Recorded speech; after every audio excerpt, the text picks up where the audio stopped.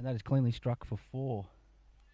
Welcome to today's clash between Division 3 Lorne versus Division 3 Stoneyford at the Stoneyford Recreation Reserve, now named the Baker's Delight Oval, thanks to the kind folks at Baker's Delight. Will Darcy starting today's bowling today. First ball, which I missed the commentary on, was a dot ball, and then followed by a full toss, which was quickly dispatched to the fence for 4. Third ball he over, and he's hit that to cover, and greatly fielded there by the young fella out there as he gives the ball a shine. Very good, much better delivery there from Will.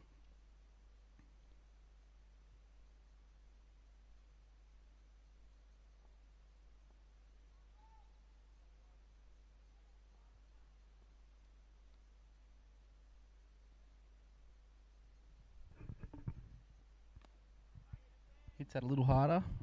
Similar ball to the before, and that's gone just forward of point for no run.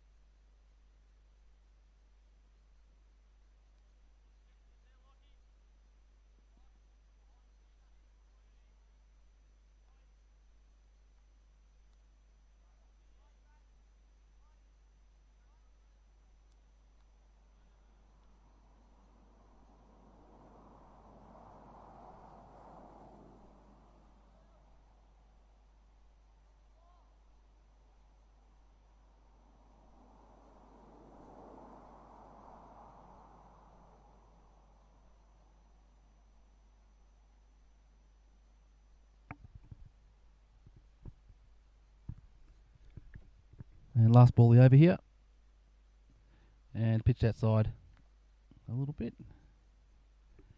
The line of the off stump there, and a dot ball. Russell Adams umpiring today. I reckon Russell Adams has umpired probably over 1,000 games of footy and cricket combined.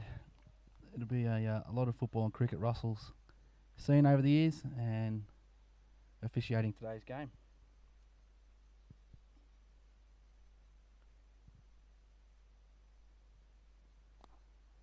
The full ball hit to mid on for no run, and that's the end of the over.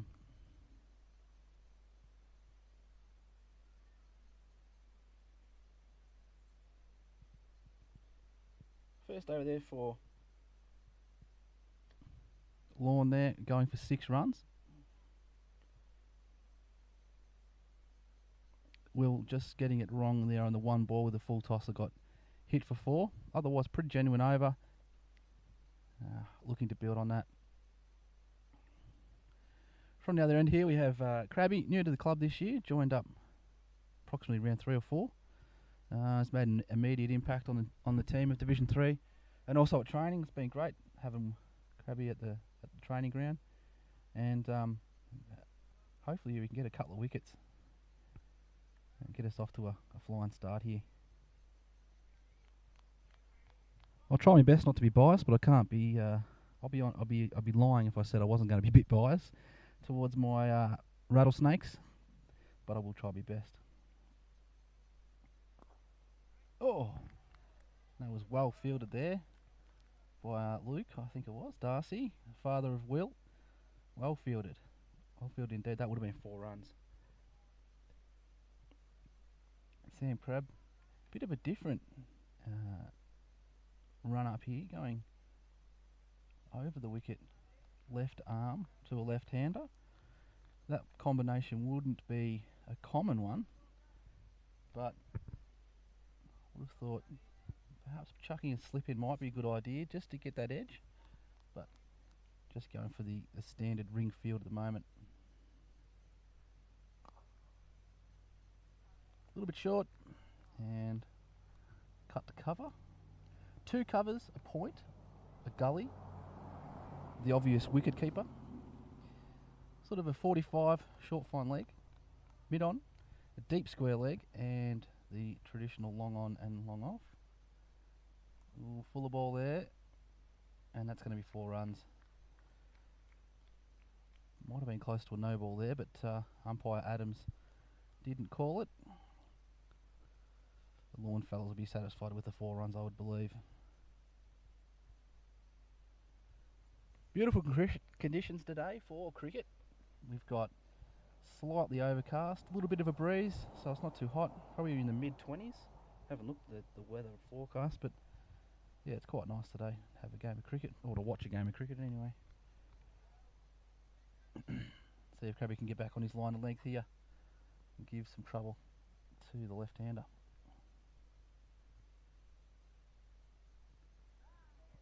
And that'll be leg byes.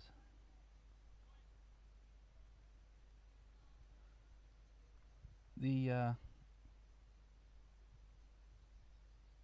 cry of "it's a right-hander, boys," quite a common one in local cricket, and quite often people forget.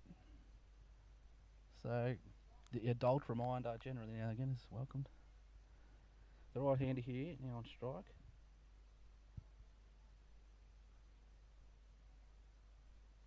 Eftonmeyer, I think is how you pronounce it. No, I'm sorry, this must be O'Brien, I apologise. That's the end of the over. Just the 4 runs there from Krabby in that over. Bit tidier. Just get that full ball out of his over and be much better there. Will Darcy, I would expect to come back from the power end, the electricity end, the electrocution end, the train track end. I don't know what you call it. Played under 14s last night. Will came on from the other end actually. Had a bit of a tough night. Colac looked like they were in a commanding position when I left. And I'll have to follow up on what the end of score was. That was a lovely ball. Oh, they've run a tight one to point, and oh, that was good fielding there, but actually in the end got pretty safely back.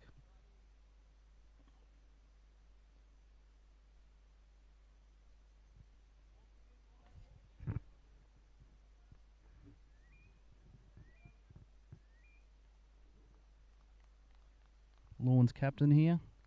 The traditional clap for the captain. Nice tradition of cricket that we have. So yeah, last night's under 14 game, as I'm looking it up on Play Cricket. Colac commanding win, only 3 wickets down.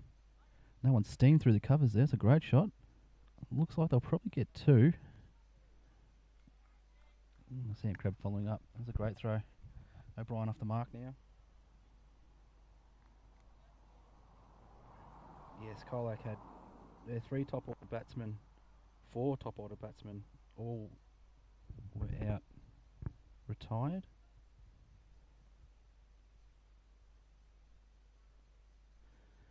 The pleasure of having a yarn with the great Mickey Tompkins last night. So I had a good talk to him for around about an hour. As that one's blocked for a dot, straight to cover. Great fielding there from Mr. Darcy Senior, Will's dad, Luke. Mickey T reminded me of a day out at the City United. Sorry, not City United. He played for Colac at the Eastern, and I dropped an absolute sit. I reckon he was on about 7 or 8, and he went on to make 100. They're the kind of days in cricket I like to forget. Good fielding there by Lockie. He's picked it up at fine leg into the keeper. Just a quick single. Just a little bit off his line there, Will. Down the leg side, off the pad, the thigh guard rather, and it's just an easy run, really. Just knock that down to fine leg. Generally, even if you do miss it, it'll hit your thigh guard and you'll get a run anyway, so.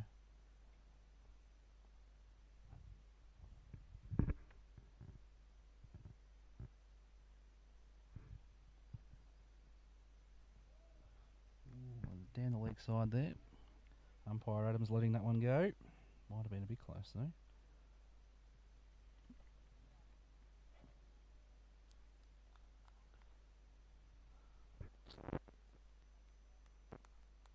Reasonable batting average on anyone's account of 94. Got a high score of 77. That one's the same again. Really good fielding there.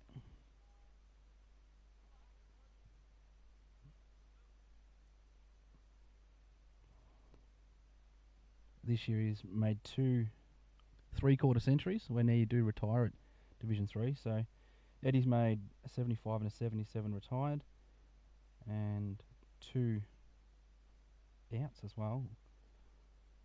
So yeah, handy batting average of 94 with a high score of 77. That's pretty good going. Average is 60 from 18 matches. My goodness gracious. Should be playing for Australia.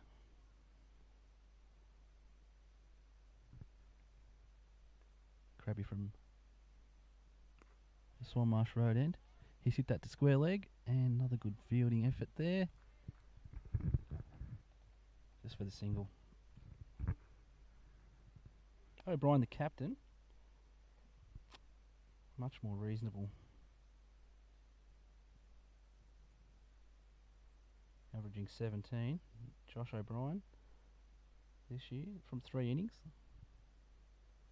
Crab approaches a little bit shorter, down leg.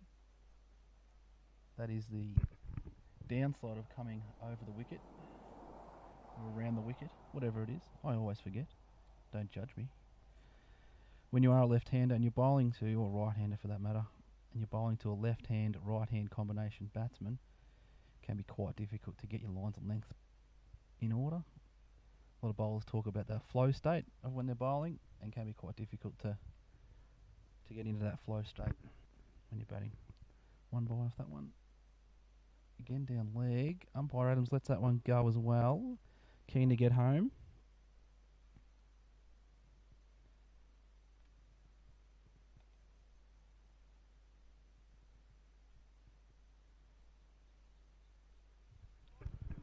Josh O'Brien here for the viewers at home has got the maroon helmet on, and Eddie Eftenmeyer, I think is how you say it, with the blue helmet. Crab again down leg. It's going to be another dot ball. Umpire Adams in a extreme hurry to get home, letting that one go as well.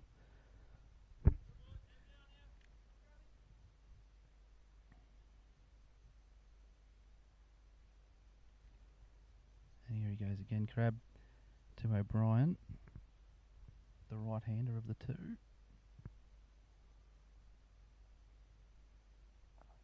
That's a better ball. Good line of length there. Hit that straight to cover for a dot ball.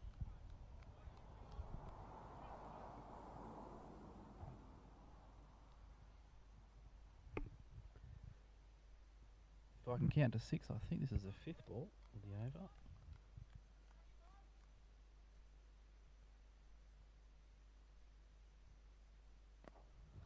Oh, right in the block hole. They've gone for a quick single. He hit the stumps. He's out. Oh, very close. Great fielding there by Stoneyford, and great backing up too.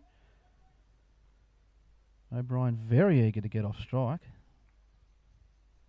And I can't count. That is the 6th ball of the over. That was a great ball there by Crabby in the end. And cheeky single, really. Maintaining strike might be of importance to the batsman. Just a theory I'm rolling with.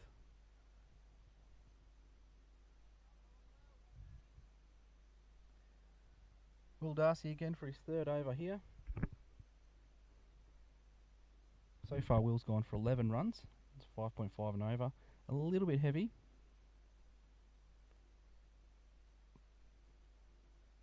I'm sure he can get back on track here. It is challenging for the younger bowlers to bowl to that left-hand, right-hand combination, as I did talk about earlier, as he approaches. And he's pitched that one on middle. Oh, it's a great fielding effort by the young fella out there. Saved 4 runs, I reckon. Great fielding.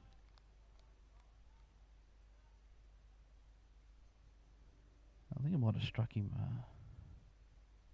in the face, perhaps. Young fella yet to rub it. That's exactly what you want to see from your cricketers. When it hits you in the leg or the arm or the chin, you do not rub it. Exceptional example there. Darcy, 2nd ball. A little fuller this time. Oh, confusion. Going to go to the bowler's end here. And oh, the boys are confused. Oh, definite chance there. Really good there from the fielding team at Stoneyford, causing that confusion there from these batsmen. Looking for the quick single. That was great. Great pressure there from the field. Great fielding too.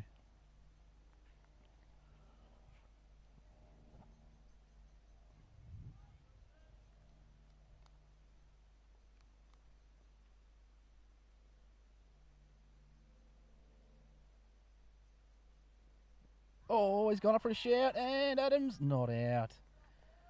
Oh, that was in line, I would have reckoned, but maybe came down the pitch a little bit too far. I did mention in earlier overs umpire Adams might have been interested in heading home early. A couple of those leg side winds not being called, but he's pulled himself back into line and not given that one out. So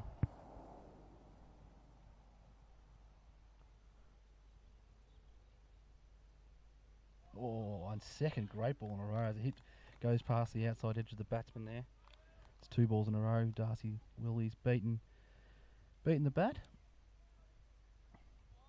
Great little session of bowling here. We've had a run out chance, an LB shout, and just outside the outside edge here. Let's see if we can get a wicket.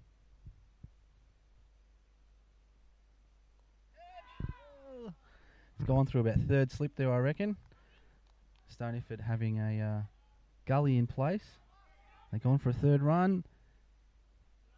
And great cricket here by both teams, running 3 from the batsman, and really good fielding there from Stoneyford as well. Again, the reminder, right-hander. Really, really good bowling here from Darcy. Run out chance, LB shout, miss the outside edge, 1 through the slippies, and the last ball the over coming now. Oh, and it's a chance again, and caught out! Darcy to Darcy. What a fantastic over there from Stoneyford. 2 run out chances.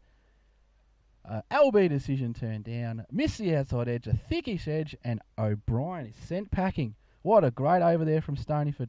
Jam-packed with action.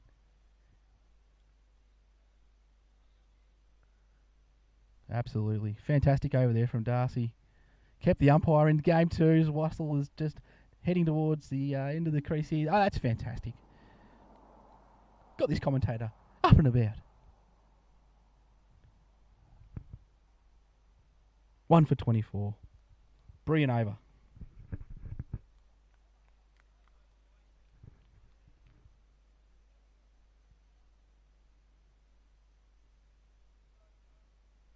That was a great over there from Will Darcy. Really showed off his range of skills there. O'Brien looking to push that one across to the leg side. Probably just forced it a little bit too much without the pace of the young fella. And he's clicked the outside edge straight up in the air to cover. And Luke Darcy's taken a pretty simple catch in the end. Let's be honest, if he had dropped that one, I don't think there would have been much chat in the car ride on the way home.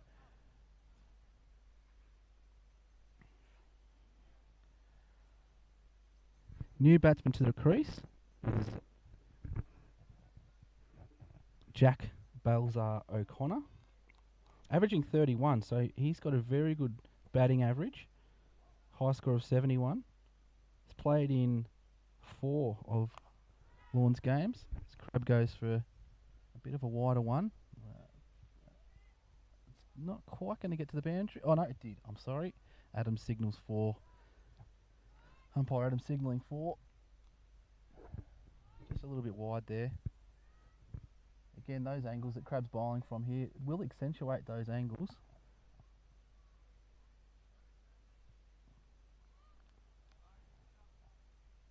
So Kent decides to make some changes in the field, leaving a shorter cover and a deeper cover as well. Crab, that's a much better ball. Oh, and they've taken a run again. These Lorne boys are keen. I like it. Good cricket. Great running and good fielding. Okay. Balzar O'Connor for his first ball here, taking centres.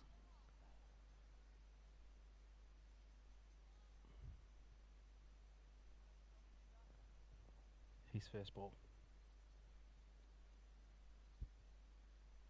Ooh, Very solid defence there from Jack. Ooh. Stoneyford smelling blood. Bringing the field right up. Not wanting to get off strike here. Would be the tactic I would imagine is what they're going for here. Very solid defence first ball. Crab.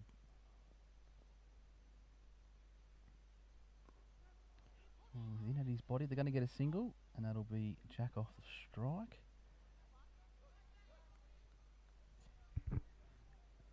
Eddie looking quite dangerous at the crease here. He's going at a good tick.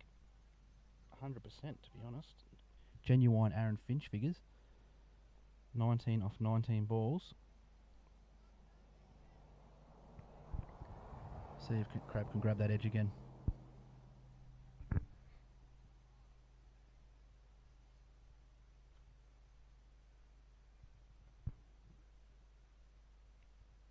That will be called wide, I imagine, as the batsman pushed through for a second. Perhaps a third on the arm. No, two there. So that was good fielding by Stoneyford. Yep, Adams has called it a wide, and fair enough too. That one was very wide. So that'll be 3 there. 0 to the batsman. They're always fun to run.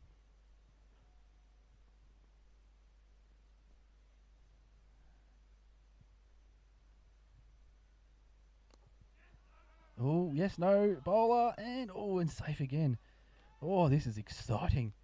Really good in the field here. Stoneyford on their toes. Lorne looking to take advantage of quick singles. It's creating some wonderful cricket for this commentator. Just to shout about. Crab again. The wicket train. Just 2 to the torn. And I think the bowler's commentary on that one pretty much will justify the ball. And it's been called a no ball by umpire Adams. That one will be bowled again. I did get a 1 by there, so that will be 2. None to the batsman though. Disappointing for the batsman.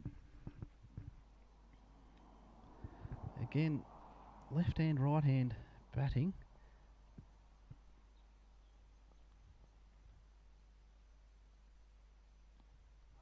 What's a better ball from Crab? Really attacking the body there on a shorter length, and that'll be over. Crabby going at 5 and 5 and over. Exact same figures as Darcy, minus the wicket.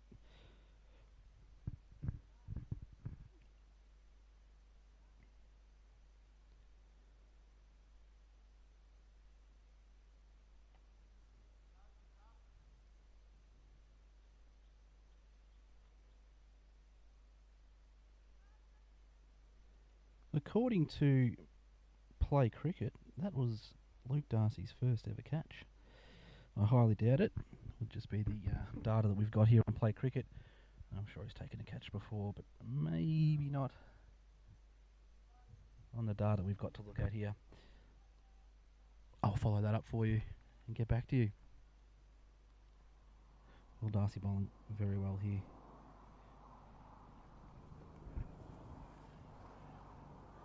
Gone up for a shout again and quickly taken down. That did look a little bit more leg side, that one. Umpire Adams not even entertaining a shout. He's wrapped him on the pads twice. I completely agree with you there, son. Beating the outside edge. This has been a tremendous last couple of overs. 6 balls in a row where we've had a little bit of action. I like it. Second ball over. Oh, another half chance. Just whipped down to the 45 fine leg they've got in place.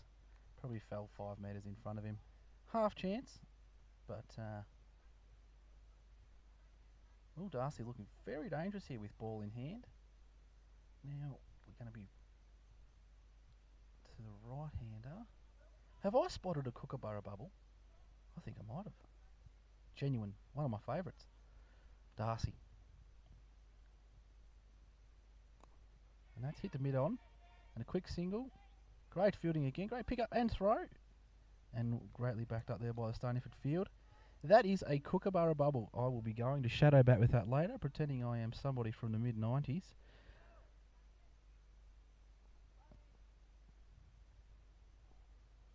I think the Kookaburra Bubble is the best bat that has ever been made.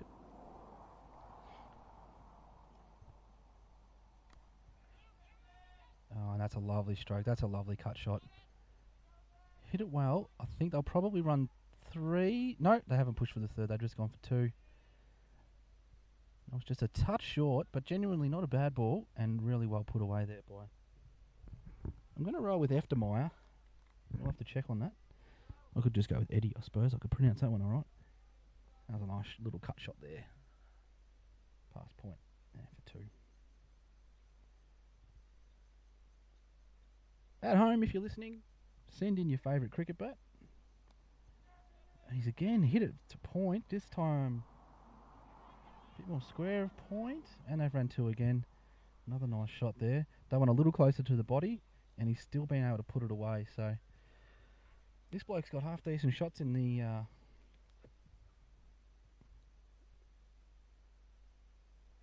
in his tool belt of shots. Seems to be batting very well. Darcy again.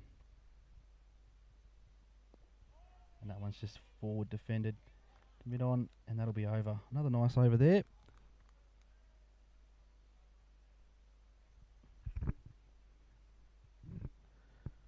Darcy's figures 4 for 21 with the 1 wicket, obviously. And Crab is 3 overs, no maidens for 17 and no wicket as yet. Looks like we've had a change of bowler. Change of bowler. Hopefully we'll bring about a wicket.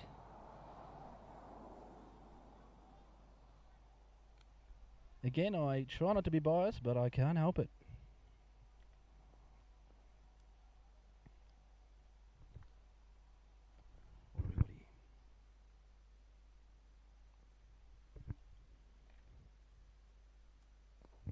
And that's a great first ball. Looked like it was probably on middle leg, sort of stump zone. And the batsman just tattles it away to mid on.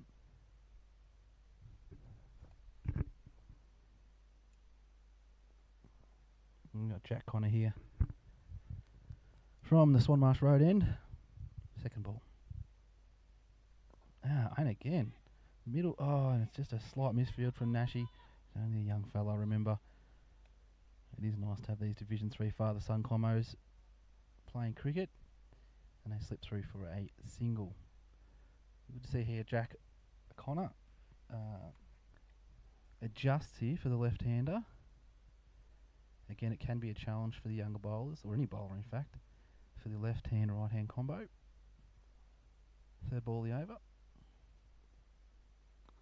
Oh, and again, middle stump again. It's been a great over so far.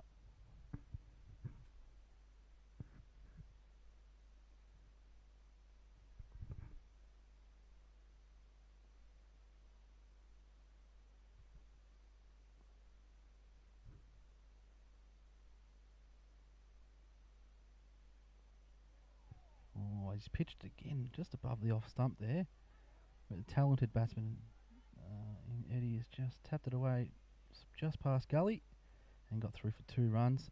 Bit unlucky there from Jack O'Connor. That was a good ball. It was just a fraction short.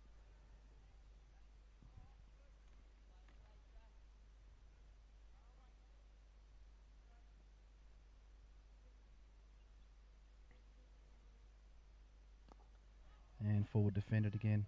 This has been a marvellous over. Starting over here from Jack Connor. Every ball's been pitched on or about the middle stump. And only a misfield and slight deviation in length has cost runs. Been a great over. See if he can pick up a wicket. Lovely forward defence again. That was a fantastic over. 3 coming from it, but the field is much better than those 3. Deserved a maiden. Again, my bias hat firmly planted on.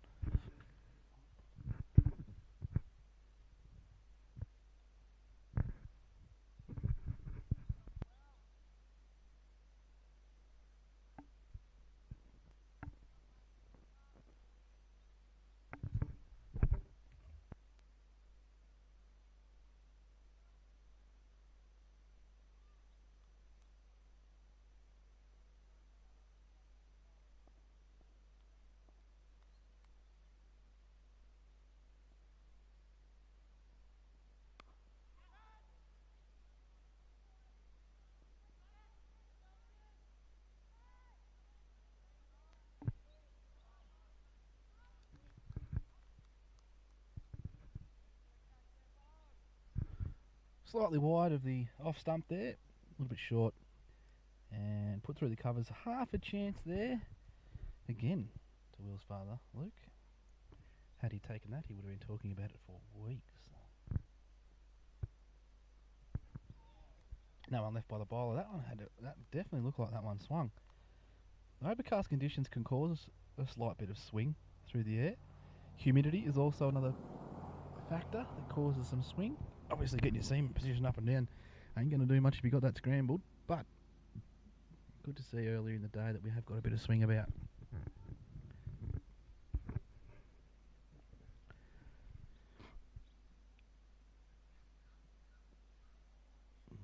Dot ball, well kept in there by Xander Kent. Stopping that one from going any further. The fifth over there from Darcy, Will Darcy that is. Just the one wicket, 23 balls. Running about 4.5 and over, I think.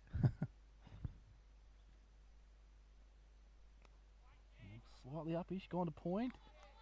No chance at a run out there, but very good fielding. Take the single.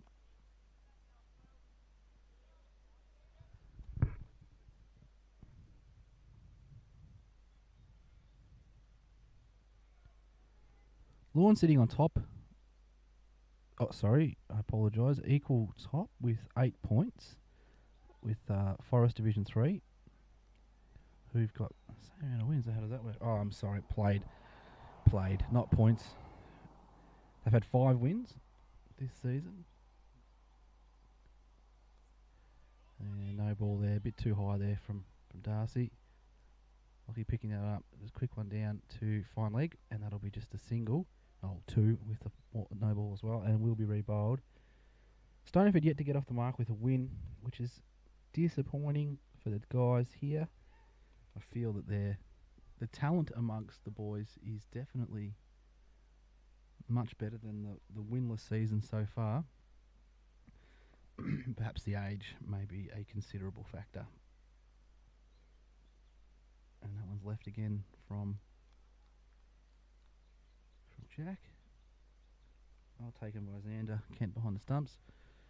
So there is a fair bit of talent amongst the young fellas here at Stoneyford Cricket Club. Just need a few more football seasons, as they say, or cricket seasons, before they can reach their full potential. Very exciting.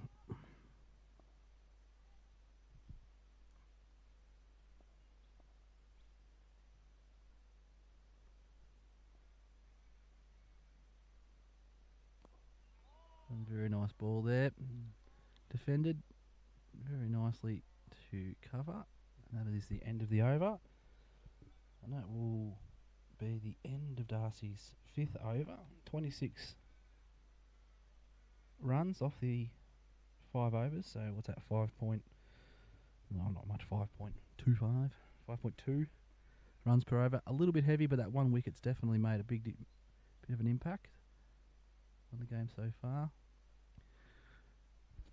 I felt the bowlers have done reasonably well with the left-hand, right-hand combination. Generally, it is, I've talked about it a lot, but it is quite a considerable part of cricket that the bowler has to contend with. Obviously, you've got to change your line as well.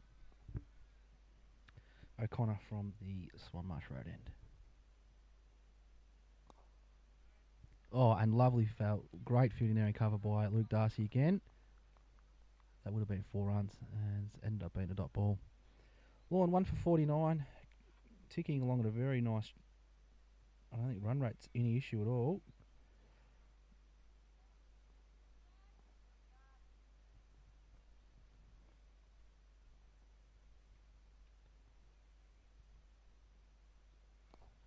Very similar ball again, straight to cover again.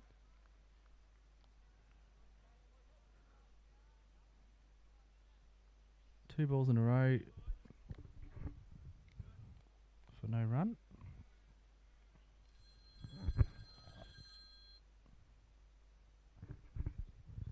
As my phone goes off. Oh, great fielding. Oh, and just a slight misfield on the throw. Otherwise, that batsman would have been in trouble there. Struck that quite well, actually. as my phone interrupts us. Very unprofessional of me. But I am out in the middle of bloody nowhere. I don't think anyone's listening to me. So who cares? But all the same, probably should have it turned off. Big shout here from the... Oh, and Adams quickly dismissing it. Probably looked a little bit close there. Adams may have thought Bat was involved. Lovely line on length. Jack Connor has bowled very well this spell. Only a couple of real loose balls. The rest of them have been genuine shots. As he approaches again. Slightly full, mid-on. Great fielding again. And, oh, the pressure. These fielders have done a fantastic job here.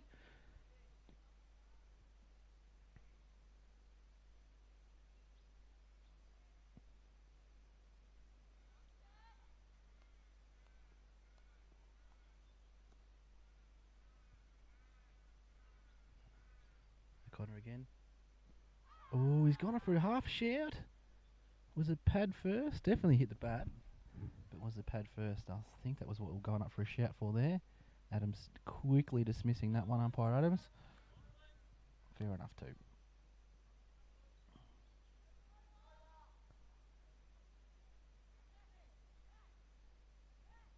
There's the scorer's yell. That's over.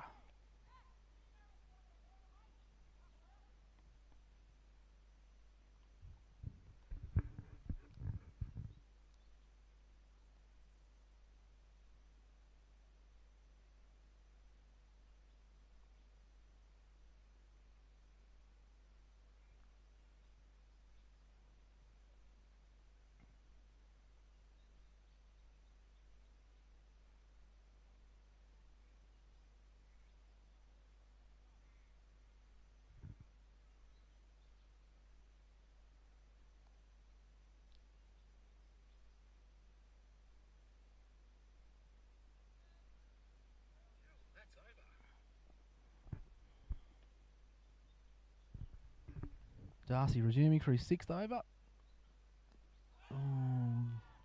Inside edge there. Stoneyford enjoying a shout here. Definite inside edge though.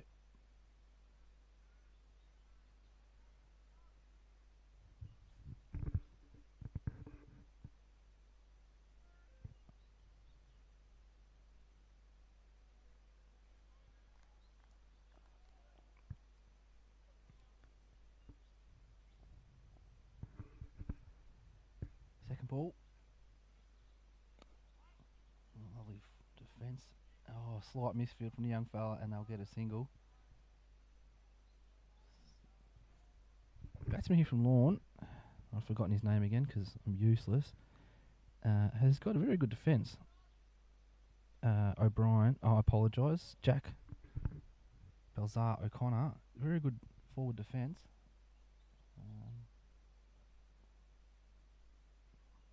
As Darcy approaches again to the left-hander in Eddie.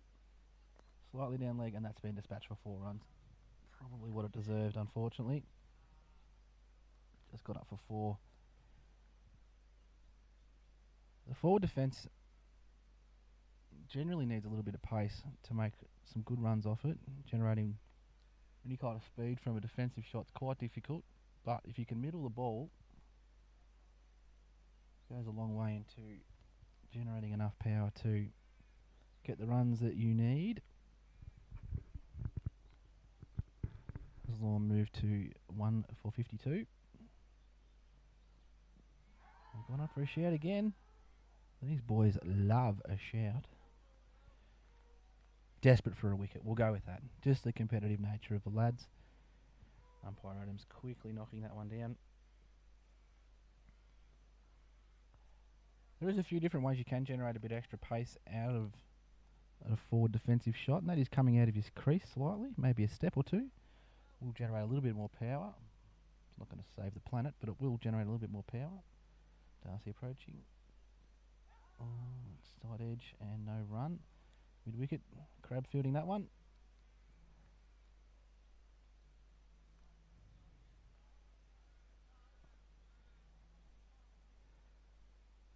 So when you are a step outside the crease, you can probably in your head more than anything. Generate a little bit more power, but it's going to come from the bowler and timing. Another defensive stroke, and that is over. Apart from that one full toss, I got dispatched for 4. That was a pretty good over.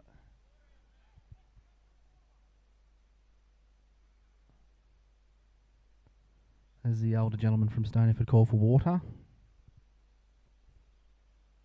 Nashy Kent doing his best impression of 12th man.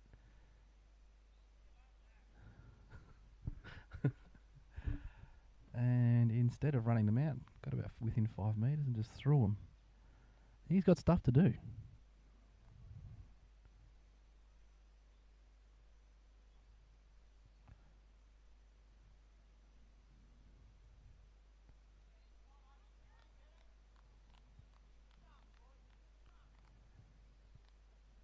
Jack Connor, again from the Swanmarsh Road end. His lovely mother Kate scoring today. Hello, Kate. Lovely line of length again from Connor, and a good fielding effort there. Really good here.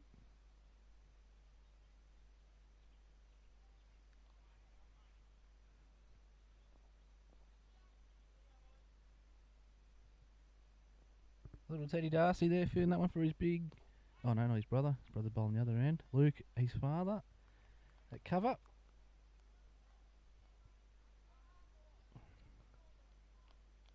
Jack Connor bowling very well here. Very impressed. It is the first time I actually have seen him bowl, which I should admit, but it is. Very good line of legs, but they be caught. Oh, it's just gone over the top of gully. A thickish edge. Turn and throw from Luke, and they just got the single there. And that's what good line and length bowling creates. Pressure. Forced Jack Balzar O'Connor into a shot. Made a mistake, and it's gone over Gully's head.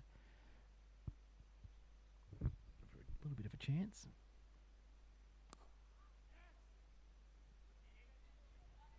Oh, exceptional field there from Mark Kent. One of the veterans of the team. I think he's got 3 sons playing today. Xander, Job and Ashy, I think. Wonderful addition to the club. Made feel very welcome. Oh, great fielding effort. Should have been caught. Unlucky not to be. Let's hit that to cover. And it is the usual suspect, Luke Darcy. Wonderful in the field. That was a great effort. I hope the camera caught that. I'm not sure if it did or not. It was struck very well. Great fielding effort. Change of pace, and it's been dispatched.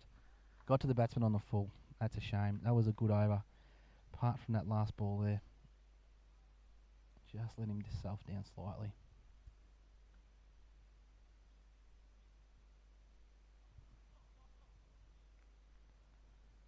Into the over, and it looks like the veteran himself, Mark Kent, is going to bowl a few overs.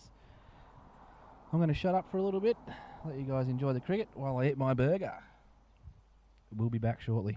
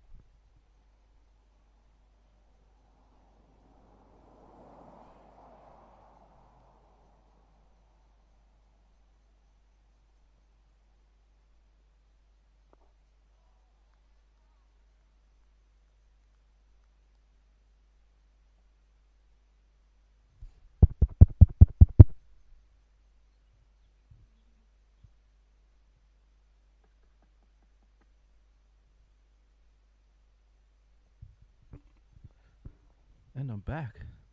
One chicken burger down. O'Connor. Oh, sorry, Connor. I always say O'Connor.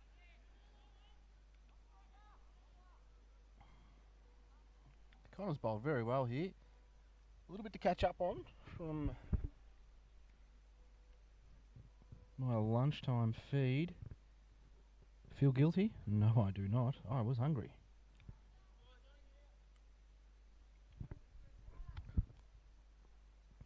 First over from Kent.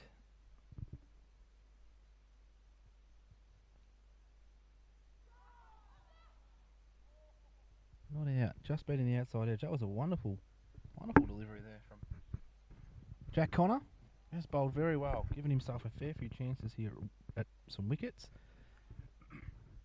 Lorne here 1 for 69. Eddie Eftermeyer on 40 off 45 balls. O'Brien, he was caught on 5, and Balzar O'Connor on 14 off 26. Connor bowling very well. Young Jack, he's bowled very well today.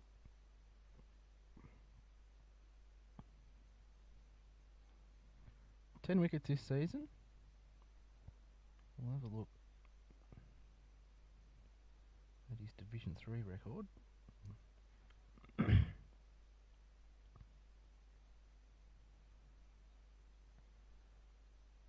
So he's taken a grand total of 6 wickets, an average of 16.6. That's a fantastic average. So how that works is every 16.6 runs off his bowling, he takes a wicket. That's how it works. And from 5 matches, that's very good. That's good going. Very good going there from Jack Connor. As Kent approaches from the electricity end. A big shout, that's going down leg though.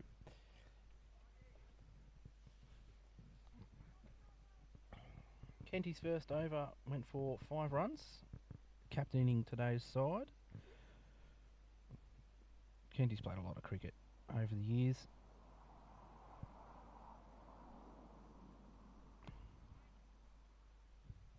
And again, that forward defence from Balzar O'Connor is very, very good.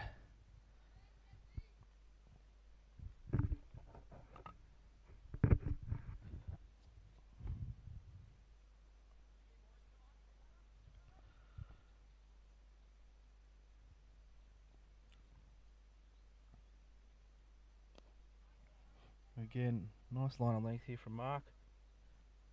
A lot of experience. I mean, the first time I played Kenty, he was playing with Alvy, him and his brother, many moons ago. Probably more known for his batting, but definitely an all-rounder. Oh, and that was sorry to the folks at home. That was very close to caught behind or at edge, and also bowled. Kenty's a very competitive man. Showed it there. This is entertaining cricket here.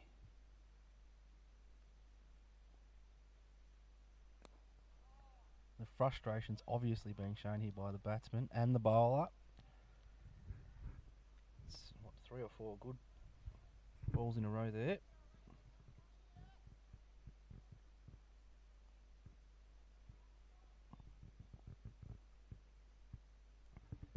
Last ball of the over. And that forward defence, so solid. Very solid. Great over. Good over there.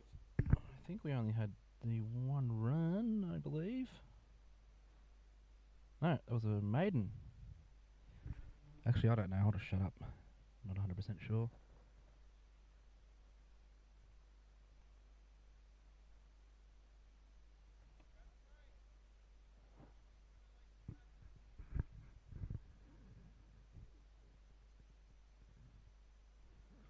Must be thirsty work out there. It's not a common thing for the cricketers to be yelling out for water.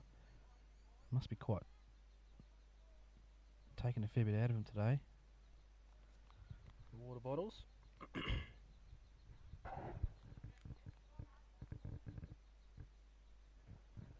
Connor again from the Swanmarsh Road end.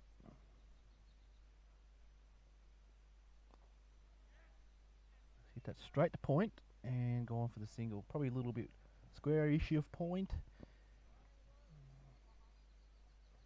It's quite clear to this commentator that Eddie has played a fair bit of cricket, maybe in a previous life.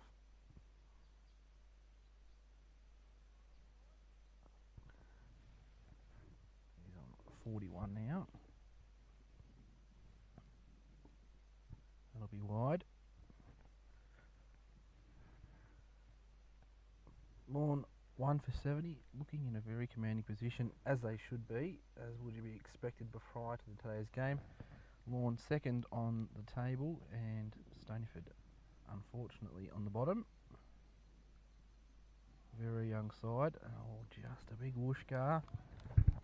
That pressure's probably been created from the opposite end.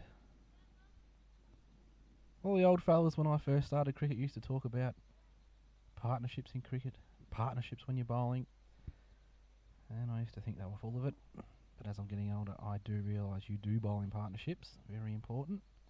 Catching chance and just wide of cover, and that's been plunked away. Actually not a bad shot really in the end, and they're going to get 3 here. They're going to go for it anyway. Yes, they will.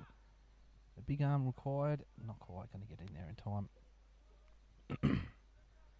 Jack kind of forcing that one slightly. Let's put it over the cover. Yes, bowling in partnerships, you know, probably an underrated aspect of cricket.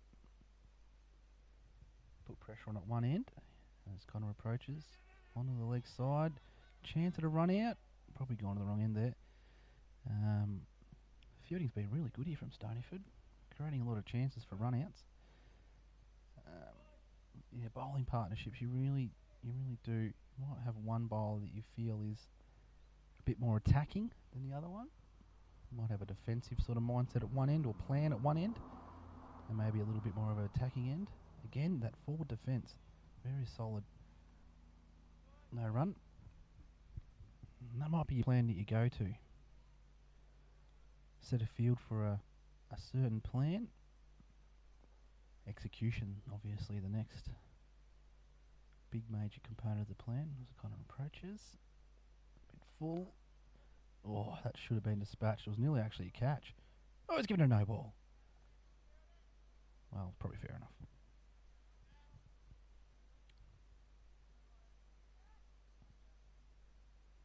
I love the confidence of the fielding team there. You get another one at him.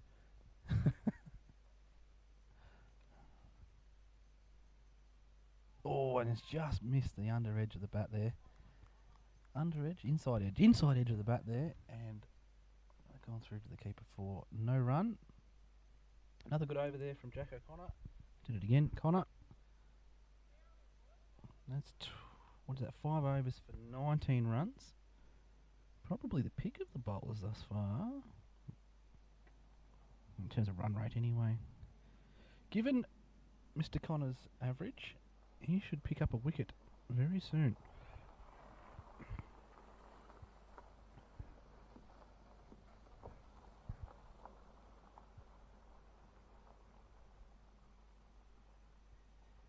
Kent resuming from the electricity end as he swigs on a bottle of water. Some of the finest stuff out here at Pyrenelic, or Stoneyford, or Swanmarsh. Kind of plonked in the middle of all three, really. Kent approaches. Oh, lovely line on length. And just defended to cover to Darcy.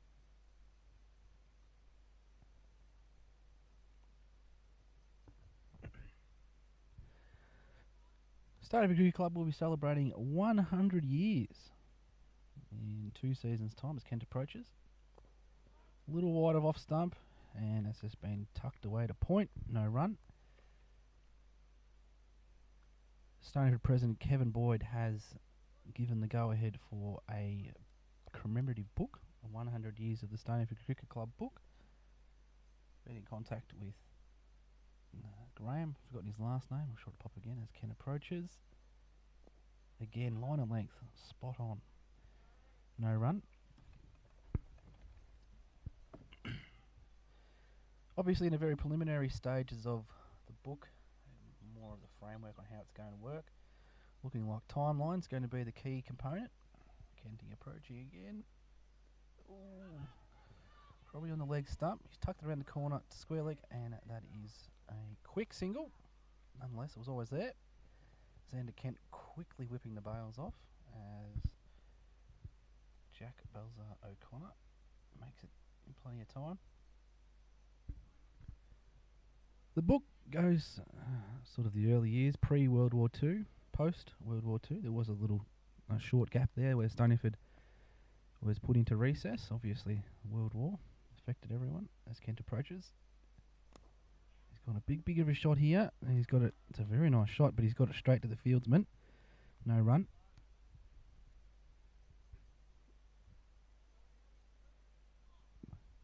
Pre-World War II, typically just farmers wanting to have a game of cricket. They'd play between 10 a.m. and 4 p.m. so they could milk in the mornings and the afternoons as Kent approaches. And that's a bigger shot there. Pitched on middle stump, but just slightly full. And that's probably going to go for 4. It's a great chase there. Oh, great chase, but it has gone for 4 in the end. That's a pretty good shot there. It was probably pitched on middle stump, a little bit full. And when the ball's full like that, you can really throw your hands through it. Or swing the bat hard because there's not much deviation that's going to happen after the ball's hit the ground. So we call that one a half volley, and that's been dispatched over mid-wicket for 4 runs.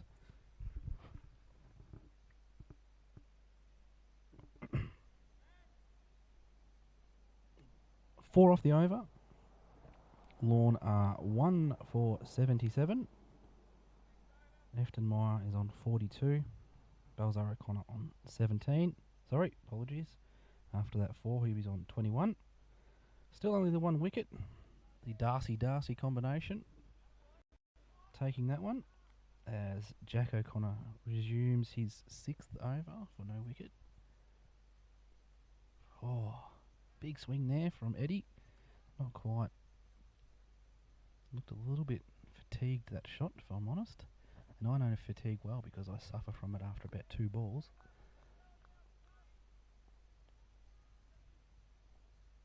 O'Connor approaching again.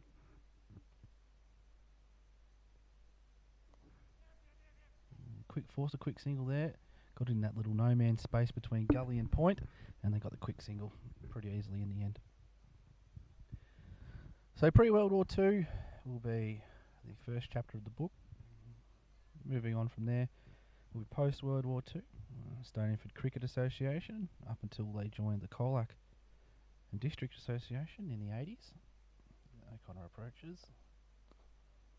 And lovely forward defence again from the number 3 batsman.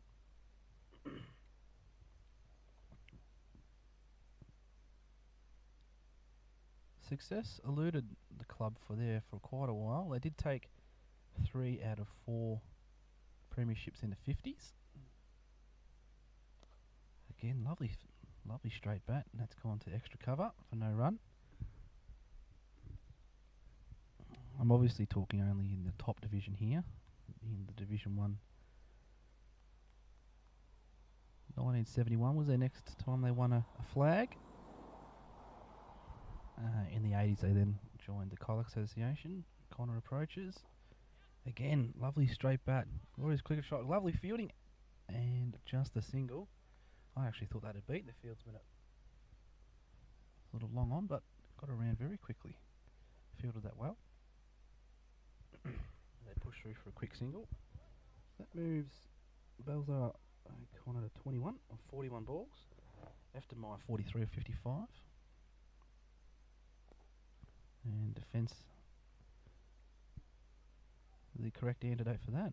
As Darcy comes in and flicks the ball in the air and hits a batsman. Very nasty there from Luke Darcy. Will be reprimanded by Russell Adams. Oh no, all is forgiven. Perhaps was an accident. Perhaps not.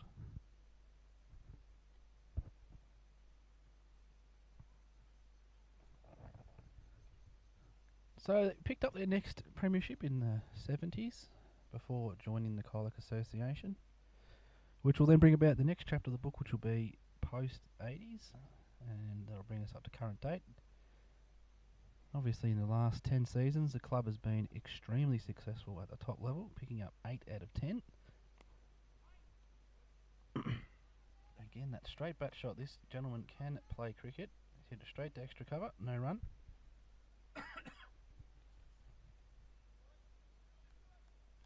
It will be interesting to see how it all does take shape.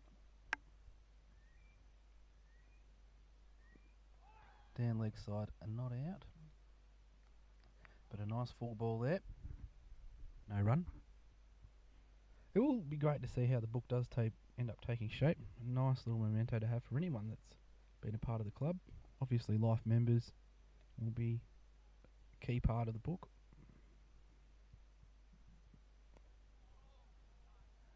Straight bat, maybe a thickish edge to point, and no run.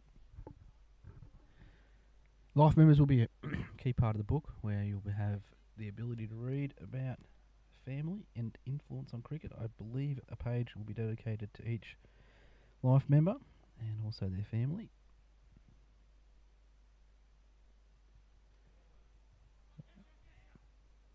And umpire Adams has given that a wide, and Xander has misfielded his father's bowling. He's apologised profusely. Just made a mistake there. And they'll get the 2 runs there.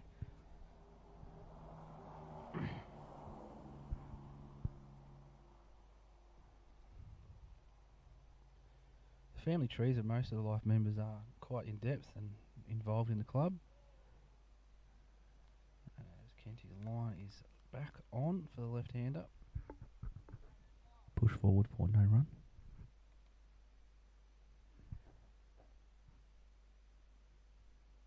There is common names you'll see on our on a roll. Melville, Sexton, Boyd, Tompkinson.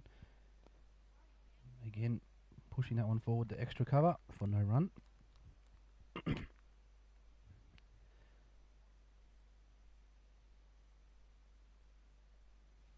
The other major part will be the Bill Johnson medalists and the premierships. Oh, just missing the outside edge. As Kenty's giving a little bit of feedback to the batsman, as we like to see. Just a little bit. Just a tiny, tiny bit. Nothing personal. And that's nice cricket. I like that stuff. Does Lorne move along to 1 for 85? This will be the beginning of the 20th over. So at this rate, we're looking at probably around about between 160 to 190 would be my estimated run rate /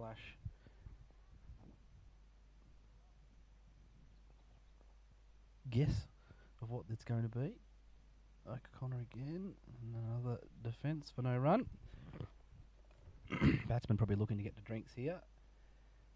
The imaginary psychological barrier. Let's have a drink.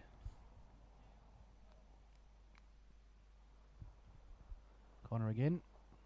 Well, a catching chance and just falling short. Lovely fielding again. No run.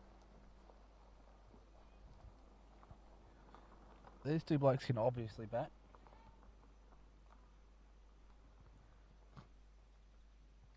Eddie being the probably a bit more attacking of the two. Jack a little bit more defensive minded. Oh, he's got the outside edge and it's just fallen short of gully. Krabby did really well there to get to that one.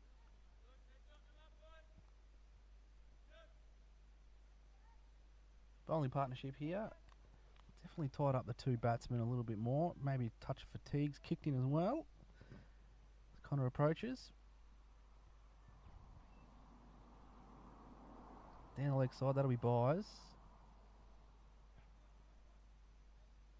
A good chase down there and throw. They'll get 2. Yeah, so the 100 years of the Stoneyford Cricket Club book.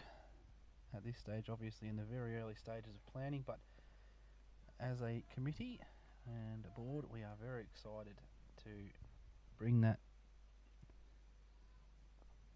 out to the public for consumption. Hopefully it'll be entertaining as well as informative. Ooh, tiny bit upish there to mid-wicket. This little period of bowling here. Stoneyford well on top, but the wickets, they haven't been able to take wickets. Not through lack of chance.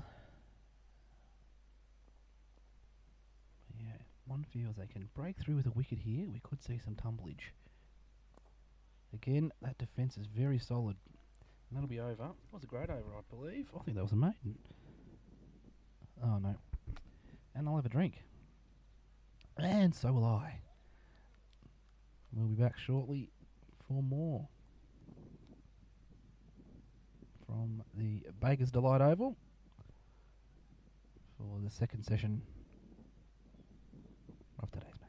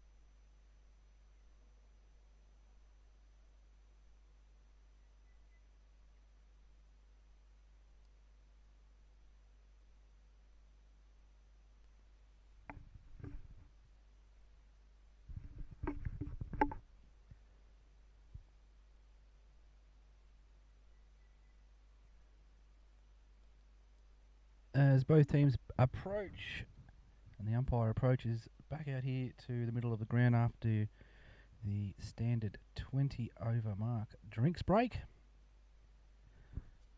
we see, oh on at 1 for 87 after 20 overs.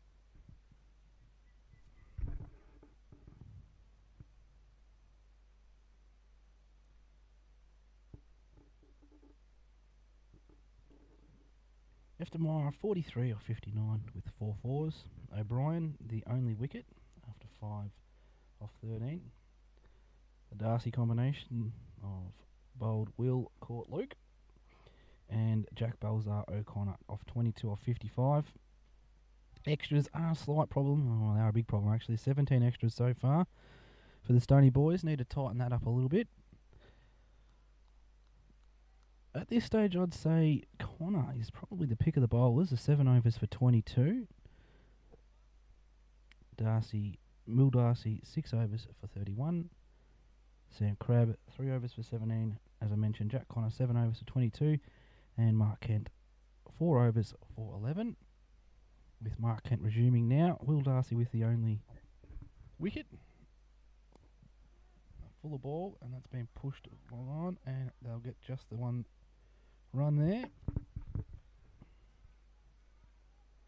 As we do a quick wrap around the grounds, we've got 4 games in action today in Division 3. Illawarra Division 3 versus Carlisle River Division 3. Illawarra has won the toss and decided to bowl first. Carlisle River are currently 4 for 67 as Kent approaches. That was a bunger, and not taken advantage of.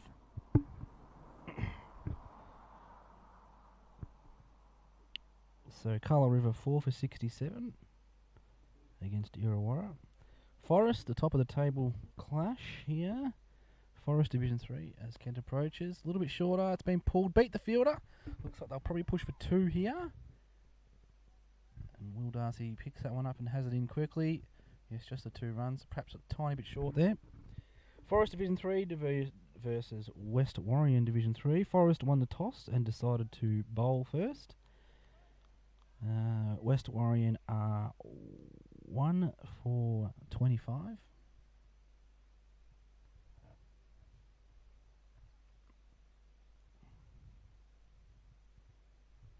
In other games, we also have Apollo Bay Div 3 versus Simpson Division 3 as Kenty approaches again. Oh, and that's a bump ball. The cries for catch go, but it's gone straight into the wicket. That's very well bowled. Full and at the stumps. And the batsman is still contemplating. Perched on his bat, hand on hip, contemplating what could have been. But he's dug it out. Survived to the next ball. Again, nice and full, straight at the wickets. This is good cricket here from Kenty. Real good competition here between bat and bowler. Apollo Bay Division 3 versus Simpson Division 3. Simpson are currently 2 for 69. Apollo Bay won the toss and bowled first. A bit of this going on, winning the toss and bowling first. It's been pushed to cover there from Kenty for no run. That's the end of the over. And obviously our game here. Stoneyford Division 3 versus Lorne Division 3. Stoneyford won the toss and bowled first. And Lorne are currently 1 for 90 off 20 overs.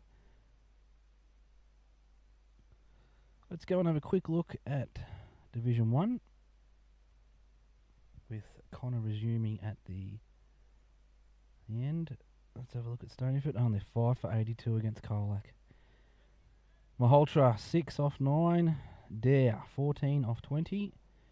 Little G, Akaputi 21 off 40. Jesse Williamson off to a start.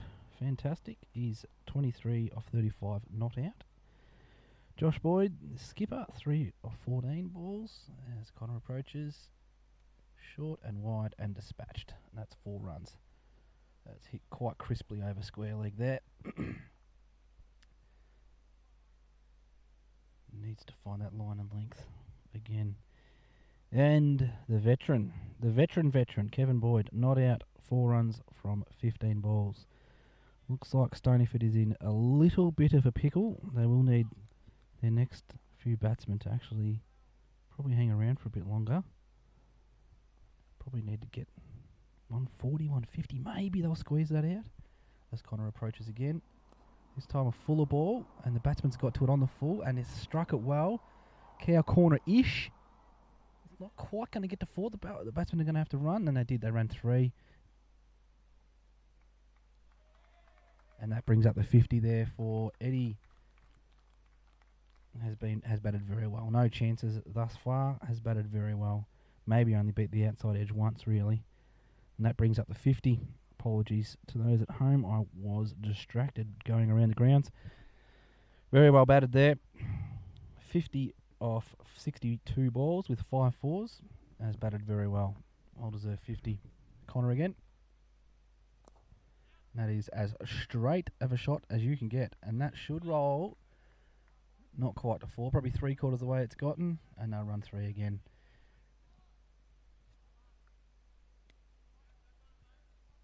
Another very good stroke. Fatigue will play a role here. As a bowler, I got a little tiny bit of confidence out of 2 3s in a row. I would think to myself, this bloke's exhausted. Let's try and hit him on the toes and see if he can dig it out. Let's see what Connor produces here. Bit too short there and has been dispatched. That seems to be Eftenmeyer's, sorry if I'm pronouncing it wrong. His strength is square of the wicket, so anything short and on middle stump and leg stump and beyond is going to get dispatched to the fence, and that's exactly what's happened twice this over. Jack needs to pitch it up here.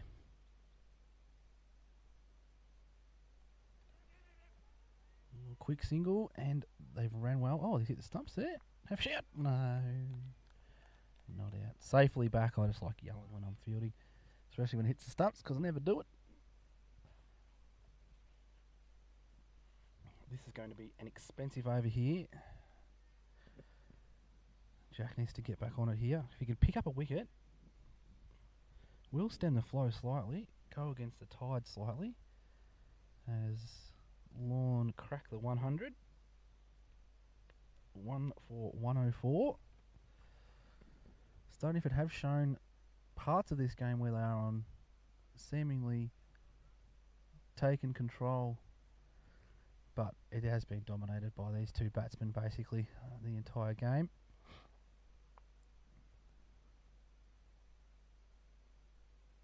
Catch! Oh, he's put it down. Caught and bowled effort. Not quite.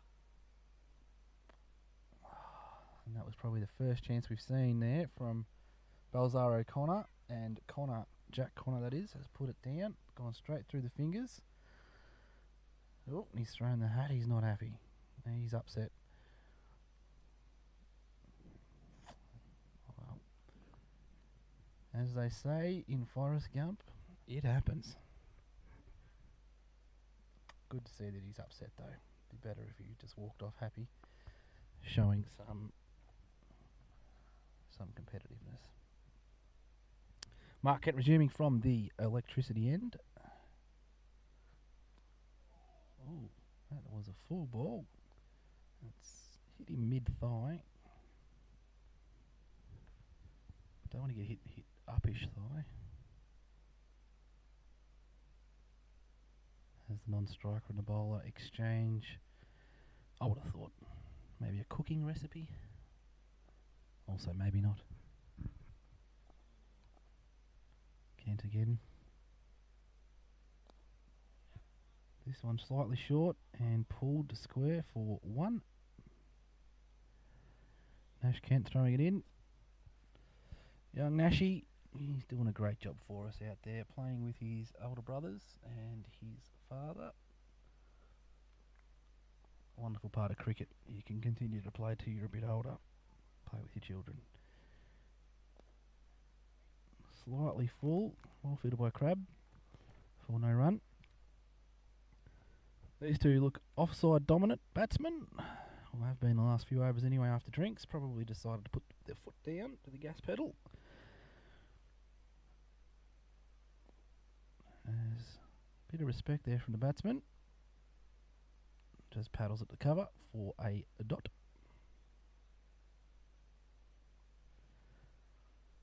As one of the text messages comes through here from Dominic Dare. Should be still batting, Dom. What are you doing texting me? Leg side-ish, and that's gone probably 2 here, and they'll be leg bys. Kenty's sort of let himself down slightly there with the leg side ball. Yep, leg bys from umpire Adams. As I said, Dominic Dare, why are you texting me? You should be out in the middle carving some runs.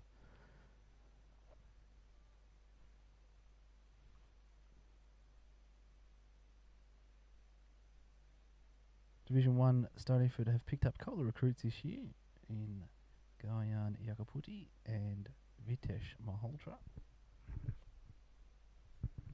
Lovely fellas. Happy to have them at the club.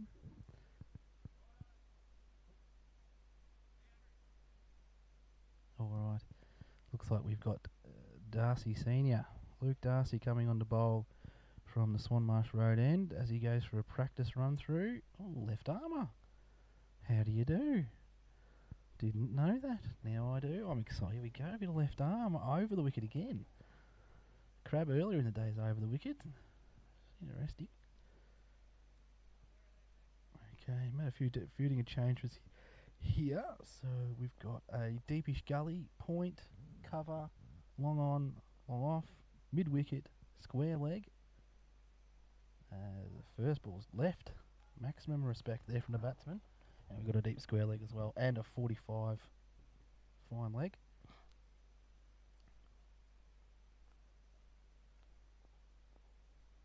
Luke Darcy from the Swanmarsh Road end for his second ball.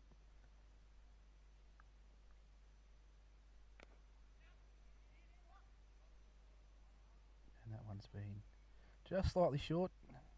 Paddled to the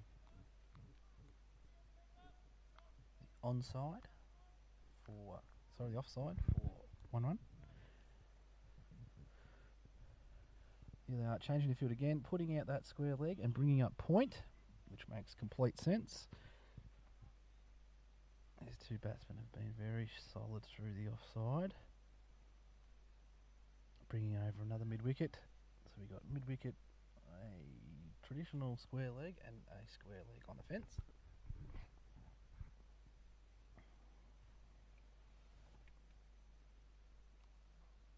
And it's gone straight to the bloke out at square leg. It's going to beat him. Oh, that's 4 runs. That's well struck. Very well struck. And that'll be 4. And that moves Eddie to, let's have a quick refresh of the screen here. As the internet decides to not participate. I'll have to reset that.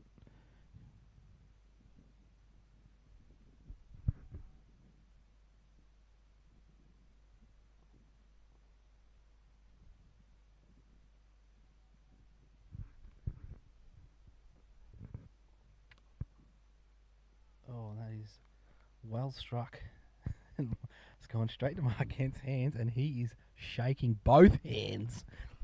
That has struck both hands, and he is giving them a good old shake. He's just kissed his hand. He has hurt himself amazingly there. And well fielded, I suppose. It's short, and it's pulled through the mid-wicket area. And that's going to be 2. These batsmen will definitely get 3 easy. Nice throw there by Lockie. That's alright. Kenji just clapped his hands, so it looks like he's made a recovery.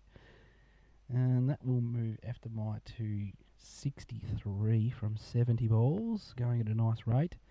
Lorne 1 for 117. That's Darcy again. And defended. That'll be over, I think. Yes, that is over. First over there from Darcy, going for 8 runs. A little bit heavy, but they did have to run them all, so that's one positive, I suppose. They've had to run them. Oh, the wicket train's going by. If you can see it there in the background, I don't know. That'll be the 125 Stoneyford Express. Hopefully it's dropped off a wicket for the boys here in maroon.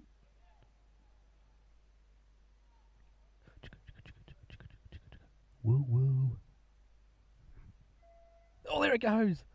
The wicket train.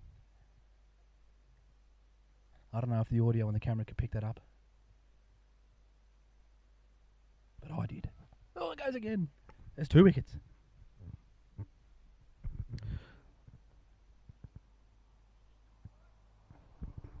Kenty approaching. This will be his 7th over from the electricity end. F and Y on strike, 63.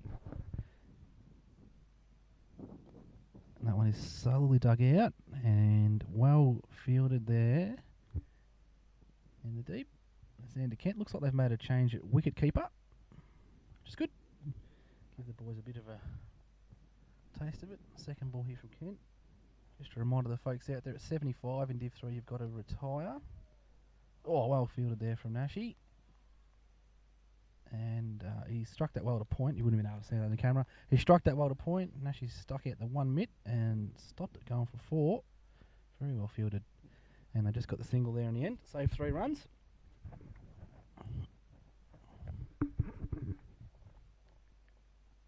That will move F and Y to 64. Reminder that they do retire at 75 here in this level of cricket. Good line of length, really well dug out there. Just move the front leg out of the way, swing the hands through it. Will it get for 4? Not quite. They're going to run 3 though anyway. Great throw here from these young fellas and backing up. Very active in the field. Some of those old blokes in Division 1 could learn from this. Talking to myself here as I look at myself in the mirror. That brings Belzar O'Connor to 33 off 63 balls, building a very good innings here. Kent approaches. Just tucked on the leg side and no run.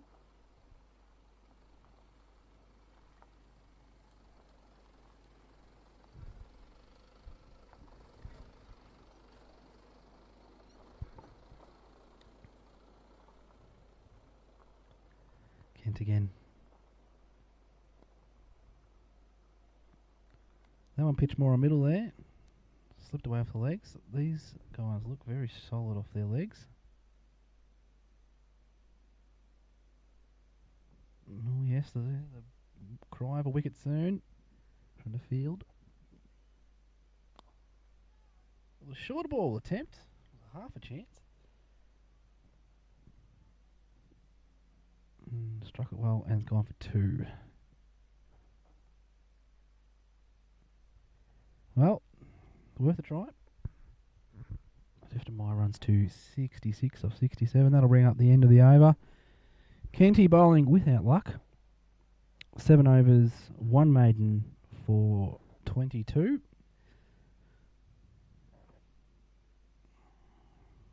It's probably raced ahead to the peak of the bowlers so far. Without wicket, without luck. Connor's spell, obviously, Jack Connor that is, will be over now. So 8 overs, 1 maiden for 38. With no wicket.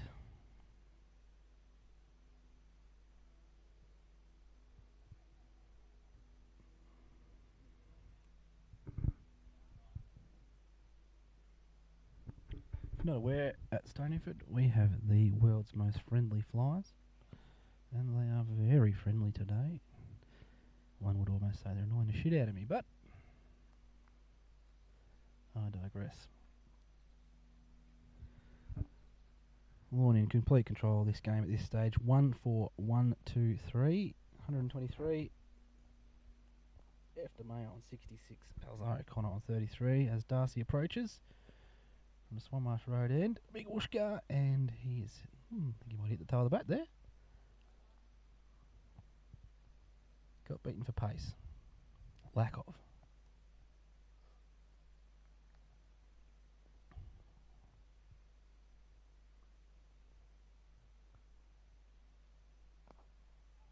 And that is bowled quite short.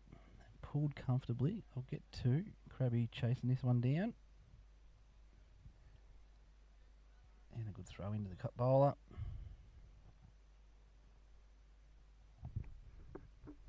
Stoneyford bowlers must be getting slightly frustrated at the ability of these two. Batting very well.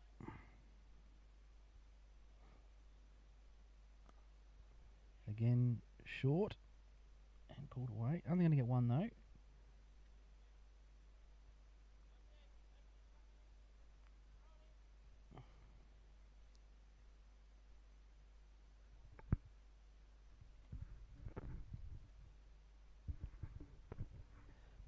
Left-hander on strike, has batted very well. Has not even given a chance, I don't think. Will maintain a solid average here. Again, paddling it back. That was a better line on length there from Luke Darcy.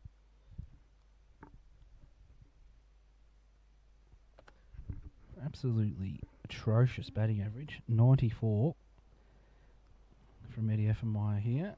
I would say he's done no harm to that average today. And as I say that, he hits it straight to square leg and is caught out. The old full bunger has done the damage. Well batted. That'll be 2 for 126. Effenmeyer will depart the crease after 66 of 77 balls. Very well batted.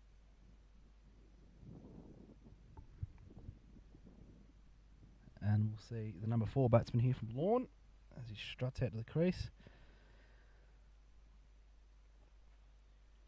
Change of batsman may change the fortunes here of Stoneyford a little bit. They really need to rope these ones in here. Looking down the barrel of a big score. Chase. Ended up being quite a good catch there from Mark Kent. That was struck quite well. A full ball. Full-blooded pull shot. And Kenty's gobbled it up like a VB can. Good on you, Kenty.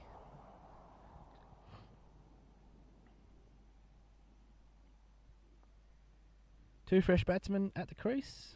Sorry, one fresh batsman at the crease. Both batsmen having a good old discussion about batting conditions out here. It's quite obvious, fellas. Hard wicket. Ain't much different than normal. Anyway. So, wicket keeper. We've got James Edmonds coming to the crease. We have no record at all of this bloke. But he's coming in at 4, so he must have some sort of a pedigree, I imagine.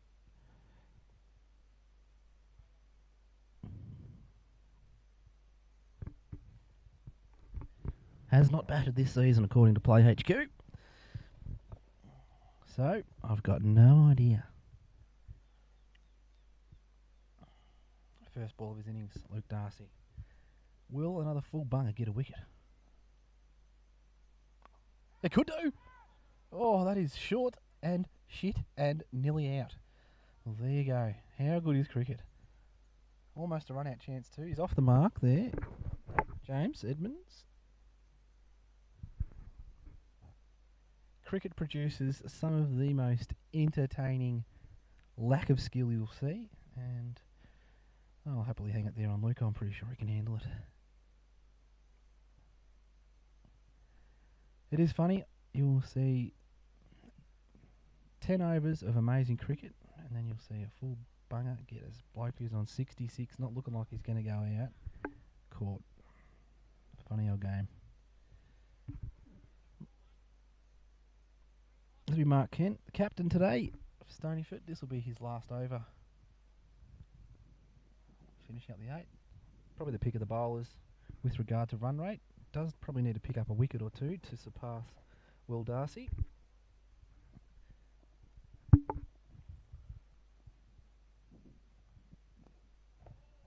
Nice full ball straight at the stumps. Batsman does the wise thing and just plays it straight back.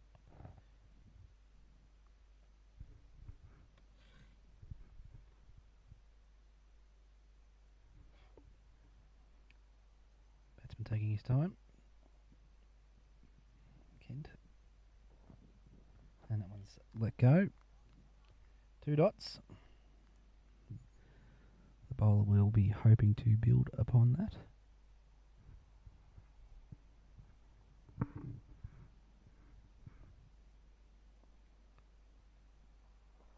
Oh, and it's beaten the outside edge. That's a wonderful ball. Great line and length. Tempting the batsman into play a stroke. That's exactly what he's done, and it's beaten the outside edge. So 3 dots in a row here. Continuing to build on a good over.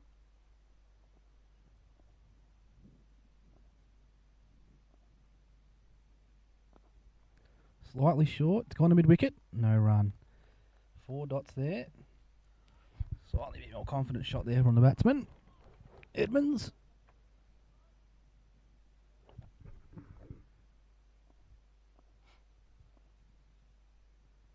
Fifth ball. Oh, he's beat the outside edge again, and the wicketkeeper has unfortunately let that one slip through. A little bit disappointing there for the bowler. You got a feel from there. Only a young kid though. Had built a really good first 5 balls there at the batsman, but you never know.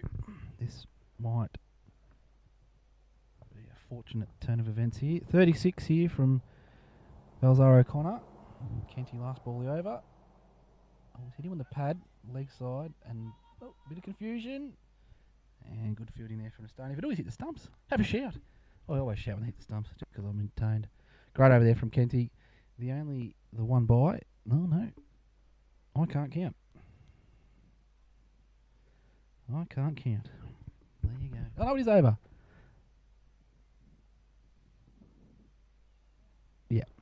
Just confirming that the bowler has bowled 8 overs. That was the confusion there. Quick recap. Lorne, the away side today, losing the toss and being set into bat. Umpiring today, Russell Adams. As the sun's poked its head out, it's quite warm in the sun actually. A little bit of a breeze around, so it's made quite nice conditions for cricket with that breeze. Lorne currently 2 for 128, fall of wicket. O'Brien going early, 1 for 24. Then a really good 100 run partnership by the next two, 102 runs from Efton Meyer. Again, I'm sorry if I've mispronounced that. And Belzar O'Connor, they put on 100 for a second wicket stand, 2 for 126. And we've got these two new batsmen at the crease is James Edmonds, who is the wicketkeeper for Lorne, currently on 1. Darcy from the Swanmarsh Road end.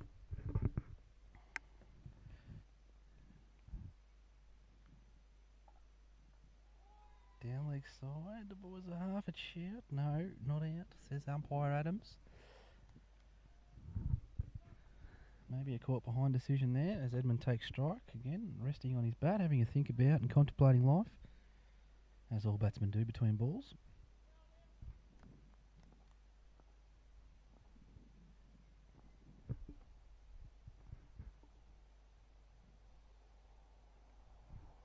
Short and wide, and that one's put through point region, and it's going to go for 3. Good running there between the wickets from the batsman. No, push back for a third.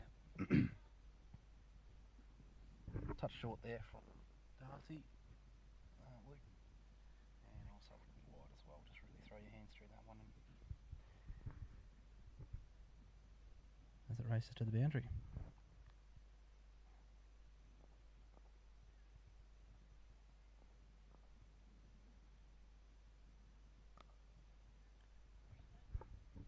He will not help you right now, Luke. I am sorry. And that is hit for 4.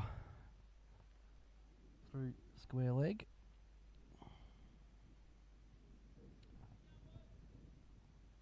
The bowler takes a swig of that miracle juice.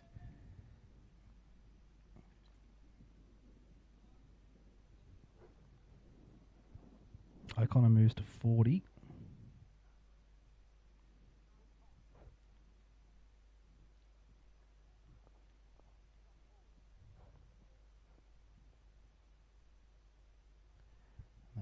Intelligently left by the batsman, signalling to umpire Adams that perhaps was a little wide.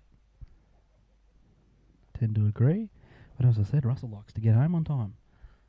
Play on.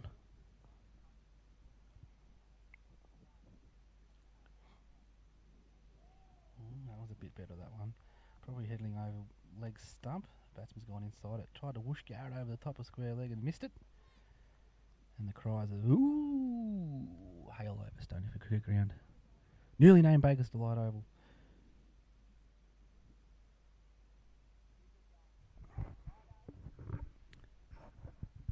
Change of bowler at the electricity end.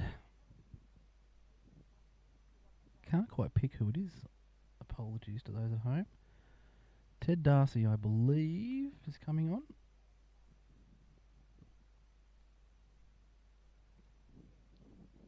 Replacing Mark Kent at the electrocution end. Kenty finishing up probably the pick of the bowlers in the end, minus the wicket. Did take a nice catch though. 8 overs, 2 maidens for 21 runs, no wickets. Yep, Ted Darcy coming in for his first over here.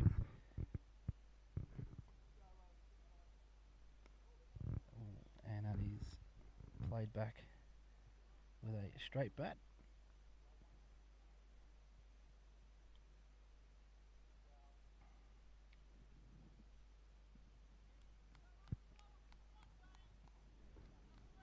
I'll just have a quick look in at Division 1. As Lorne are on 2 for 135. Ted's second ball the over. Slightly wider, but it's gone straight to point for no run.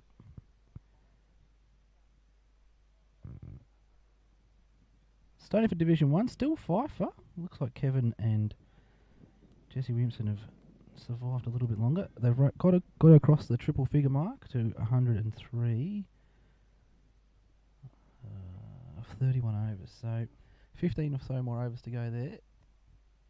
19 more overs to go there. So one might expect perhaps 80 more runs if they're lucky.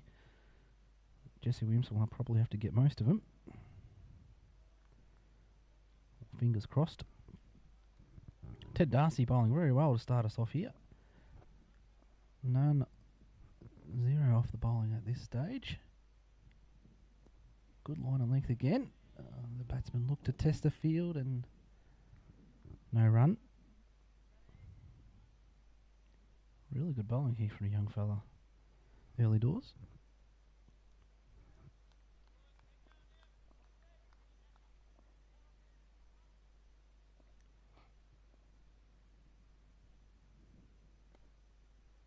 Again, that'll be a dot. Fabulous start here from Ted Darcy. Only taken the 1 wicket this season from 10 matches. Let's have a little bit of a zoom in on that.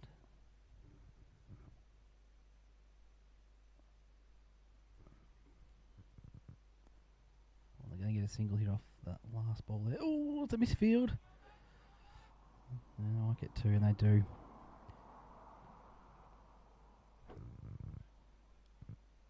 And that'll be over. That was a wonderful first over there from Ted Darcy.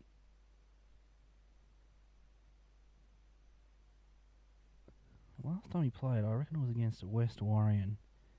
Wasn't required with ball that day, it looks like. Did bat though.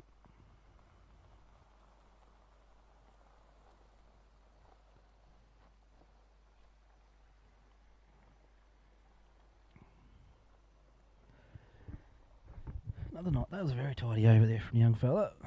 Lorne are 2 for 137 as Luke Darcy resumes from the Swanmarsh Road end.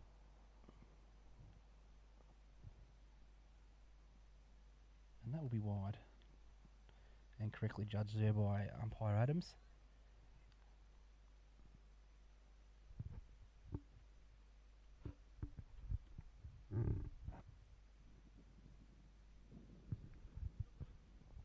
Technically second ball, but actually the first ball. Oh, and well fielded. Straight back to the bowler, and he's taken that as crisp as you like in the left mid. Hasn't even celebrated. I would have been up and about. That would have been one hand, one bounce, I would have said.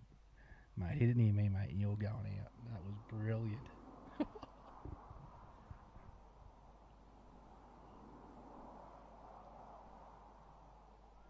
Oh, just short again. And the batsman's just rocked back on the back foot, just plonked it away. Gone down a fine leg. Young fella there's thrown about halfway to Xander Kent. All right, Will Darcy. And they've comfortably ran that was 3, I believe. Would have had to have been 3. Too busy watching the field. I didn't pick up. Yeah, 3 runs.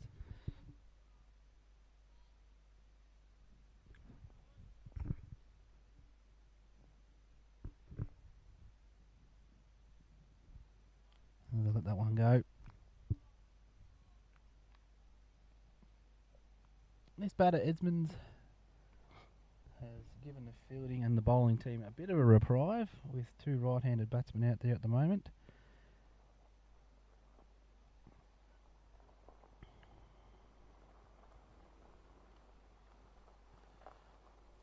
Oh, he's beaten the outside edge. Oh, I think it might have been an edge there. Unfortunately put down by the keeper. Judging by the actions of the bowler, it might have been an outside edge there. Disappointing. Really need to take those ones. Wickets will bring about change. Lorne Blakes are very keen. 3 of their team members are padded up. That is showing no confidence in your batters out in the middle. I'll put it again nice up in the block hole. I'm only joking. I'm sure that they've got full confidence in their blokes, but 3 blokes padded up. That's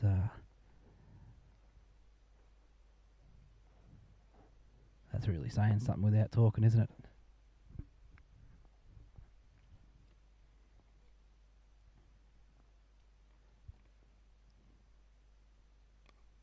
A little bit short. Oh, it's just misfielded there by the young bloke. Big chase down by the outfielders here. Will they get 2 or 3? Maybe one of the arm? No, good throw. Great throw in there. Saving 1 run. Well done. 2 off.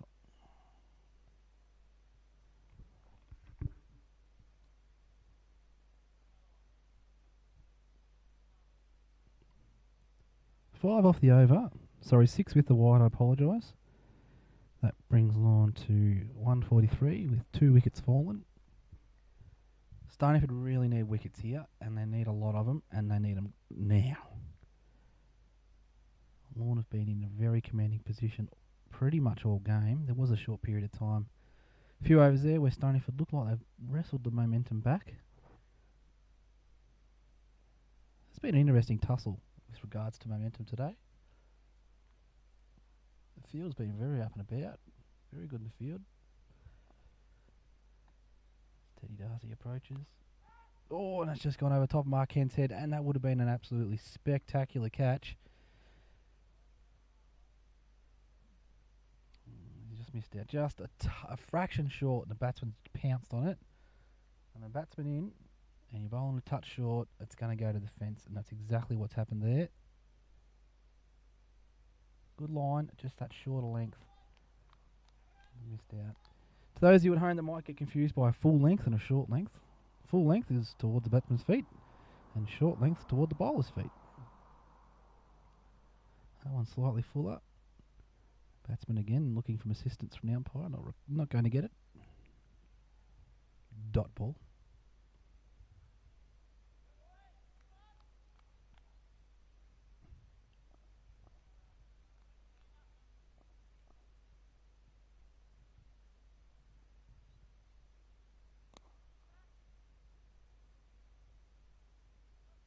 Just slightly short again. Batsman's just put back on the back feet and just pulled it there, and that will bring up 50.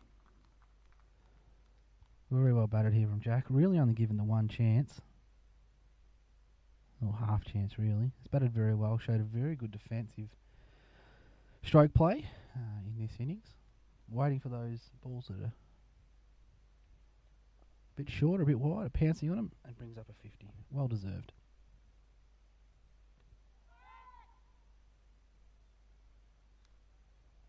Bit of a bump ball. Stoneyford field getting very excited, but it did just go straight into the The hard wicket there of the Stoneyford.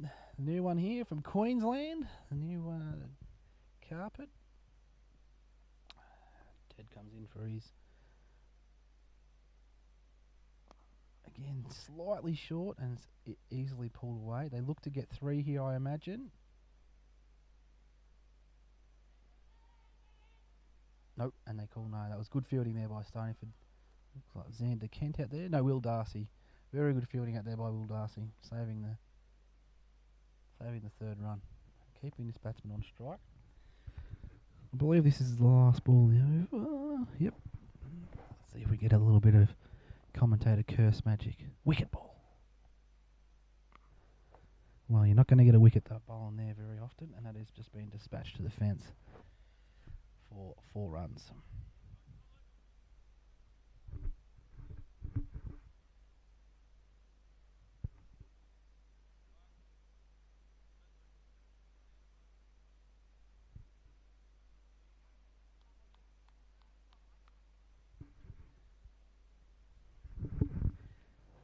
The shorter ball here looking to be the ones that the Lorne players here are going to pounce on. So with the change of bowler, we've got Lucas coming on from the Swanmarsh Road end. Getting a little bit of conching here from Luke Darcy. Hopefully encouraging him not to bowl too short. Seems to be the source of a lot of wickets here for runs. I apologise for Lorne.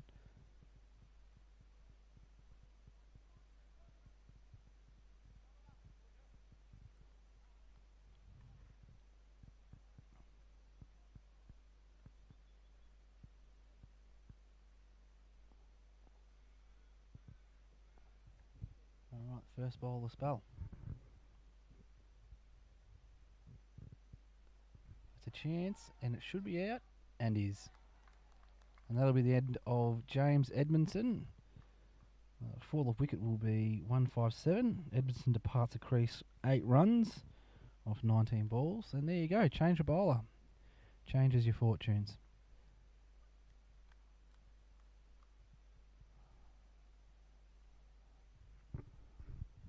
Luke Darcy has been absolutely everywhere today. Catches, voice, fielding.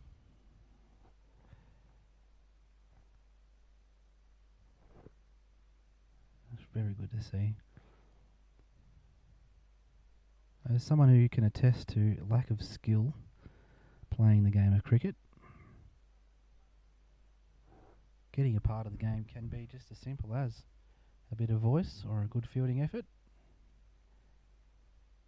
That was a pretty straightforward catch there, but still good to be a part of the game.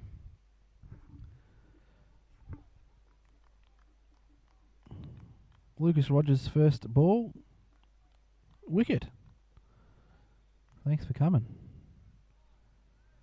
New batsman to the crease is Lachlan Brown.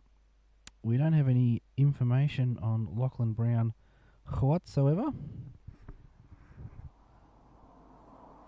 so I can't tell you anything about the bloke except his name is Lachlan Brown.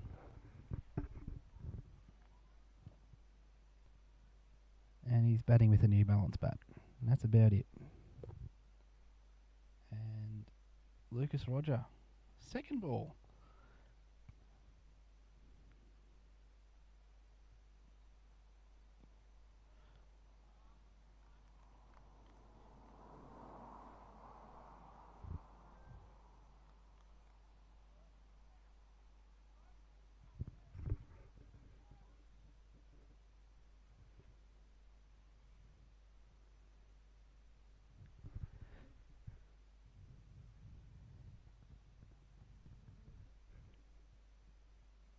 And he's bowled him.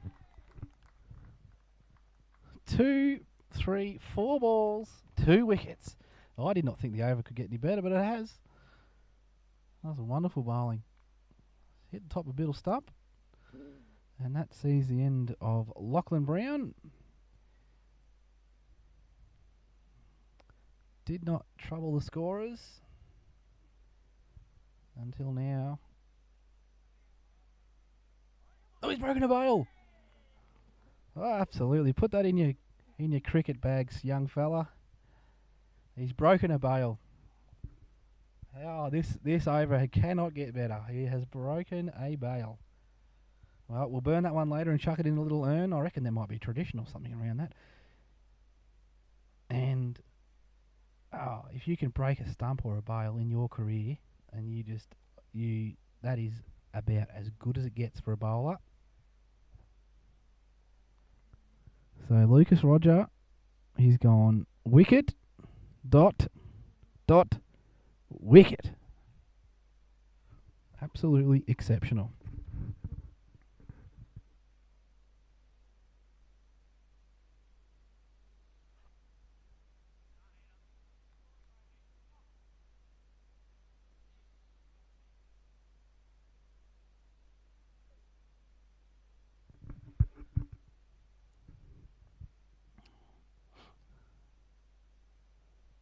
Lucas is. Oh. Captain wants to make some changes here. He can smell blood.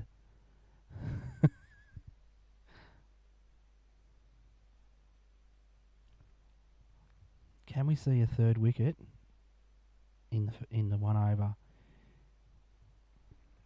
Fourth ball. Oh, and that's a defensive shot, if I've ever seen one. Very good, Lucas. So, the new batsman to the crease is Jack Heathcote. Has played 8 matches this season, averaging 1. Lorne may have sent out their young fellas to have a bat, I think. Good forward defence here. Looks like this fella plays under 15s for the Motowari Anglesea team in Geelong.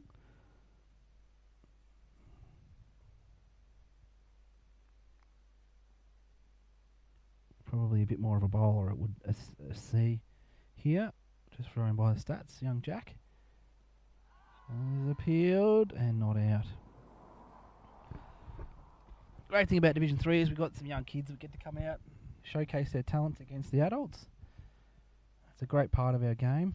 We can encourage young kids to have a go. And then a little bit of magic happens every now and again, just there for like Lucas Rogers over there. 2 wickets. And I don't think there was a run. So double wicket maiden. How is that for your first over? Easy as that.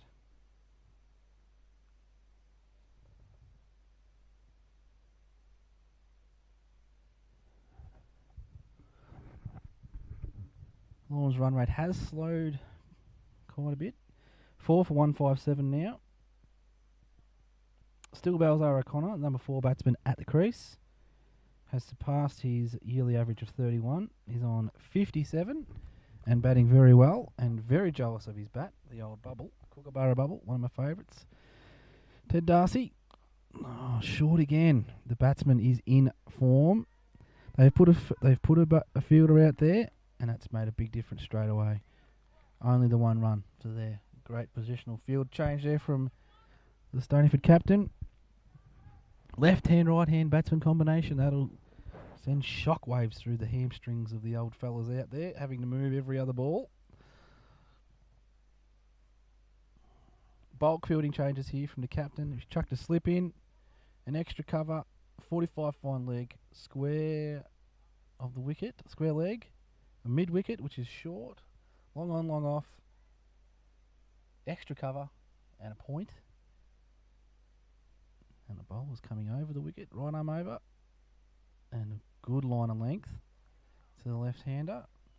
Very attacking of the stumps, this over the right-hander to the left-hander batsman over the stumps. Doesn't completely take out the slip cordon, but does a fair bit. Also basically rules out leg before, unless you can straighten the ball.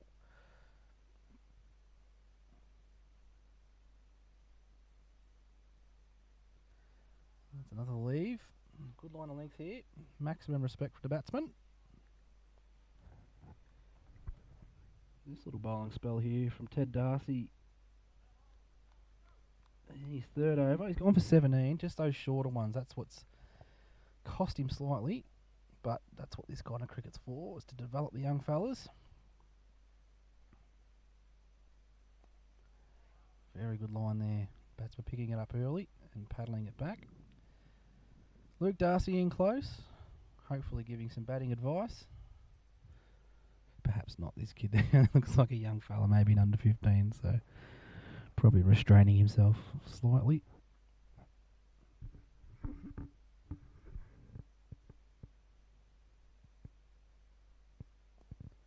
Ooh, and that looked like a good line of length, that one, nice and full. Testing the batsman. It's been a good start to the over here from Ted. Only the one so far.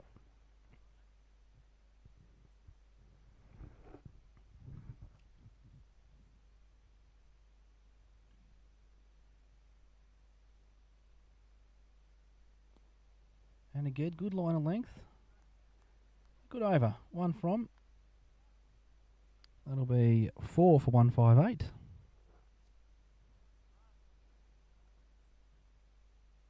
That'll be the end of the 33rd over with 7 to go. Now, Lucas Roger, if he doesn't get a bowl again, that will be the most criminal thing that's ever happened in cricket. A double wicket maiden and get taken off.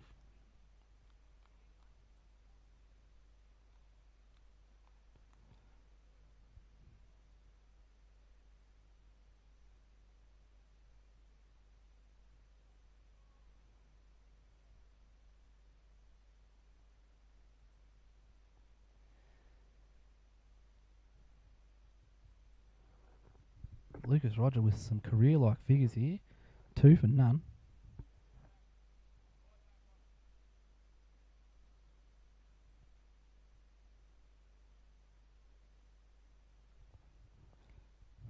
The batsman on strike, Balzar O'Connor on 58. This will be a test here for Lucas.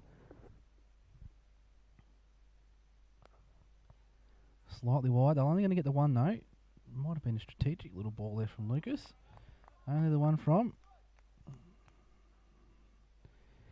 And would you believe another Jack is playing cricket? So we've got Jack Heathcote,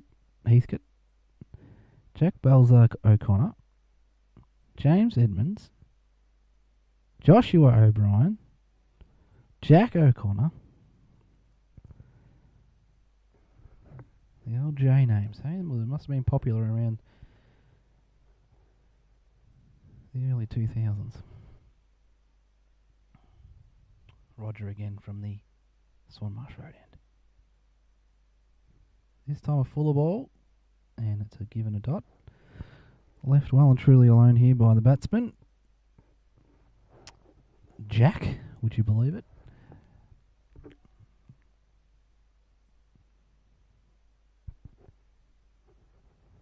Plenty of Jacks out there.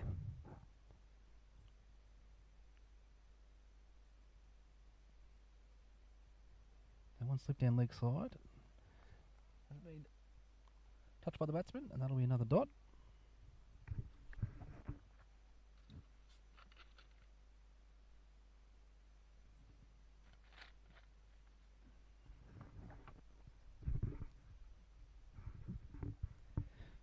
So far, only one off the over.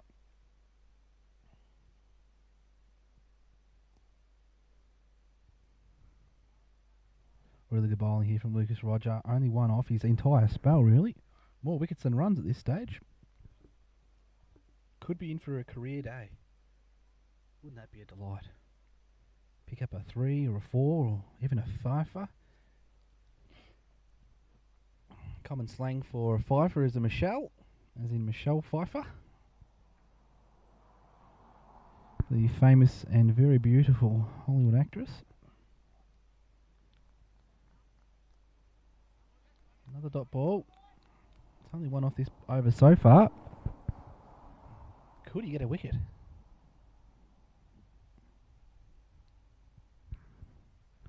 He's rocking the business out front, party out back hairstyle, more commonly known the mullet. Let's see what he's got to deliver here. Oh, a fuller ball right in the block hole, and it's paddled back for no run. And that is 1 run off. 2 for 1 from Lucas Roger from 2 overs.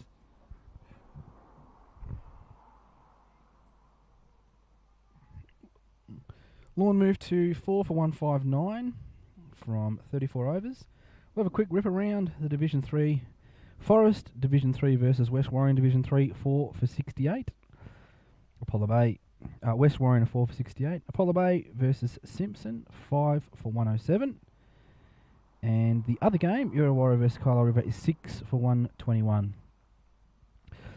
One would assume they're probably all around the same stage of game, so around that sort of 25 to 30 over mark.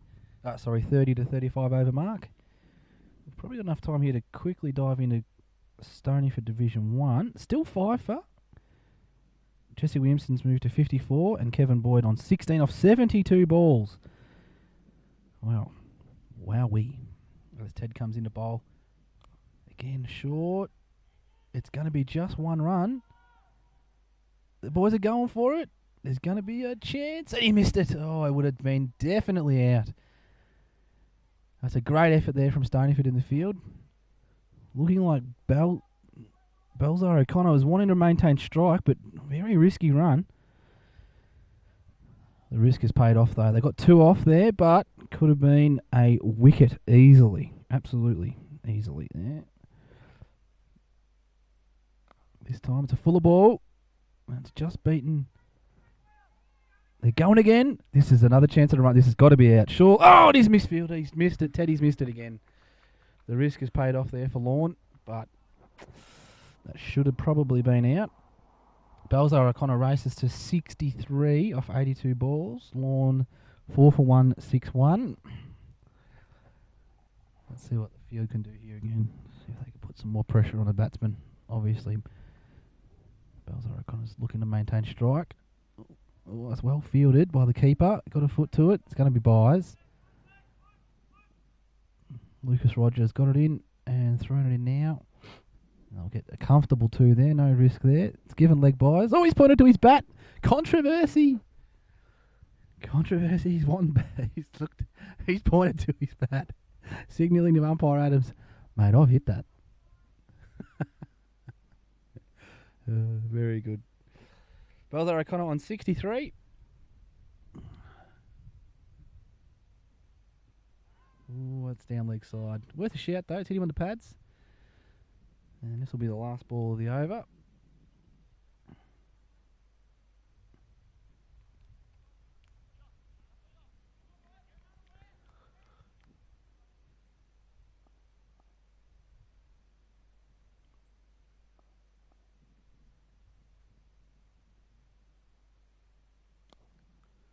Struck that very well. Straight to the fielder. They will only get 1 this time. But the batsman is probably looking for 1 there off the 5th or the 6th ball of the over. Give himself every opportunity at the next end.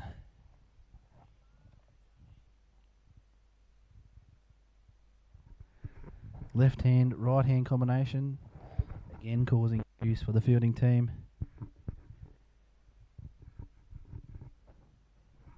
Text reminders sent out. Messenger reminders. Boys, left-hander on strike.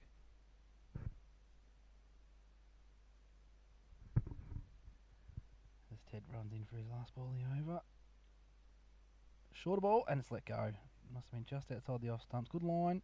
Maybe a shade short. And it's let one slide. Lives to fight another day. Belzar O'Connor on top here on 64 of 86 balls. He's hit 6 fours. Has batted very well. Realistically only gave 1 chance. Lorne moved to 4 for 166.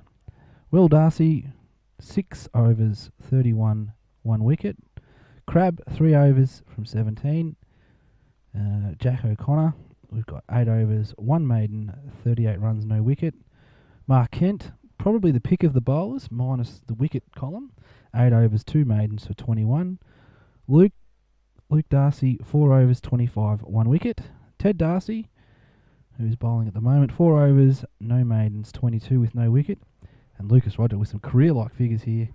2 overs, 1 maiden, 1 run, and 2 wickets. Will be a great test here though for Lucas. Bowling to the informed Belzar O'Connor. Jack has batted very well today. His batting average of 31 has done no harm here at all. Oh, no, we've had a change of bowler, it looks. Well, I'll be. we've got Bo. I've forgotten Bo's last name. Just shade short, and it's fielded. Slight misfield. They're going to get too comfortably here.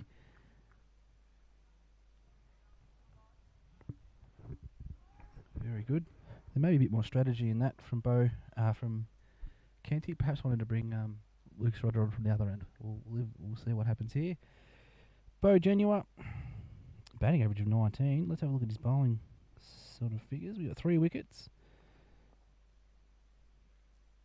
Has played. No, this may be going to be 4 runs. Though. That's struck very well. Yes, it has gone for 4 straight down the ground. And that will move Balzar O'Connor to 68. Just a reminder to the folks at home that 75 and you retire. CDCA League brought that one in a couple of years ago, I believe. They amended it this year from 50-run retirement to a 75-run retirement, which I think makes a great deal more sense.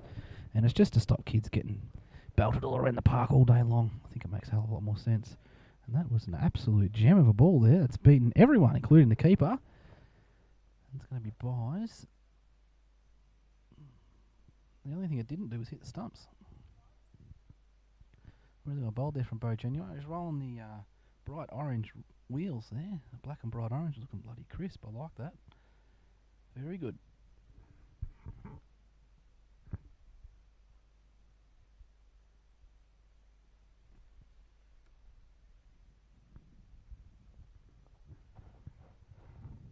This will be the 3rd ball of the over.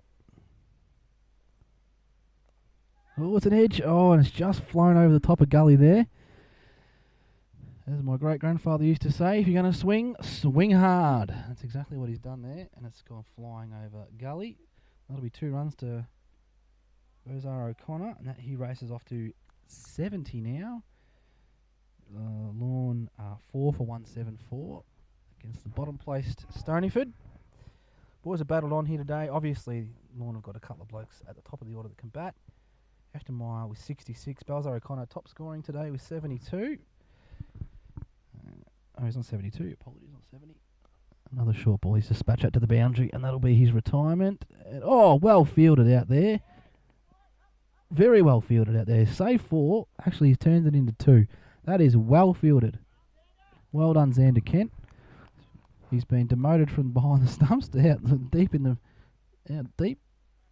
he's actually fielded that very well. Save 4. I thought that was 4 for all money. Balzar O'Connor goes to 74 off 91 balls and does have to retire at 75, so this could potentially be his last ball unless we see a wicket. Yep, he runs the single and that'll bring up his 75. And that is extremely well batted there from Jack. 75, genuine 75 too. He's only ever given really the one chance. He's batted extremely well.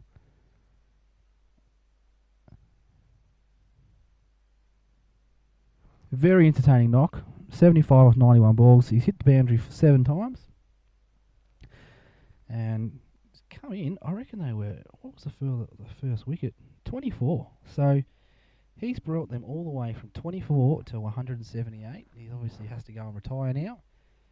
But yeah, he's been out there for over 150 runs added to his team sheet. So he's batted very well. Well done to the young fella. Very well batted. And I will be going looking at that bat because that's a bubble. And very well batted. Well deserved. 75. Lorne 1, Division 3, 4 for 179. We are in the 36th over. And we have a new batsman to the crease, and that is Brett Carey, averaging 3 with a high score of 5. But I don't think that the innings... Yeah, he's only played 3 times, so very difficult to achieve any kind of... Oh, that's just this season. So we're looking at an average of 11 from 8 innings, and he's put that in the air. First ball.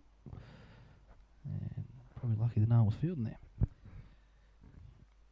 And that left-hander on strike, the cry goes out. So this will be the 6th and 7th batsman out there for Lorne. So testing the depth slightly here.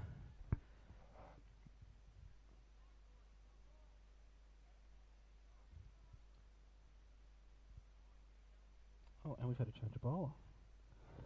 Wicket keeper, Xander Kent. So he's gone for one off his first ball. Faces Xander in the nets, and he's a talented little bowler here, so hopefully he can pick up a wicket or two. He's given that one some good flight. No run.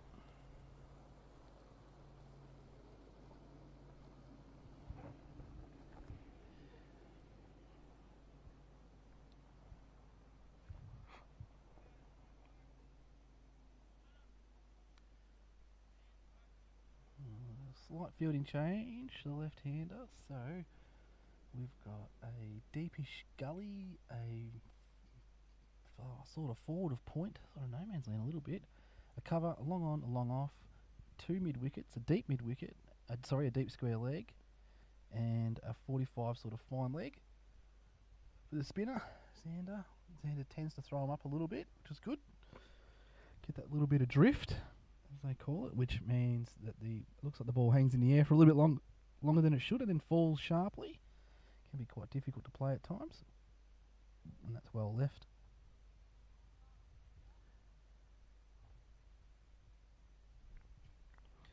Good start here to the over. 3 balls, 1 run.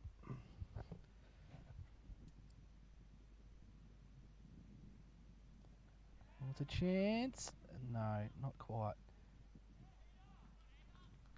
And that brings him off the mark. Now yelling at Heater there, so I think that might be his...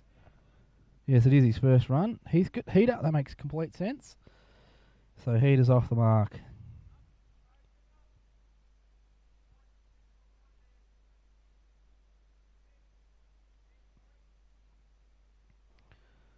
Carey takes the strike. Second ball. First ball was a bit aerial, but we'll see if things change here. Xander looping one up. Just tucking at the behind. Not really a chance at a catch at all. Nashi throwing it in. Nashi Kent feeling that one in. One of 3 Kent boys playing today. Oh, I think Job's out there as well.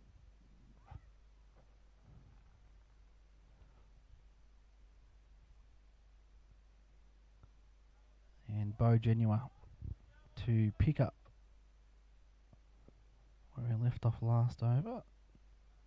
Going to run up again, and I said those wheels, those orange wheels, I like it. Back in my day, if you didn't have white shoes, you couldn't play. But as any parent knows, it is very difficult to buy a white pair of shoes nowadays. So rules have been relaxed. Hence you get these bright orange wheels, which look tremendous. Oh, swing and a miss from Carey. They probably could have ran 2. They didn't. Brett Carey too busy practicing his shot and what it should have done. And he's missed out on the probably free run there for the team. But anyway, that's cricket.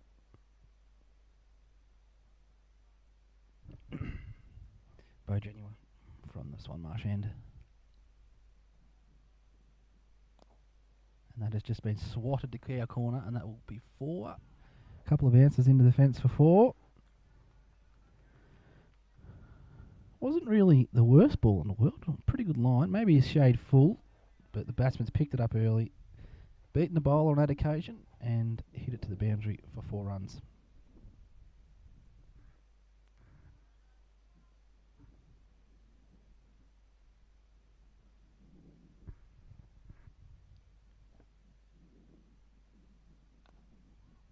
Similar shot again, maybe a little bit shorter. And they're going to run 2, they are. They're going to test the bowler's arm here. And they've gone to the bowler's end, and no, not quite. Needed a big throw in there from Xander on the boundary line.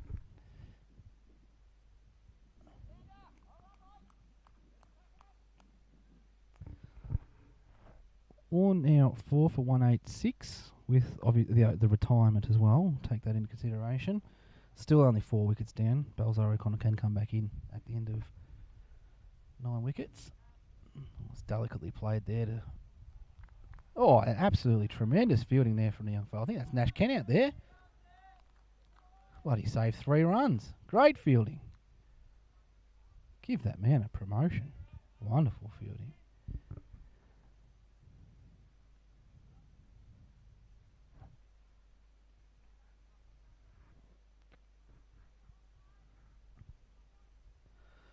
Here comes Bo Genua for, I think it might be his first ball to this bloke.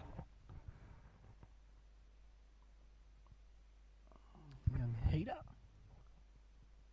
Oh, it's a very leg side-ish. That's the question though, and why not?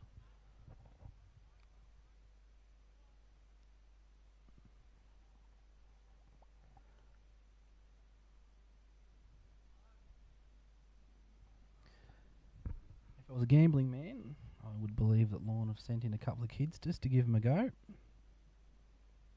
Fair enough too, playing these lower sides. Opportunity for young fellas to have a bit of a go. Probably can still run. Oh no, offered no shot. That's very good there from the batting team. Letting that one go. Probably could have been a run there, but they've declined it. Not really offering a shot. So one of those spirit of cricket things. Lorne now move on to 189 with 4 wickets down. At the top of the order, after Meyer 66, O'Brien 5, Balzo O'Connor retired on 75, Edmonds the wicketkeeper, 8 runs, Brown made a duck, Heathcote not out on 1, and Carey not out on 9. The pick of the bowlers has probably been Mark Kent, although no wickets, and we haven't seen enough of Roger to really give him the ticket. But I tell you what, 2 for 1. That's hard to beat.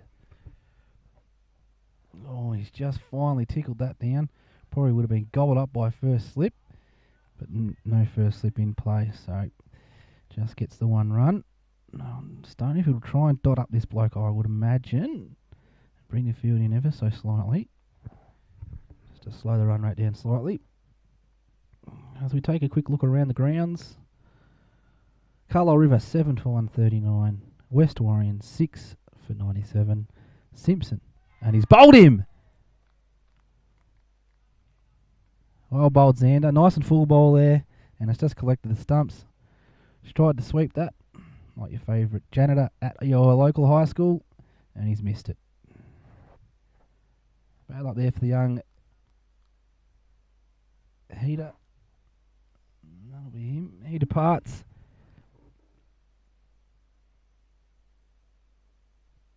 At 5 for 190.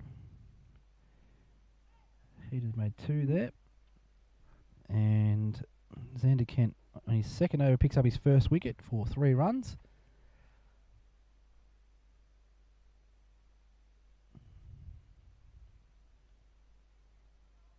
Looks like we got another young fella coming out to bat here. We'll pick up a name shortly. Quickly finish off that wrap around. So West Warrior 6 for 97, Simpson 6 for 144, and as I mentioned earlier, Lorne are 4 for 190. Stoneyford Division 1, 6 for 153. Who went out? Jesse Williamson 69. Very, very dirty number. 69 off 96 balls. Kevin Boyd, I mean the man is just absolute miracle. 60 years old. He's faced 88 balls for 18 runs. He's done the absolute job there, given Stoneyford every opportunity to try and get a bit of a score together. There's 6 for 153 as Xander Kent bowls his first ball. Very nicely struck there. I think I can spot a little bit of blonde hair under that helmet. Out there. Very nice. The surfy vibe from Lorne. Very good. Just goes down the leg side. This will be given buys, I imagine. So we've got Xavier Holmer in. So He's played the one game, it looks like, for Div 3. No, 2, I'm sorry. Averaging 4 runs. Xavier Holmer. I wonder if he's related to the Holmers that used to... I imagine he would be. They used to play footy down that way. Jack Holmer, I reckon he played... Oh, and he bowled him! He's got the big whoosh going, he's missed everything, and he's hit the stumps. And Xander Kent celebrates with absolute style. He very much appreciated that. That's 2 bowled in the over. And that brings an end to... I think it was Brett Carey. Yep, Brett Carey. 9 of 7 balls with the 1-4. Brings it to 6 for 191 in the 39th over with 1 over to go, or 1.5 overs to go. For the wickets, O'Brien 1 for 24. Meyer and Balzar O'Connor putting on a 100-run partnership, 2 for 126. Edmonds 3 for 157. Brown 4 for 157, and Heathcote 5 for 191. 190, I'm sorry, and the fall of that wicket Carey 6 for 191. So the 6th wicket there, kind of the 7th wicket. Balzar O'Connor can come back into bat if he chooses to. Next one to come in is Tom Lauhane. I apologise if I've pronounced that incorrectly. As he's faced his first ball and let it slide through for a dot. That'll bring up the end of the over there for Xander Kent. 2 wickets for 3 runs. Lucas and Xander cleaning up the tail here.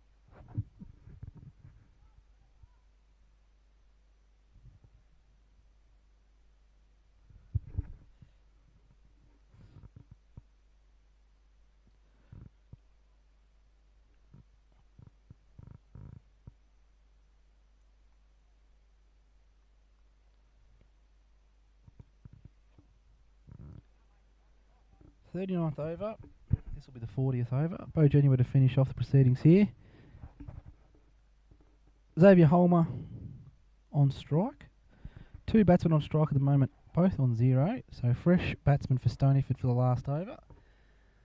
I imagine these young fellas are probably going to try and get as many runs as they can. So we could see some action here for the last over.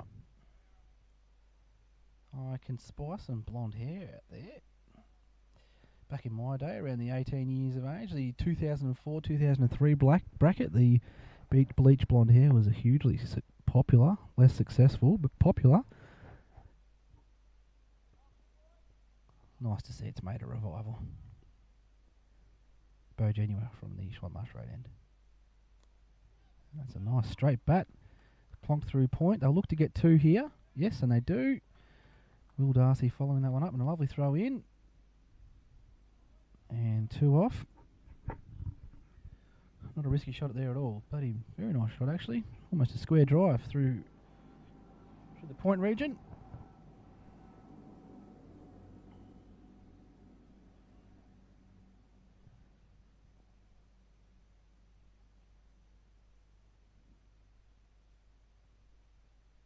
Oh, and a swing and a miss. Very nice ball in there from Bo. Good line and length. Obviously the last over, so you are looking to score runs at a rapid rate.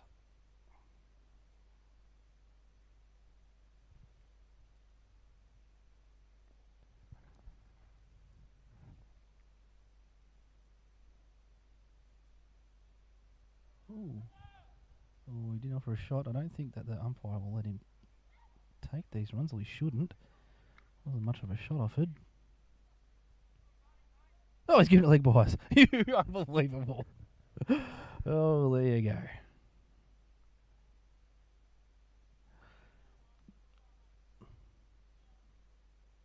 There you go.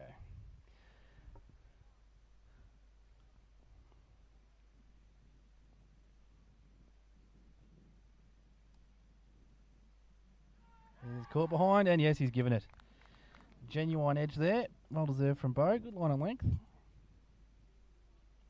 Couple overs to go. Couple of balls to go, I'm sorry.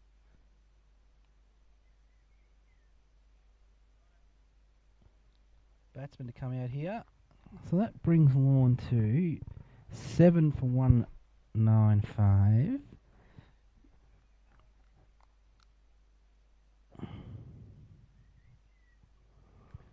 Homer departs for 2 runs off facing off 5 balls. Fall of wicket will be 7 for 195. Nice little edge there from Bo. Good line and length and well taken there behind the stumps.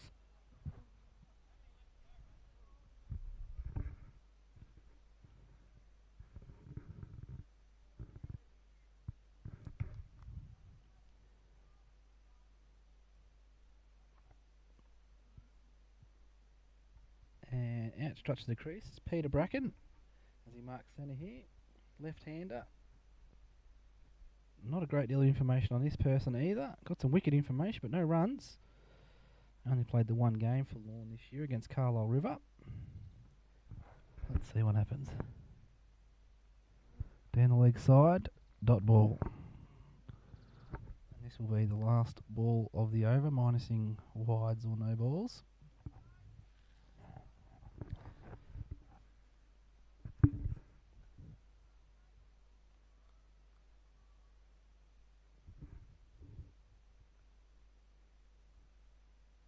Last ball of the over. Swung hard at it, straight to mid-wicket, and that will be the end of the session, I believe. Yes. Alright, so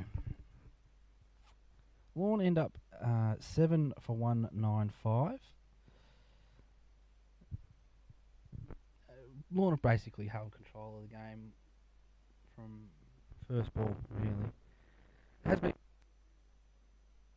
back a little bit of momentum.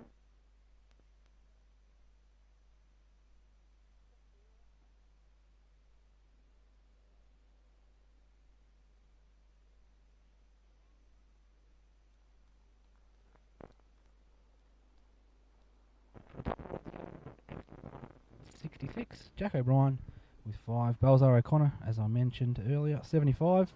Edmonds, 8. Brown, a duck. 1.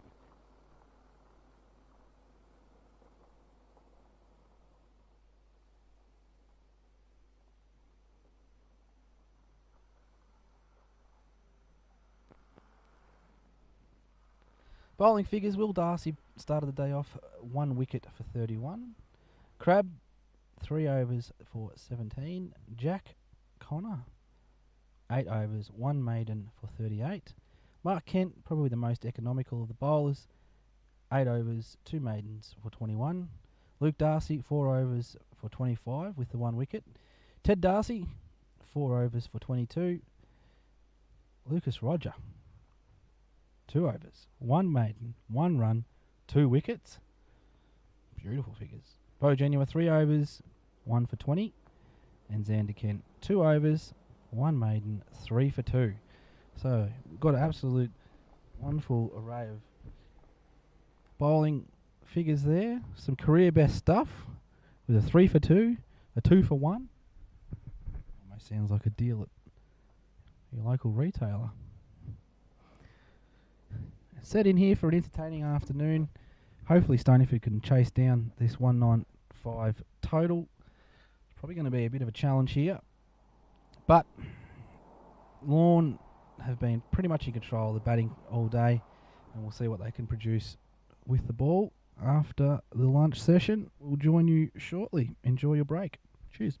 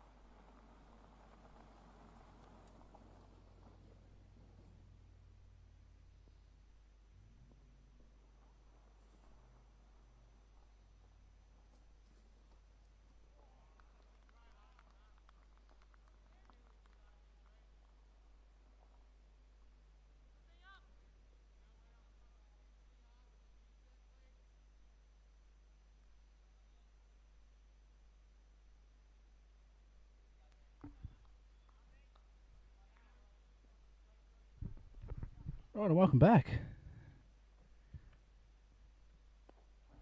First ball there, just patted away for a single. Batting at the middle there today is Captain Mark Kent, and joining him at the non-striker's end is Sam Crabb, with Brett Carey coming in as the bowler. Right arm over the wicket here. First two balls just outside the off stump, and that one's been put away on leg stump, and it's just been tucked away for 2 runs to Mark Kent.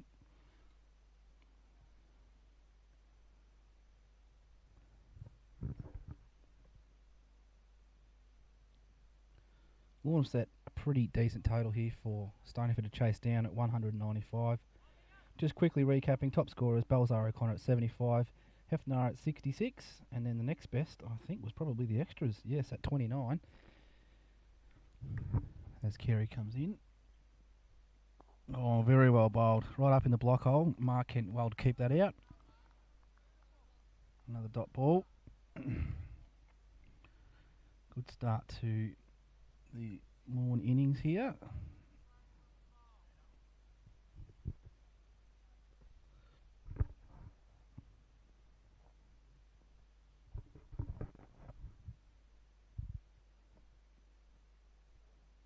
Down the leg side, and just a dot ball there.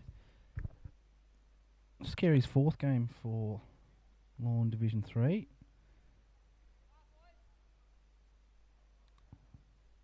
He's currently taken, by the looks of it here, he's bowled for 5 times, taken about 3 or 4 wickets. As Mark Kent lets that one go back to the keeper. Runs at a pretty good economy rate. 8 overs for 22, 7 overs for 24, 8 overs for 17, 8 overs for 36, 8 overs for 38. So very economical bowler. As he finishes his first over for 2 runs. Crabby at the other end now. We'll see who's going to take the bowling at the other end. At the electricity end, looks like Holmer is going to take the first over at the other end. I don't think it's ever been called the electricity end, but I'm rolling with it. You can see that big electrical tower at the end of the bowler's run up there.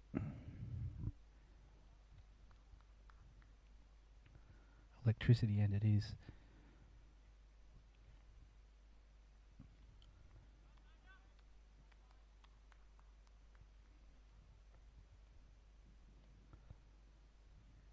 Xavier Holmer.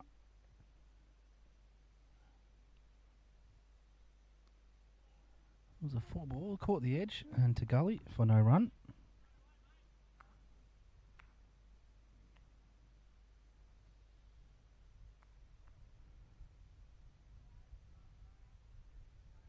It's been a wonderful day for cricket out here today.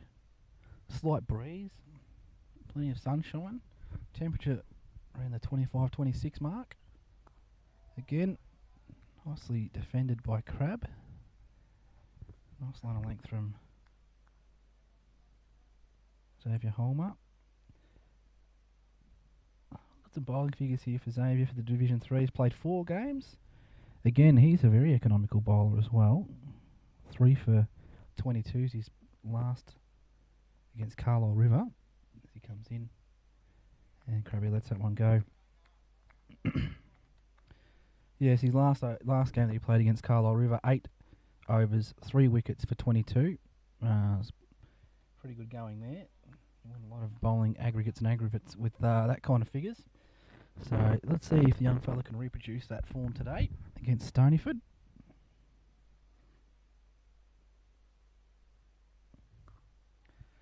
And that one's crisply struck by Crabby and rocketed away to the square leg boundary. Lovely stroke there for 4.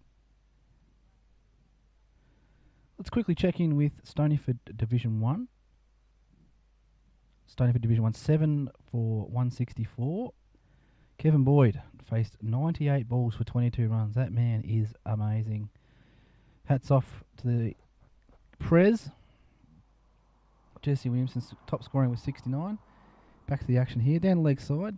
No run.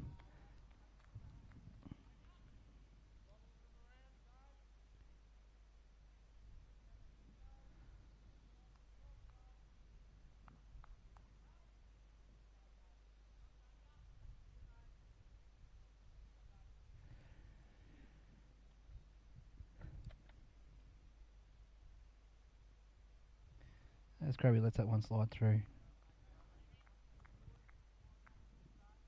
4 off the over.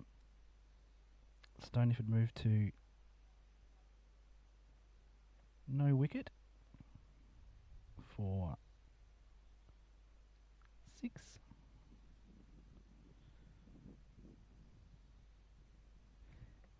As expected, Brett Carey from the Swanmarsh Road end. Wonderful to see that Frogbox hasn't glitched out today. It's made me very nervous throughout the week. Did do a little bit of a change of hardware during the week. Hopefully that's provided us with a little bit more reliability from our equipment. As Carey begins his run up. That's right up in the block hole, and they'll get a single there. No mid-wicket in here for Lorne. Holmer at fine leg, sort of a 45, long on, long off. Extra cover, deeper cover. They're bringing extra cover around a mid-wicket now. A point, a gully, a 1.5 or a second slip. Obviously the keeper's there. Can't see if that's another slip on the field. No, that's it. As Carey comes in. Well, it was right in the block hole there. Might have been a half chance there. It's hard to tell with those ones when they sort of hit the bat and the ground at the same time. Difficult for the decision, for the umpire to make a decision whether it's hit the bat or the pitch last, but that's why they get paid the big bucks. Oh, that's lovelyly snuck around the corner. That might go up for 4. That's a lovely shot there from Krabby. Very good. Yes, and it's 4 runs. Russell Adams. Umpire Adams signalling to the scorers. Carey just a bit off the line there. Probably just a bit leg side that one. And Krabby's just helped it on its way to the boundary for 4. As Krabby has come out of the box absolutely screaming here. That's 8 runs, 8 balls. 2 4s. Thanks for coming. As Carey approaches. And that one is let go by Crab very wisely.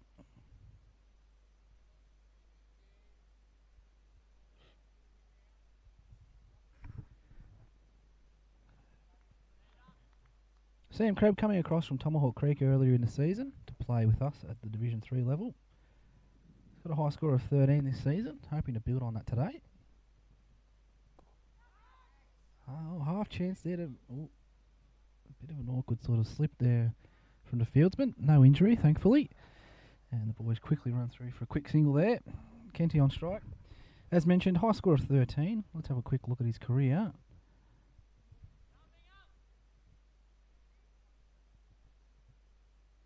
Yeah, it doesn't have a great deal of information here on the My Cricket, or whatever it's called now. Sometimes it does sort of miss out on that. Scary bowls to Kent. That looked like it was a very full ball. I couldn't quite see the ball. I had a fielder him away. And that'll be over. As they push for a quick single. We'll script across to Mark Kent. This season, averaging a high score of 75. Another new player for us this season, coming across from the Alby Swans, joining his boys over here with the Darcy family. We've thoroughly enjoyed having Kenzie and his family here at the club this year. Hopefully they can hang around and give us a go. So, Kenny's last 3 at bats, 75 retired, and an 8 versus the West Warrior team. Kenny's played a lot of cricket over the course of his career. I'm sure that this will be completely inadequate, yeah, and it is. So he's made 200 runs. He would have made he made thousands of runs over the years. But high score of 75 for this season as he's taking centre. Lorne following with the tradition. And clapping the captain. It's a nice little thing we do at cricket, recognising the opposition's captain. Holmer resuming from electrocution end.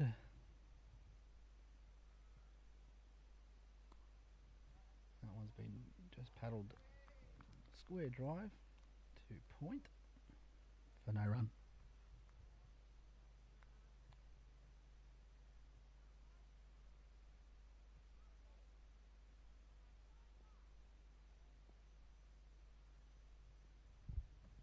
Holmer approaching.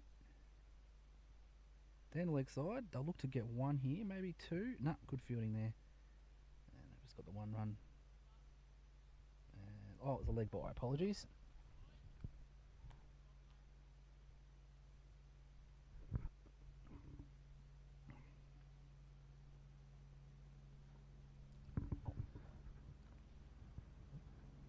We'll do a quick wrap around the other Division 3 games. West Warrior 8 for 99 concluded their innings.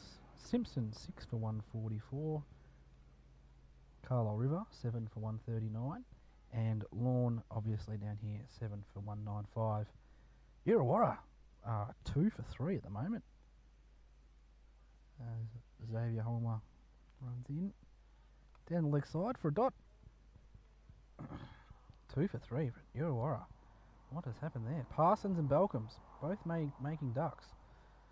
It's not a great start for Illawarra there. It's really put them behind to start their game off against Carlisle River. Forest 1 for 26 as Holmer approaches. That one a little wider and well struck by Crab, but didn't get all of it. Maybe a little bit higher in the bat, a bit more of a up in the splice as we call it, up towards the neck of the bat, where you're not going to get much power out of there. Apollo Bay and Simpson. Apollo Bay in reply to 0 for 17 and Stoneyford on 14 at the moment. Holmer approaching again. Oh, could be a half chance. No. Didn't quite carry through to the keeper.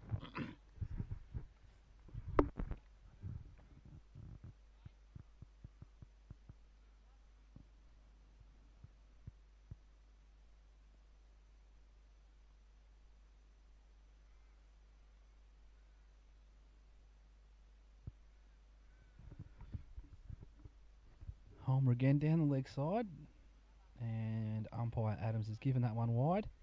Crabby making a big old swoosh go at it, trying to get some kind of bat onto it to get it to race away to the boundary for a run or two.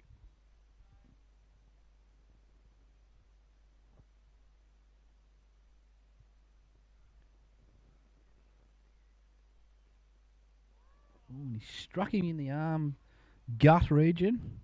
They've appealed, but I don't think that would have hit the rubbish bin in the driveway at home, so not even entertained there by umpire Adams.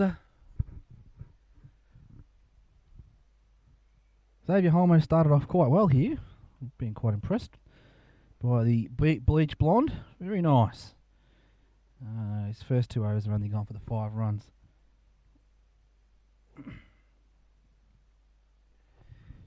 Carry again from the Swanmarsh Road. Swanmarsh Road end. Off his 2 overs, we're looking at 9 runs so far. As Mark Kent takes strike. Oh, that is very well bowled. Nice and full up in the block hole. Kenty digs it out quite nicely. And that's been blocked.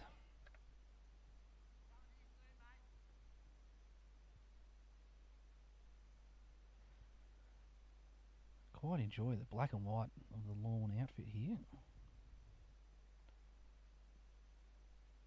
That's a wider ball. Just on the edge of a wide, I would imagine. That's just been left quite alone by Kenty. Not quite yet confident enough to have a slash at it. Yeah, the black and white I think just works very well. Lends itself to an array of design patterns which can be used in a positive fashion. That one again is bowled a bit wider and left alone. The absolute tripe you do come up with when you're sitting by yourself commentating cricket and you're absolutely confident nobody watching It's quite amazing, really.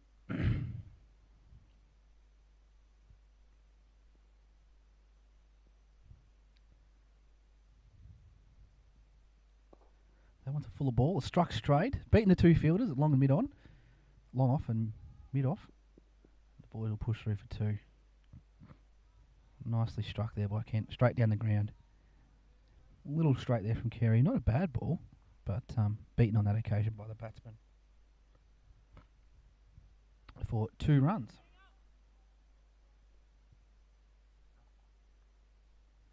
This will be the conclusion of the Christmas break for the year as the Carey approaches. That one's let go for a single. Christmas break, perhaps probably a little bit early this year on the 14th. Obviously couldn't go to the next week, being the weekend before Christmas. Would have been a bit of an uproar from the fans. But yeah, 14th, maybe a touch earlier. We do come back a little bit later this year too. It's the 11th of Jan. As Kent gets a full ball and drives it forward straight to cover. Well fielded in there by the short cover fieldsman. And that'll be over. 2 off. That brings Carey to 3 overs, no wicket for 11 runs. Stoneyford none for 17, chasing 195.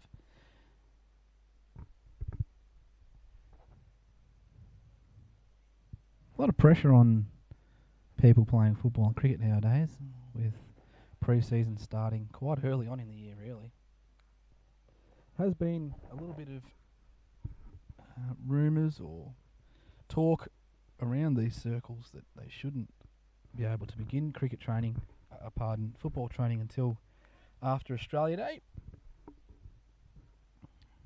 But sure, there's plenty of debate there as Holmer approaches. Another one down the leg side. Crab misses that one, and that's a dot ball. Should be looking to take advantage on these ones. Just get a little bit of timber on them, and it's a 1-run minimum. 2 if you get it fine enough, and 4 if you hit it hard enough.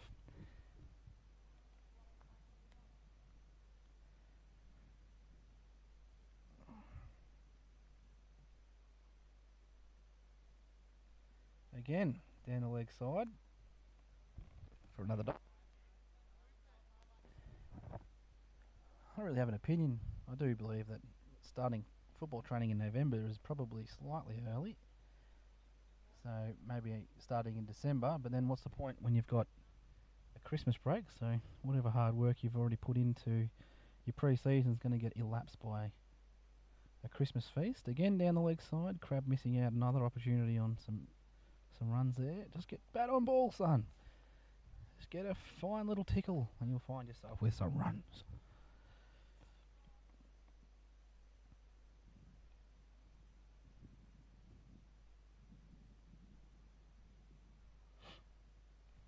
This Holmer approaches here for his 4th ball, I think. That one slightly straighter. Crab's taking advantage of the short. You're going to have to run this. That's a very slow part of the ground out there, down there in Cow Corner. For whatever reason, it tends to mow a bit flusher than the rest of the ground. Might have something to do with the shade provided by the trees, or might be a bit of a slight decline, maybe, where the water goes to. But that's a nice shot there by Crabby for 2. It's the last ball over here. Going to be very close. Umpire Adams has given it out. LBW, leg before wicket.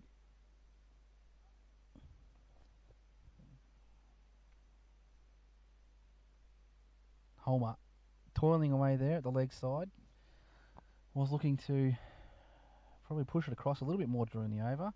Finally has picked up a bit more on line. Looked like he hit Crabby pretty close on the full as he's come forward, and umpire Adams has decided that is out and gives Crabby his marching orders. Thought he was batting really well there, Crabby. Probably was a little bit unlucky there. He's been very patient, waiting for his ball to take too. He's just missed one there, and maybe an inside edge perhaps. Not adjudged that by umpire Adams, and LBW given. Great start here from young Holmer. That will be this will be the last ball of the over. I apologise. 3 overs, 7 runs, 1 wicket. And that will bring Stoneyford to 1 for 19 as the left-handed Xander Kent comes to the crease. Xander is averaging 13 this year, but I think if we slim it down to just involving Division 3, actually batting pretty well. First ball on the leg thigh guard, and he's popped it away for a single. That'll bring the end of the over there. Great over there from Xander. Holmer. Xavier Holmer. That will be 3 overs, 8 runs with 1 wicket. Kerry will resume at the Swanmarsh Road end.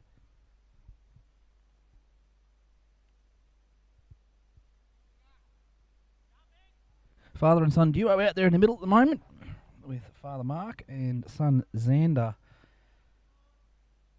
batting away. Has picked up a little bit of skill from his father, but not the way in which you bat. He's a left-hander, whereas Mark's a right-hander. As we did talk about in the previous innings, the Stoneyford innings, the Lorne innings, the left-hander, right-hander combo is very annoying as a fielder. Let's hope Xander can make a few runs today. Very good running here from Mark. Early call, and they've just quickly ran through for a single. That's a good way to get off the strike when you're just fresh into bat too. So that'll give Xander, he's on 2 now. And his father Mark is on 6 off 16 balls. Stoneyford 1 for 20.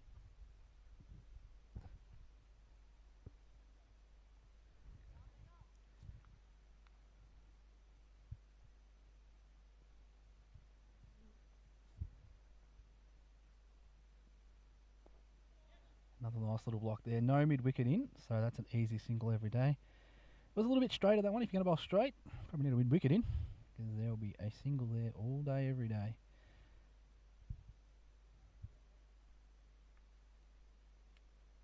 Fielding positions at the moment, 45. Sort of a shortish fine leg, square leg, no mid-wicket in. Long on, long off. Cover, extra cover, gully, second slip, and obviously the wicketkeeper. As Xander lets that one fly through, and it's getting adjudged a wide. So that one will be bowled again. Xander Kent has shown a lot of promise here early in his career. One of those batsmen that likes to spend a bit of time at the crease rather than a flourish of runs, which as a young person is difficult to teach, so that's good to see from a young man. Oh, very good, soft hands, and he's just placed that one through the in between the slip cordon and the gully region. He's got himself off to a good start there with 2 runs. That'll bring him to 4. Softer hands, obviously, for those that don't bat at home. Soft hands when you're batting like that tends to not take the pace off the ball, and if you do seem to find a thickish edge, the ball won't carry to the slips cordon. Whereas if you've got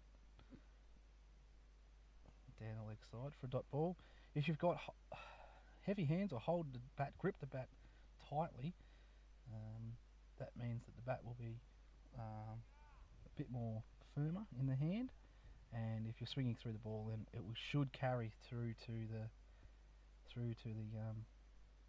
fielders in the slip cordon. As Lorne have made a quick change, they brought in a second slip, so first slip and a second, and a gully now to the left-hander. As Xander Kent lets that one fly through, and that's been adjudged a wide. The wicketkeeper ended up nearly at first slip there, so that makes complete sense.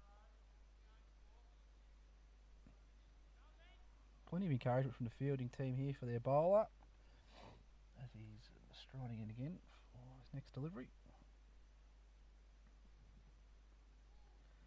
And fielding change has made a direct impact straight away. That one's gone straight to second slip, so as a captain you do feel a little bit of I told you so when that kind of stuff happens. So I'm sure the Lorne captain's thinking he's pretty good right about now.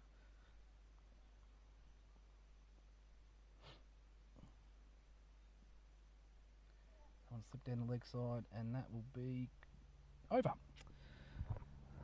Just going to quickly go back and have a quick look at the dismissal of Crab from the previous over.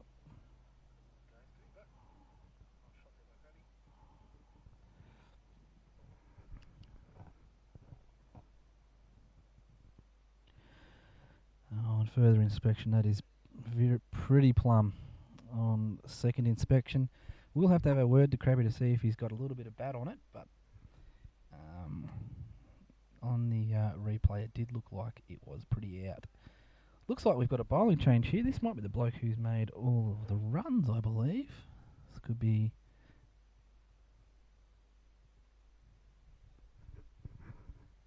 O'Connor. Jeez, he's got the Merv Hughes sort of run up, very wide. Right armour, and Kenny's just dispatched it. And I'll have to run him because it's bloody slow out there. His confidence going to get up though, and it does. That's 4 runs off the first ball here. Absolutely confidence demiser there for the bowl up. Pretty sure it's the bloke who made all the runs. Let's just waiting for the stream to refresh, which can happen from time to time. As good as the technology is, on occasion it does take a little bit of time. Look at that bloody run up. Oh, Kenty has just dispatched that one. And half volley and just slopped. Absolutely slopped over the top of mid on it. That's just how you... That's batting for jam. That's putting Vegemite on the toast. That is how you bat. Look at the strut on Kenty as he approaches the crease now. Confidence sky high. This bowler is on angles like you would not believe. Like the big Mervyn Hughes angle here. He's got the mullet flowing out the back as well. It is Balzar O'Connor. Oh, no ball there from Russell Adams. That is about as loud of a no ball as you're going to get.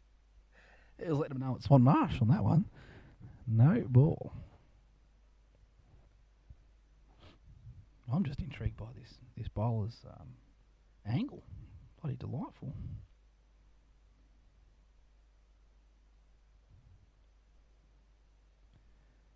That one was a little wide. Adjudged a dot ball by umpire Adams. Let's have a quick deep dive into Balzar O'Connor's bowling statistics. Obviously top scored today. Let's have a quick look this season. So bowling, he's bowled 21 overs, 1 maiden, 107 runs. He's taken 4 wickets. As Kenty puts plenty of power in that one, but didn't really go anywhere for a dot. Averaging 26 at an economy rate of 5 runs per over. So obviously bowls quite often for Lorne. Doesn't look crazily damaging, but you never know. As Kenty let one slip through, you'd feel as a batsman that you've probably got enough off the over. Don't really need to push the envelope any further here.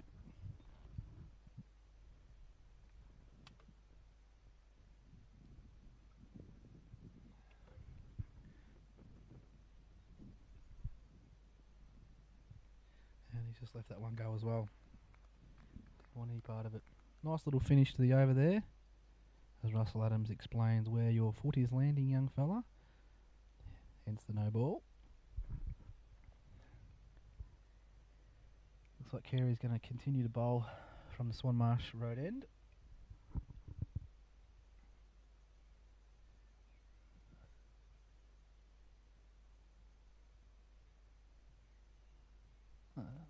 Generous there from the batsman. Kenty yelling out to the bowler, "Do you want a swig of water, mate?" Little does he know there's vodka in it. Or maybe there is. I doubt it. It's been poisoned. Stoneyford off to a reasonably good start here, 1 for 35. Kent obviously taking a bit to that last ball. Mark, that is. That'll have to be judged a wide, surely. Oh my goodness. Well kept. well kept there by the keeper. Oh, goodness.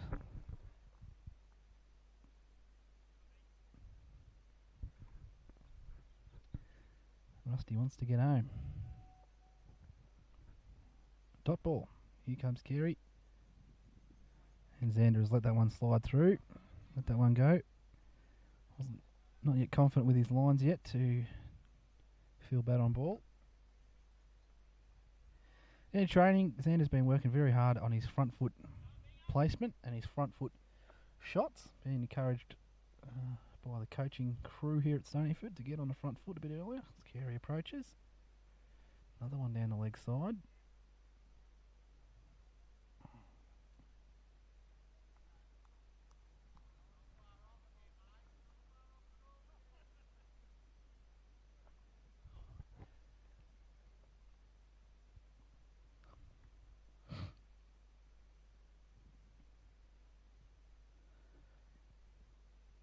Xander lets that one slide through for no run.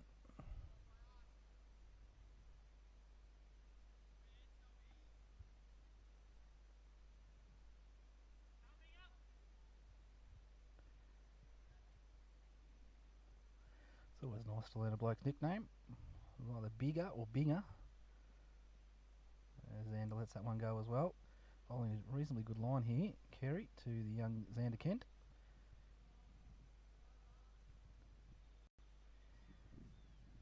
Yeah, it's nice to hear a couple of different nicknames. My favourite nickname of all time was, I heard a comedian say that one of his mates at school, his nickname was Mumbo.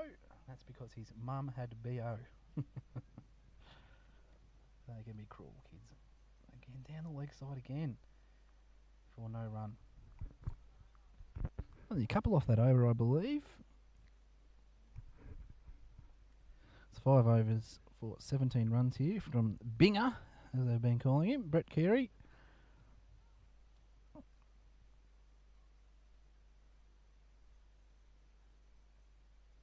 Might have a quick look at Division 1. Stoneyford Division 1.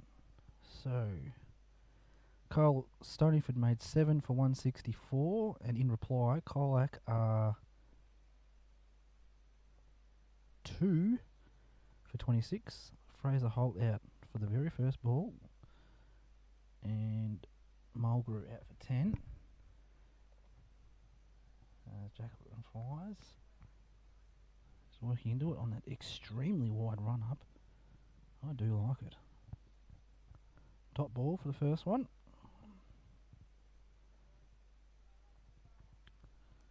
Need to pick up this bloke's nickname or something. Belzar O'Connor is a bit of a mouthful to handle. But I do like this Merv Hughes type run up. Oh, it's gone through between first and the keeper. Probably around shin height there. Would have been an absolute peach if they had caught that one.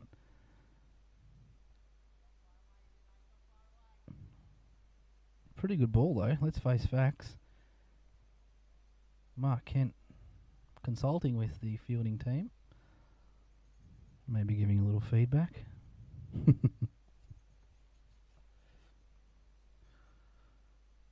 Belzar over on coaches again. That one is very wide.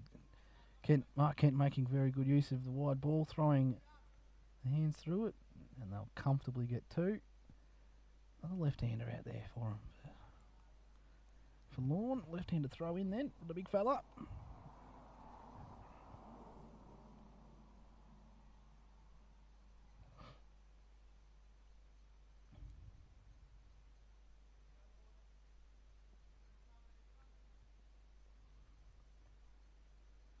Belzar O'Connor resuming.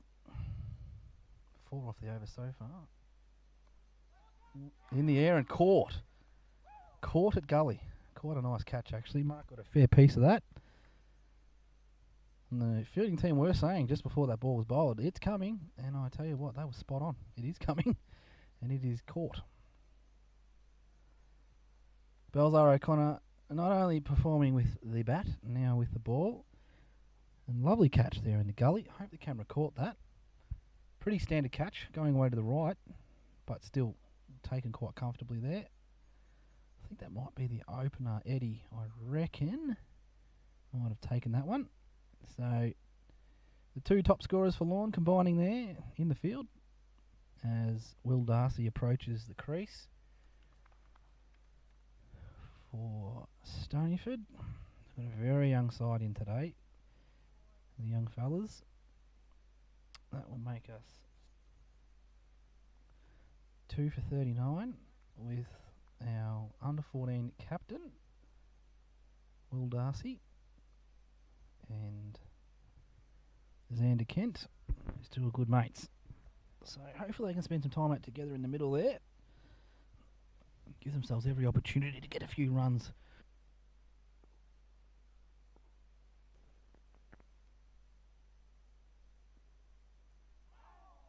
Inside edge, and that's tickled away to fine leg.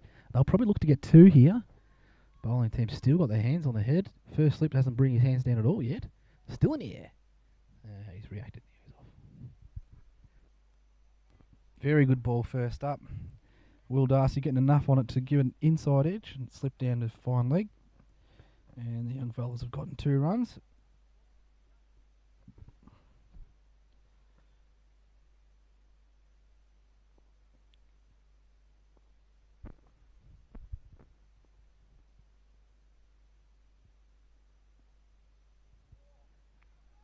Confident leave there by Will. That was quite wide and been judged off dot ball. So at the end of the third over, Belzar O'Connor's 1 wicket for 15. Brett Carey, I would assume will come back on the bowl. His 6th over. No, there's a bit of discussion, a few hat changes. Looks like we'll have a new bowler at the Swan Marsh Road end. No idea what his name is. No offence to the bowler. I just don't know these blokes from Lorne very well. And just confirming that gully catch in the gully was Efton Mayer as well, the one who opened the batting for Lorne earlier in the day. I think he made 66 from memory. Yeah, 66 off 78. So he's taking a nice catch there in the gully. I'm going to quickly see.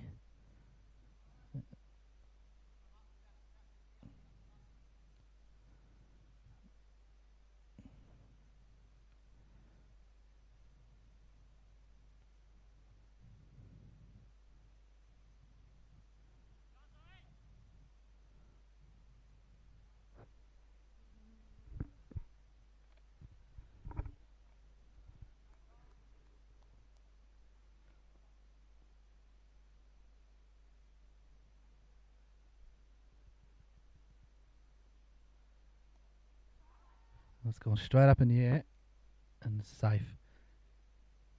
Xander just tucking away off the leg there. It's gone straight up in the air and it's just fallen short.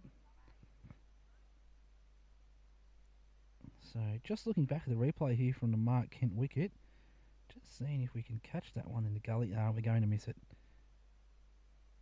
What a shame. Yeah, the gully fieldsman was just outside the field of vision there for the catch, so we've missed out on it.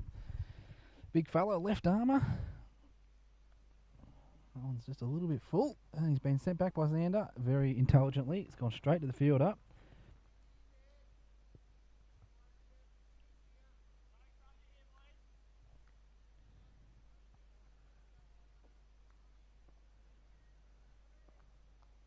So we got Tom Loughnane striding in. He's just got a little bit more tickle on that. And Homer's very active in the field there at fine leg. Very good fielding. He's already saved 2 runs in there. Very good. I have got 0 information on this bloke with regards to cricket, except to say that he's left armour and he's bowling from the Swan Marsh Road end. That's all I got.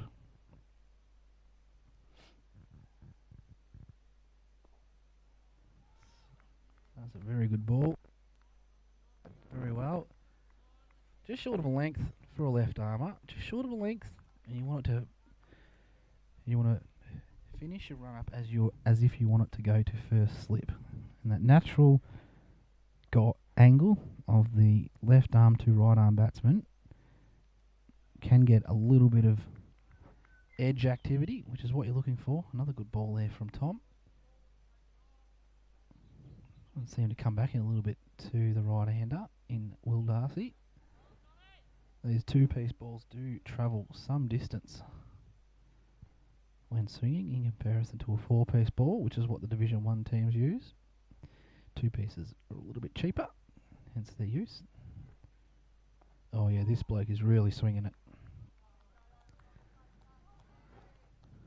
High fives all around there for the bowler. Very happy with their effort. Only one off the over. And that will bring Stoneyford 2 for 42. That's after the 11th over. So yeah, just the one run there for Big Tom off his first over.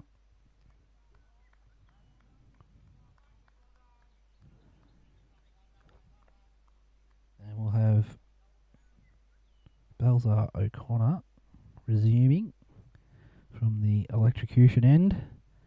That's recently been named.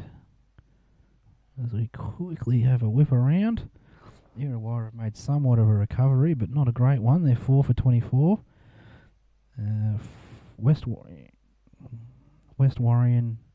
99.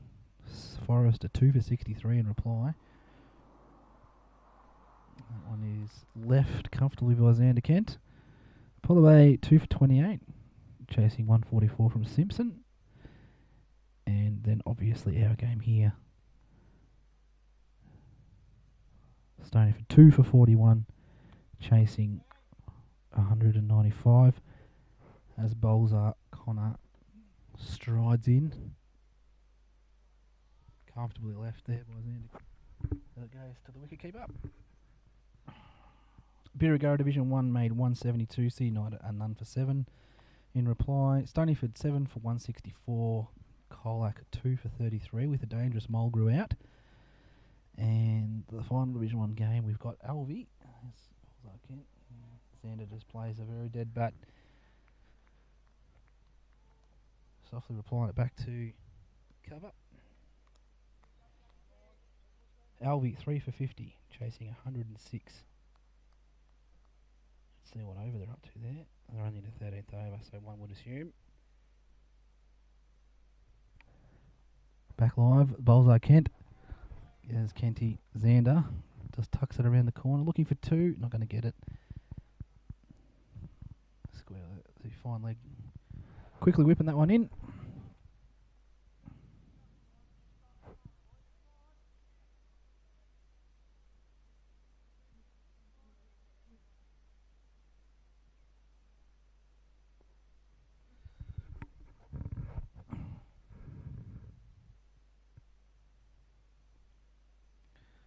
A very wide delivery here from Balzar O'Connor. Umpiring staff letting it go. Umpire Adams. Seen plenty of cricket in his time.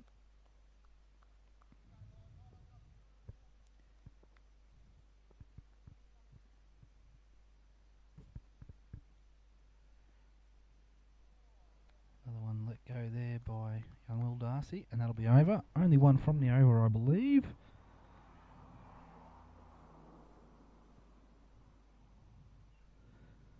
Yes, one from the over.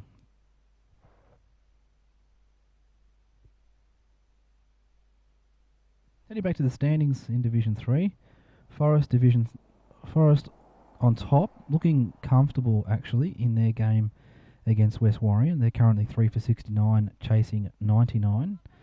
Lorne, Division 3, second, with one win behind Forest, apologies. Then we have Carlisle River, Division 3, again another win behind. We've got 3 teams on 4 wins, Carlisle River, Illawarra and Simpson. Well, less than 2 percentage points separating those 3 sides. Lovely stroke there from Will Darcy. Xander Kent to the point position from the big Tommy. Apollo Bay have got 3 wins on the board. West Warrior with 1 win, and Stoneyford yet to crack the champagne just yet.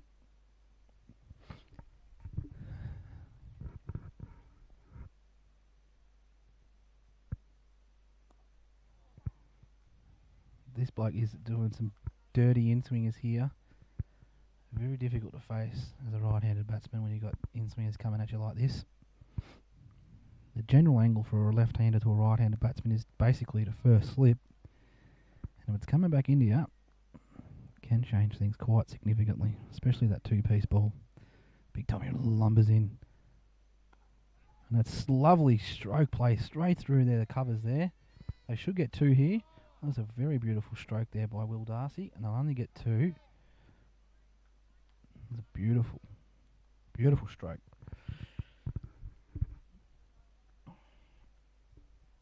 Picked the gap beautifully.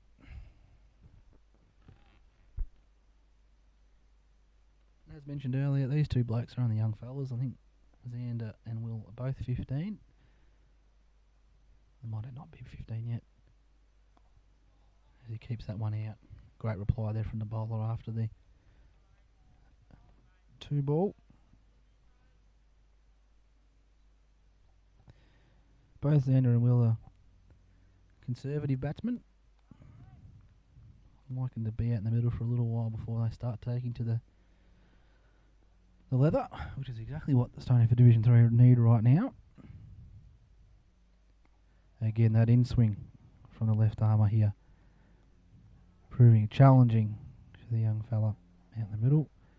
May not have faced as much in-swing or height, or be experienced with the both just yet in his short career, but Will's handling it very well at the moment. At the top of his mark. Same again. Lovely blocked. And that's the end of the over. 2 off. Stoneyford 2.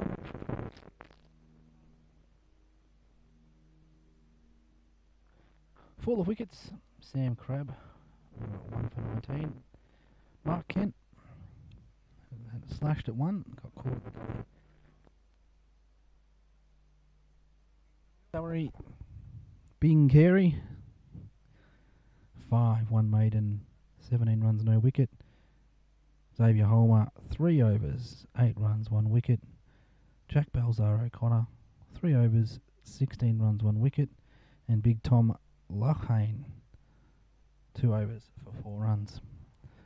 Balzar O'Connor again for electricity end, and that one's just gently left by Xander as it flows through to the keeper.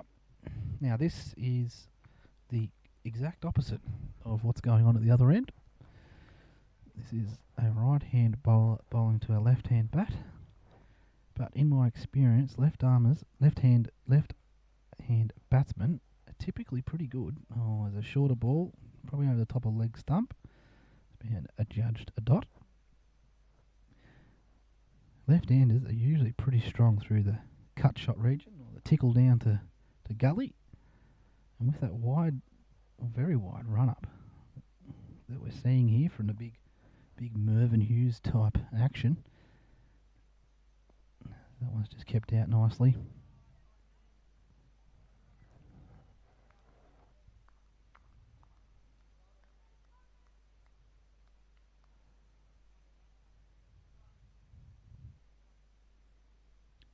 The Lorne boys up and about, and so they should be.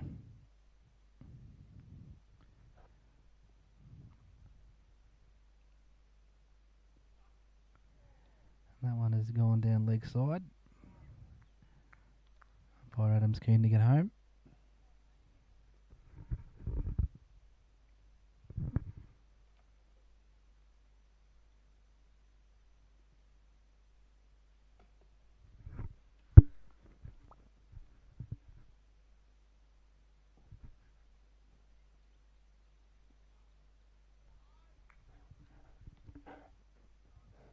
It's been adjudged no ball. I'd say a front footy. Must be approaching that line quite closely.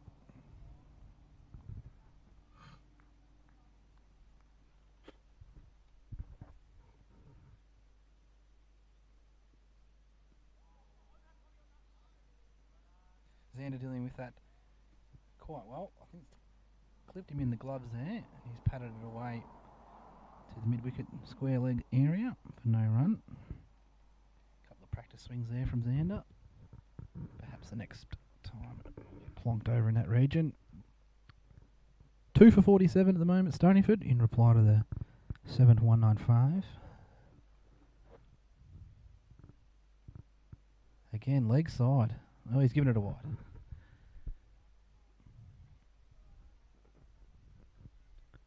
Plenty of encouragement here from the Lorne fieldsmen for their bowler. Good to be a part of good team cricket when you are feeling a bit up against the pump a little bit. Bowled a no ball and a wide. Teammates have still got confidence in you to come back. And that's exactly what's happened. Xander Kent's taken a walk. That's gone basically to first slip. And the keeper has taken it. First slip has not moved. I thought he was stuck there in a statue-like pose, trying to get the attention of his teammates to prove to them that he did have that one, in fact, caught. The only person who's fooling might be himself. Xander Kent departs. That'll be 3 for 48. Xander making 7 off 23 balls. That will be Balzar O'Connor's second wicket. That was the last ball of his fourth over for 18 runs, so 2 for 18. Fall of wicket will be 3 for 48. And it was caught behind will be the method in which that one was taken. Stoneyford in a little bit of trouble here, really looking to see if a consolidated partnership. As mentioned earlier, this team is very young. Basically 2 adults and kids. So Jack Connor coming to the crease now, bowled very well. Hopefully he can continue his form with bat and ball in hand.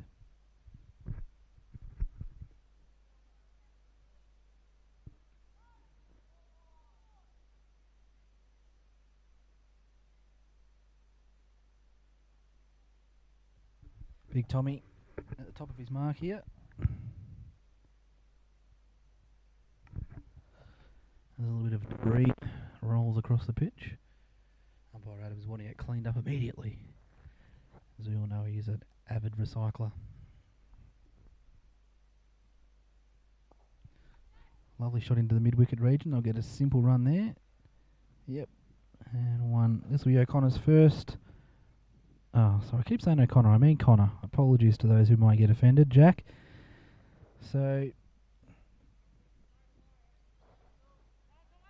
Jack's average here averaging 7, but that is with consideration of his under 17s as well. And at West Warrion. So Division 3. Yeah, that average would be accurate here too. Let's see how he goes. Oh, a little bit uppish there. Let's see if the field does do any changes. This left armour is coming into the batsman quite a bit here, which brings in a couple of various options for the captain to change the field about. Sort of that shortish mid-wicket might come into play here for a catch, which is exactly what they've done.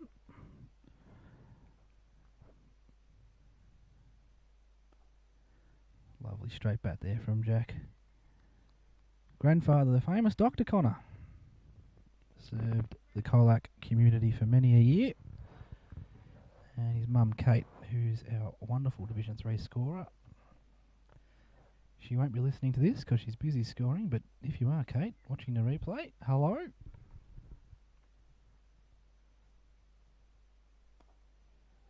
Oh, there's that little bowling plan they've got. They've brought that square leg up to a shortish mid-wicket to try and lure the batsman into a defensive stroke that just pops up to that fielder. This left arm is bringing him right back into the right-handers. Oh, the scream of catch. Fielder correctly admitting that it did not carry straight away, but a very good fielding effort nonetheless.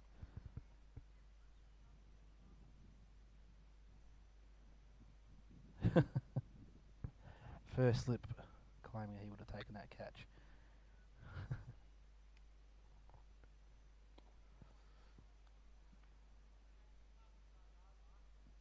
Here. Wonderful over there from Big Tommy Lonahue, or whatever his name is. How do you say it? Lonahane. I'm sure I'll get corrected at some point in time. That was his third over. He's only gone for the 5 runs off 3 overs. Very, very efficient. Just recapping. First wicket, Krabby, LBW 11 off 19. Second wicket, Mark Kent. Had a bit of a slash towards the gullies. Caught. And then Xander Kent. Caught behind. Off the bowling of Balzar O'Connor. O'Connor has got 2 wickets and Holmer with the other LB. Balzar O'Connor resumes. That's been adjudged a wide.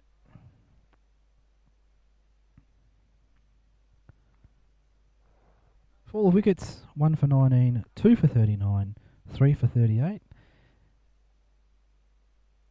48, apologies. And we're currently 3 for 49. And that has just missed the castle.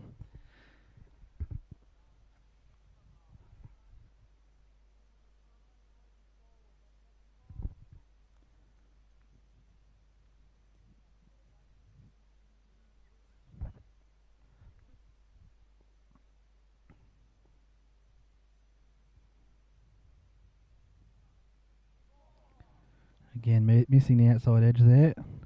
A shorter length this time. Will Darcy looking to get on the front foot. Play defensive.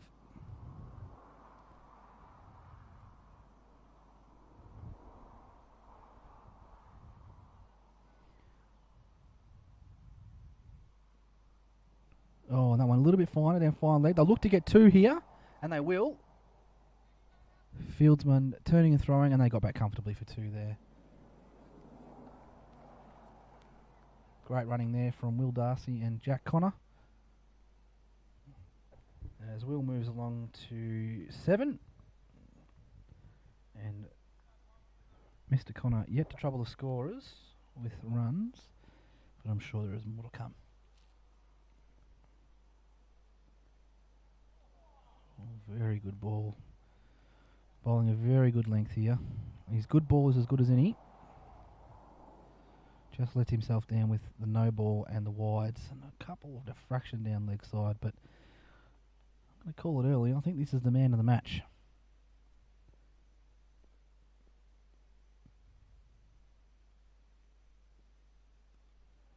Lovely defensive stroke. And it's just gone to... Oh, they've just got home. Great running there by the Stoneyford boys. It's gone to Gully. Just past Gully, got to Point. Point has sort of half misfielded it and thrown it straight to Gully. They've got it in very quickly. Ended up being quite a nice little fielding effort, really. Well, like O'Connor at the top of his mark here. O'Connor, I think this is Connor's first time Jack will face him. I know. And he lets it go through. And that will be over.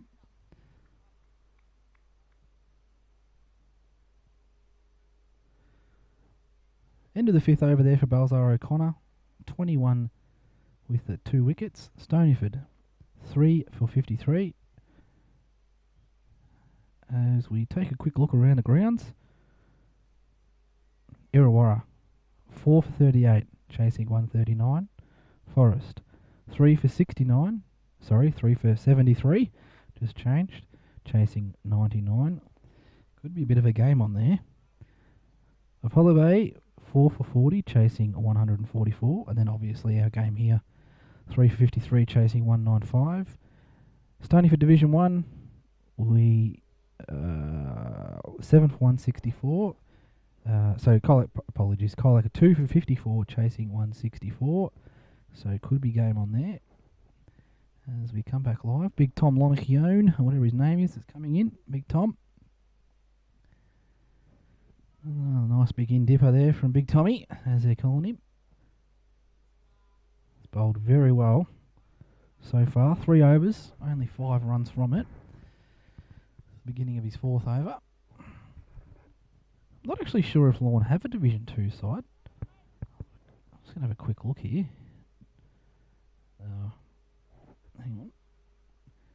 As that's whisked away nicely by Will Darcy. They'll look to get 2 here. Xavier Holmer chasing it down, and they'll keep it. They will restrict it to 2.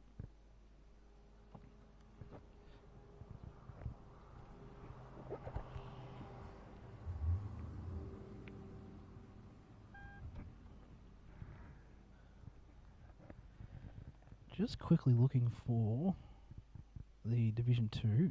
I think I might have to go to the... I tell you what, that Play Cricket versus Play HQ, I get them confused. I don't know about you. I get them confused almost every single time I log on.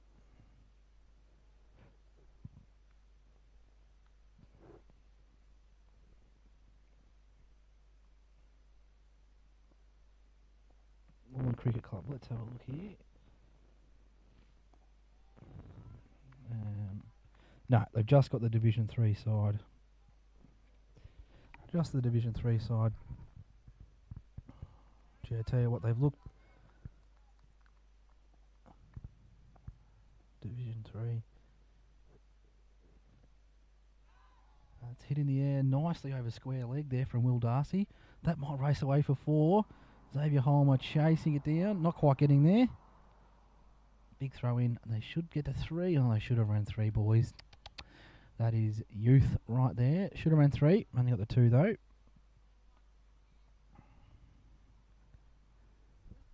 Big Tom has actually bowled very well here. This is probably the most expensive over realistically. With 4 off it. But still, rolling at 4.5 is not too bad. And again, just stepped inside the line of the ball, flicked it away through mid-wicket. They'll look to get 2. Jack Connor running very hard, and they will get back comfortably for 2. Good batting there from Will Darcy, just taking advantage of that in-swinging that the Big Tom's coming up with, and just whisking away off the pads. Through there for a quick fire 2 runs. 6 off the over. A little win there for Stoneyford, maybe a little momentum builder. 3 for 59. Still trailing 100 by 136. Going to need a big innings here from someone just to get Stoneyford back on track here. And they probably need it right now. Not being too greedy. But that's my assessment as we stand. Looks like they are going to go with a bowling change here, Lorne. Haven't yet picked up who this gentleman is. If I was a betting man, I'd go with Jack, because everyone's called Jack or Josh or Jake or something beginning with J anyway.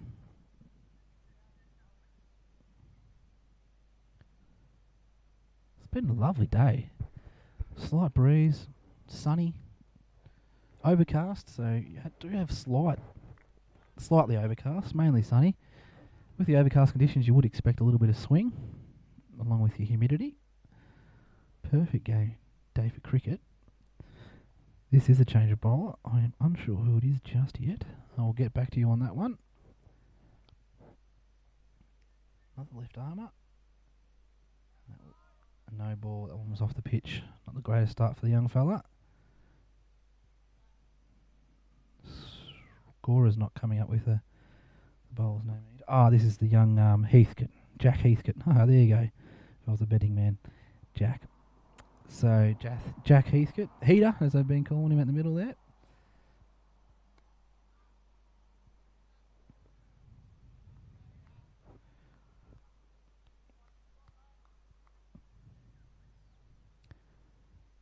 As we zoom in on Jack's bowling for the year so far, has taken 3 wickets this year so far for very little runs. Looks very economical. Plays his junior cricket with Mottawarri Anglesea. Must be a composite side.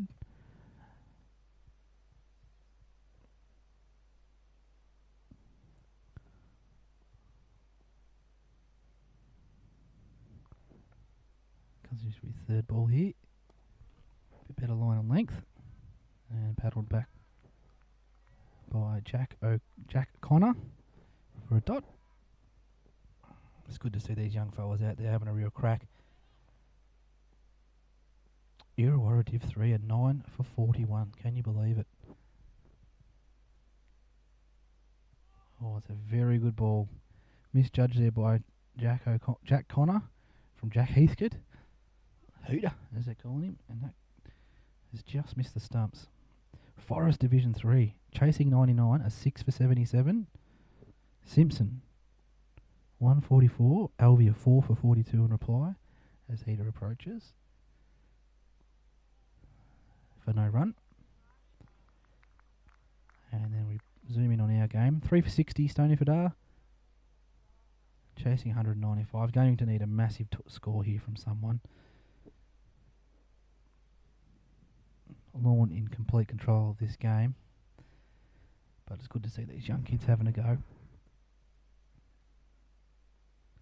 It's just tucked around the corner there to square leg. They'll get a single here quite comfortably. Beautiful. Throw in there from the old fella. Looks like the old fella still got it. Good to see. At the end of the over. 3 from it, I believe. No, just the one. Oh no, and the no ball. 2 from.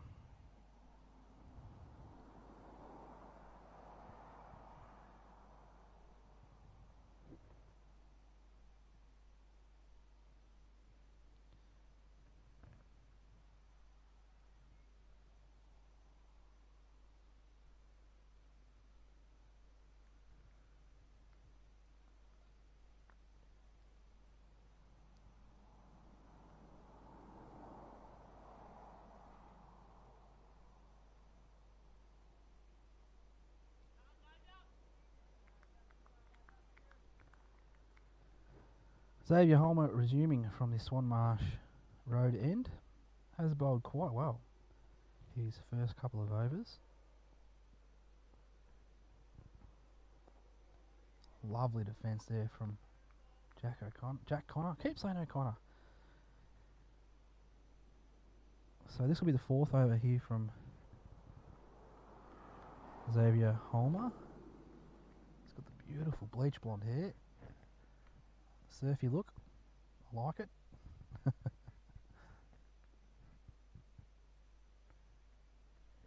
Picked up the early wicket from Crab. That one's a little straight. O'Connor's picked it up early. Whipped around the corner. They'll look to get 2 here as the fielder picks it up. And they'll get 2 comfortably.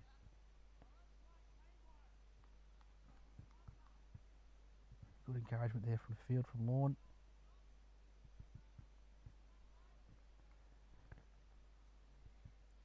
I'm making a slight adjustment to his run up here.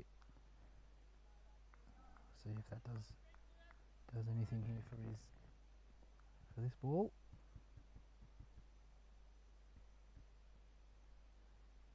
Just pick the fielder out. They're going to go for a run and comfortably get back. Good running there from the Stoneyford pair in Jack Connor and Will Darcy. These two looking to build on a partnership here. Currently around about the 20 run mark, I reckon. 15, 14 runs, so partnership thus far. Hopefully they'll look to build on that.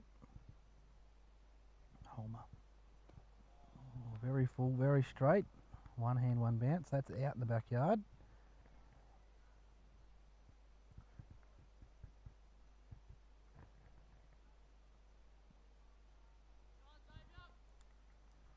Good to see these juniors having a go. The future of cricket here.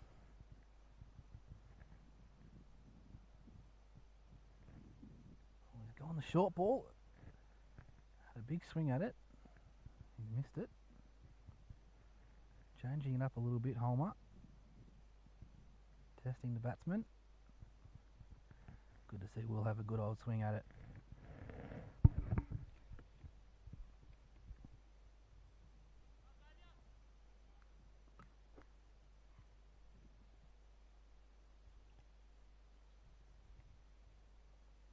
Holmer again. A little bit more full. Cry for catch. Maybe a little premature as it's rolled all the way along the ground. Another nice over there from Xavier. 2 off. 2 or 3 off. Probably should be paying attention.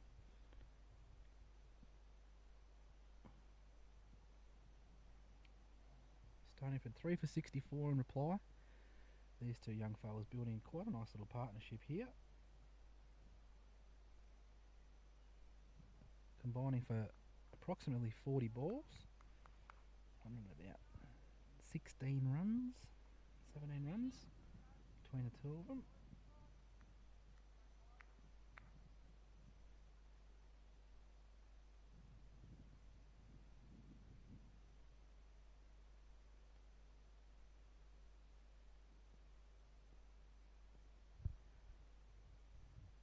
heater resumes from the electricity end. A fuller ball. Perhaps a run there. No. Early call there for a run. Sometimes if you can beat the fielder and you can yell yes straight away. Otherwise you just have to suck it up and face the next ball. Jack Heathcote in his second over. Another lovely stroke through here. Straight to Xavier Holmer. The young players here at Lorne getting very involved in the game. Fielding at cover and backing it up with the ball at the other end. Wicketkeeper up to the stumps. Applying a bit of pressure on the batsman here.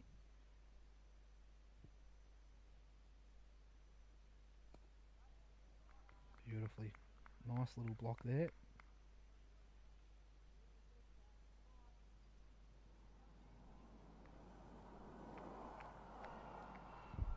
Interesting conundrum here for local cricket. I mean, do you get a message out to the fellas and say, look, we're trying to win the game, boys, like we need to get a move on? Or do you put the cue in the rack as that one goes down the leg side and it's given a wide? Or do you put the cue in the rack, recognise that maybe some time at the crease is going to be more valuable in the long term? It's often conversations that we have at cricket. I mean, you can make your own mind up. There's pros and cons for both, but my personal opinion, when you're chasing 196, 95, you're not going to win very many, and you're going to lose them very quickly if you go out there guns a-blazing. So time at the crease might be optimal for these young two. Get a bit of confidence in their batting, a bit of time at the crease, take advantage of similar age group bowling to them, and hopefully get a bit of a long-term confidence out of it. There's a fuller ball. It's beaten cover. They'll look to get two here. And to run the first one hard though. No, the loud call of no from O'Connor's end. From Connor's end. And that'll be just the one run. That one was a full ball. Full balls are quite easy to hit. Making the thing bounce makes it a bit more difficult to hit.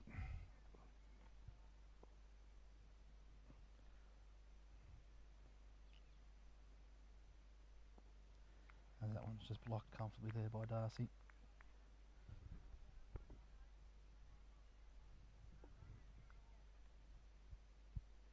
Two more to come from this over. Been quite a efficient over so far with only the one run coming from it.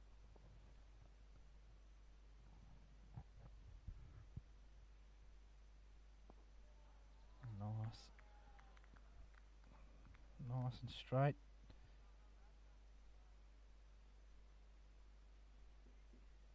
As they've called over. I cannot count.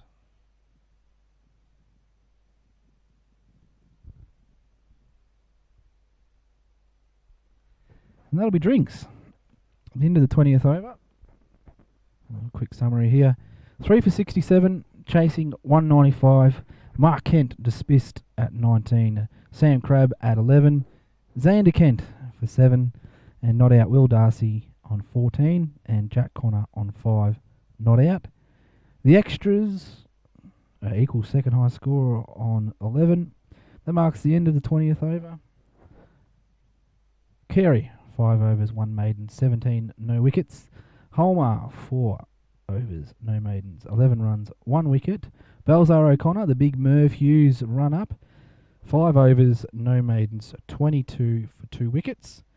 Big Tom, 4 overs, no maidens, 11 runs, no wickets. Heater, Heathcote, Jack Heathcote, 2 overs, no maidens, 5 runs, no wickets. The 4 wickets were Crabb, 1 for 19, Kent, 2 for 39, and Xander Kent, 3 for 48. Edmonds, wicketkeeper, caught behind, and the opening bat in Erfdenmeyer, that's what I'm going with. A lovely catch there in the gully. As we whip around to the other scores, the other games, Illawarra, Division 3, all out for 53, chasing 139 versus Carlisle River. Forest, Division 3, 6 for 92, chasing 99 against West Warrion. Apollo Bay, 4 for 45 versus Simpson, chasing for 144. And I've obviously already given our score out. Division 1, Birregurra made 172. City United 2 for 45 in reply. Stoneyford 7 for 164. Colac in reply are 3 for 72. And Illawarra made 106 and Alvia 4 for 63 in reply. Current standings of Division 1, Birregurra on top with the 5 wins. Alvia closely behind them with also 5 wins. Colac with the 4 wins, Stoneyford with 3, Illawarra with 2, and City United with just the 1 win. A win today for Stoneyford would put them in equal position with Colac, and it would look like the top 3, as they are right now, it looks like the top 3 are probably going to win their games. So Birregurra will beat City United. Colac are 3 for 72, chasing 164, so that game's still in the balance. And Illawarra only made 106, and Alvia are 4 for 63 in reply, with Parker, Burrow, Monaghan and Donovan out. Jared Groves is currently not out on 9, batting at 1, 2, 3, 4, 5, 6. There's a new spot for him. So Groves not out. Obviously Groves is the informed bat of the competition, so it'll be interesting to see what happens in that game. One would assume that Alvia will get across the line there. So that will mean that the Division 1 standings probably will not change. Birregurra will stay on top, Alvia will be second, Colac will be third, and Stoneyford will be fourth. Illawarra and City United fighting out the minor placings. Drinks break here. I might have a little break myself and go to the toilet. Not that you need to know that. And we'll return here in a moment.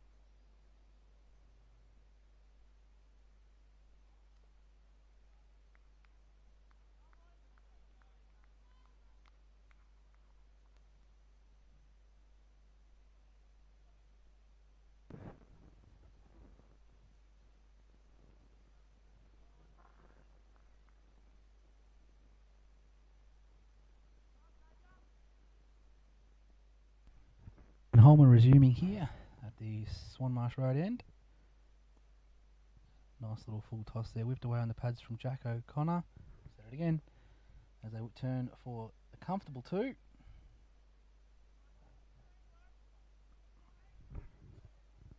little shot there from Jack. Current temperature is 24 degrees. We've had a very pleasant day to play cricket today. But basically it's just been slightly overcast and sunny all day, so been a beautiful day for cricket.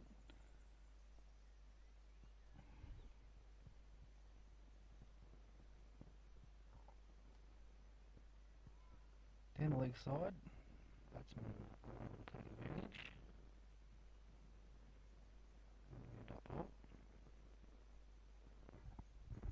Feels a little bit the sizzle has been taken out of the game quite slightly, with Lorne believing they're in a comfortable position to win the game, and Stoneyford looking to get some time at the crease for the young fellas. Lovely kept out there by Jack. Brilliantly bowled there by Homer.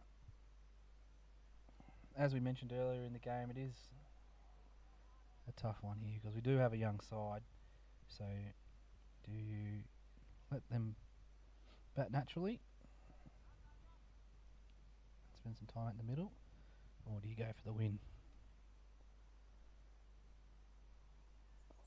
Beautifully blocked again. Another nice ball there from Homer.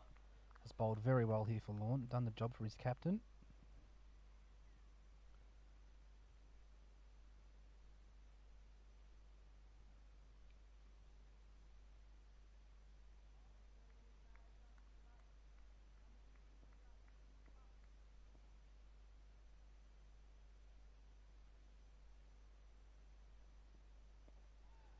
Another one on middle stump.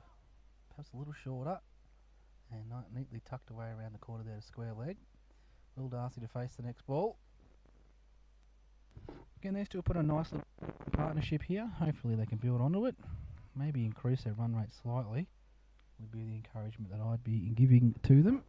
But the young fellas spending time at the crease is only going to build their confidence for the long term, which is exactly what we've got a Division 3 side in for. That one's left behind. That'll be the end of the over. 3 off. Very well, actually.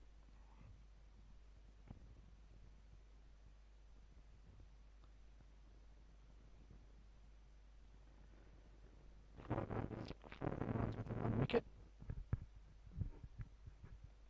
Very good bowling. Balzar O'Connor, I would say, he's probably got the 3 votes signed, sealed and delivered. 2 for 22 off 5. As we see young Jack Heathcote back at the other end, the electricity end as it's been coined by myself, because there's a big electricity pole down there. Could also be the train tracks end, I suppose, but electricity end sounds better.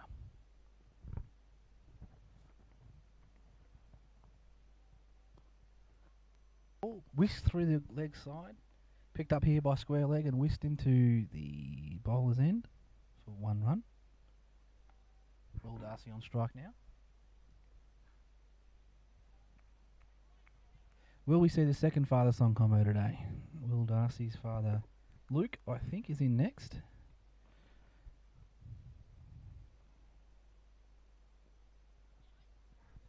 The old yes, no, and slight misfield. And Jack kind of gets to the batting end safely for 1 run.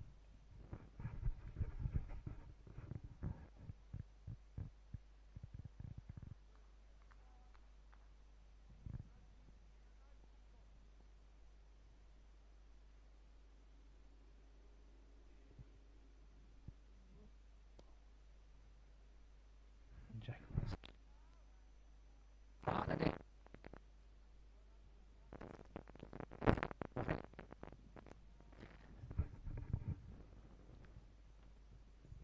No run.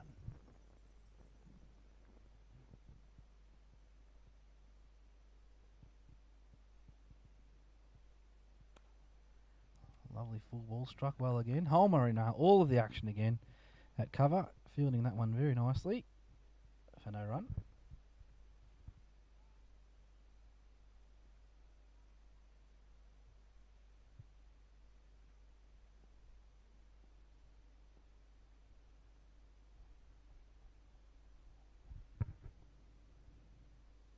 Down the leg side, little tickle. They'll get a single there. Beautiful. Nice little batting there from the boys. Oh, the wicket train. Woo woo.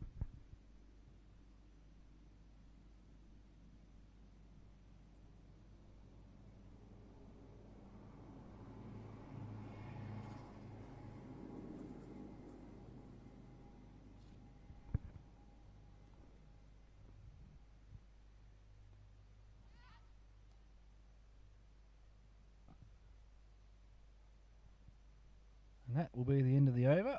The cries for catch were short-lived because that was crunched straight into the turf.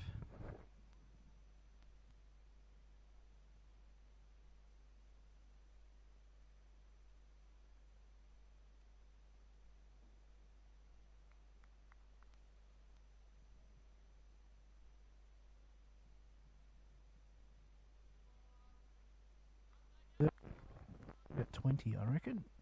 48, 73, 25, nearly 30. Nice little partnership here from the two fellas. Just spending a little bit of time at the crease has made all the difference to these two. Hopefully they can start playing some more confident shots. Quick whip around the Division 1 games. City United 4 for 51, chasing 172. Colac 4 for 82, chasing 164. And Alvey 4 for 78, chasing 106. Back live, Holmer. Oh, not a bad ball there. A little bit upish. Good length. Testing the batsman. On the front foot, playing the ball on the up. Safely down to the ground. Division 3 completed. Illawarra all out for 53. Carlisle River 139. Forest leading by 16 runs. They've won that game 115 to 99. And that one is judged a fair delivery for no run. Apollo Bay 7 for 51, chasing 144. And our game live, Stoneyford 3 for 73, chasing 195.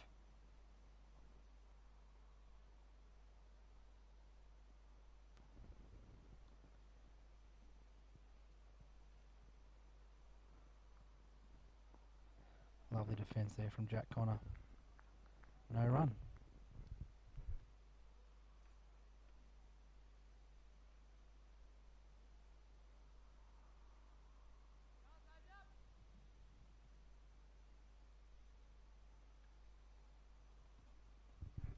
Great effort here from the Lorne fellas to come down to the other side of Colac. Probably be a bit over an hour drive here. Big swing and a miss. Wide and full. Good 2020 delivery. Boys have come down here in good spirits. Played the game in a good fashion. It's been great that they've given their kids a go against our kids as well. Recognising that these two young fellas probably need some time at the crease. The win was in hand.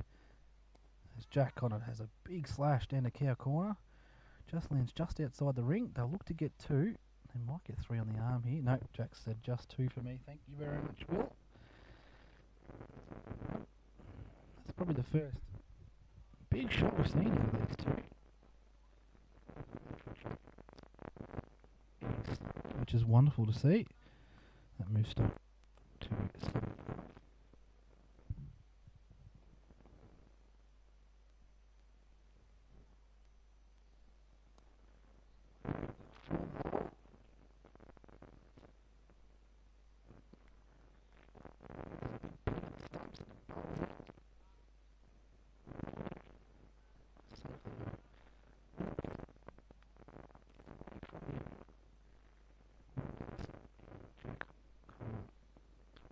Probably build a 30-run partnership here.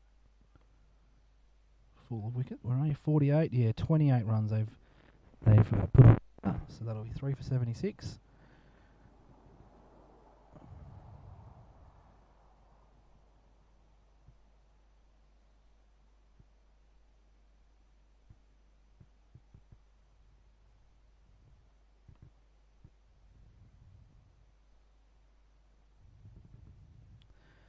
We've had a wicket at Colac versus Stoneyford Division 1.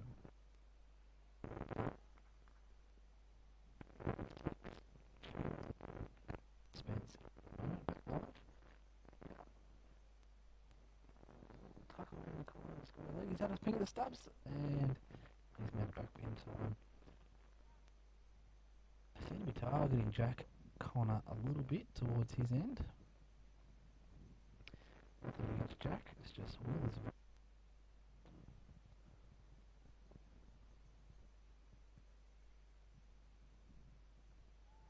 big spring from Will.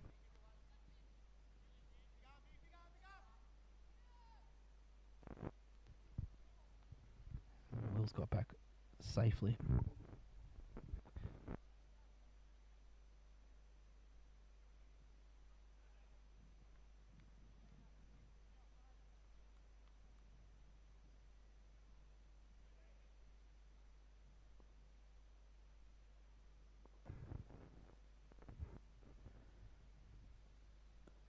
Full ball on the stumps and very wisely blocked by Will Darcy.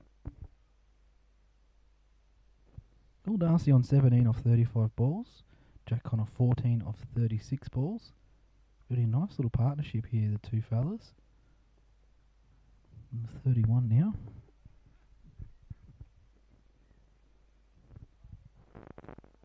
Ball rather.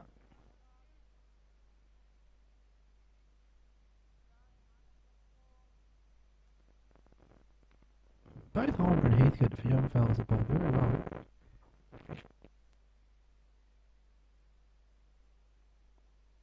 Nicely struck there. Hit it a square leg. Lovely piece of field. Runs there. Broke around 3. Nice shot there from Will Darcy. Couldn't beat this. Nope.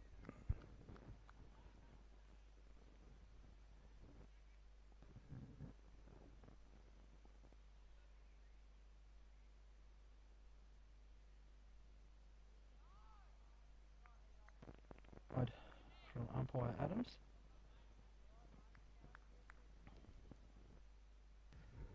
Down the leg side. That'll be an extra for Stoneyford's total.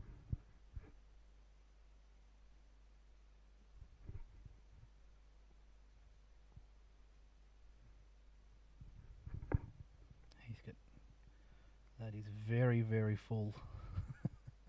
Really should have got some runs off that one there, Jack Connor, but oh, he's giving it a no-y.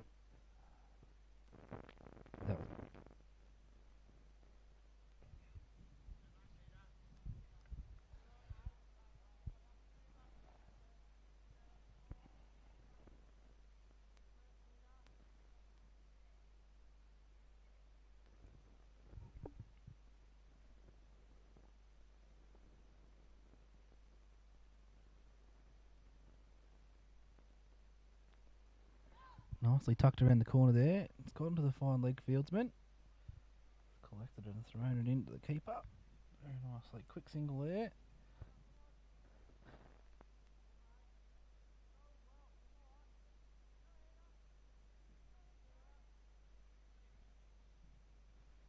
This might be Will. This might be his.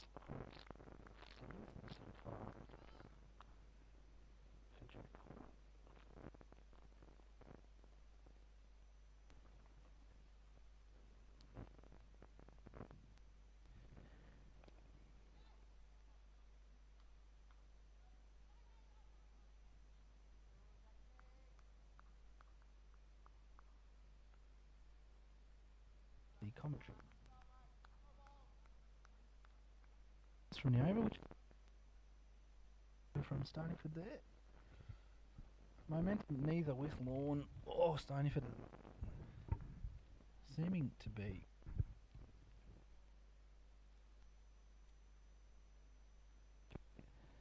they're going to the opening batsman.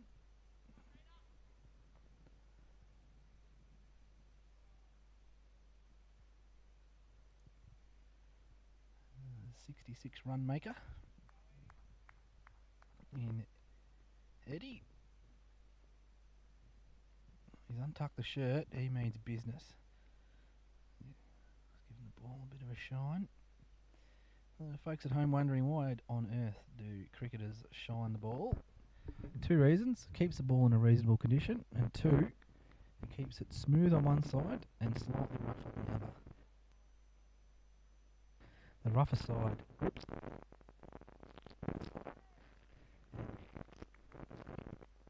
To swing.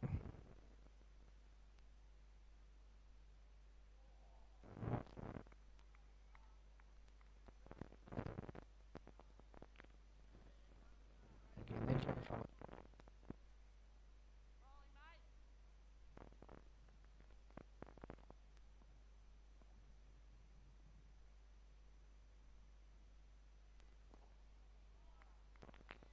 Hold up.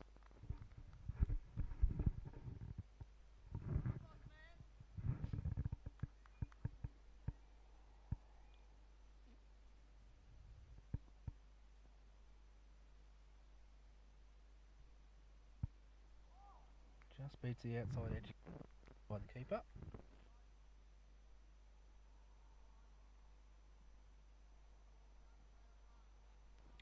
Lorne bowling change, looking to maybe snare a wicket here and break this partnership. Stoneyford at the moment are 3 for 84. Again, beats the outside edge. Very good bowling.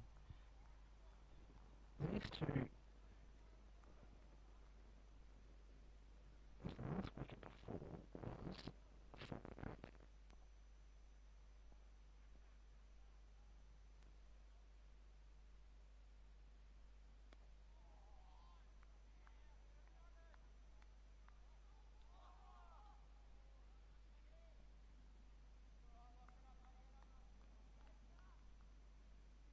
yeah.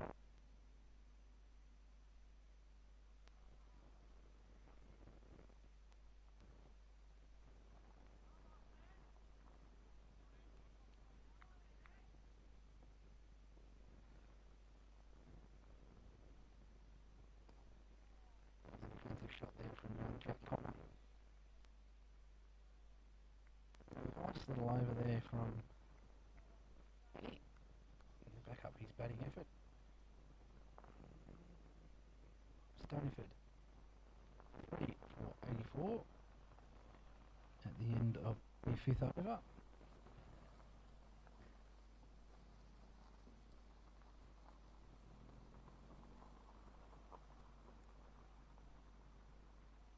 They're making a change at the other end as well. Can't quite pick who. We'll be told by the machine very shortly. So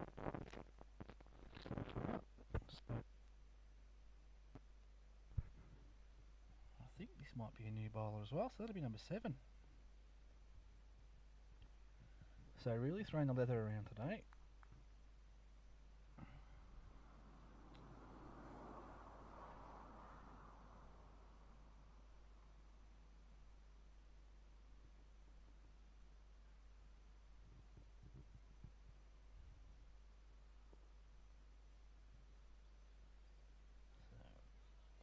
Right on over. Lock Brown.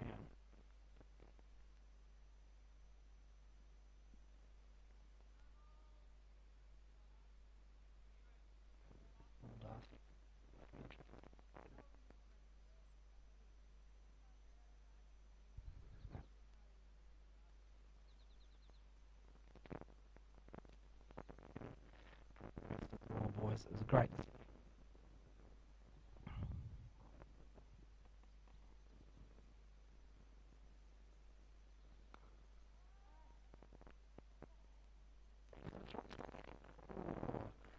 Funny between the two.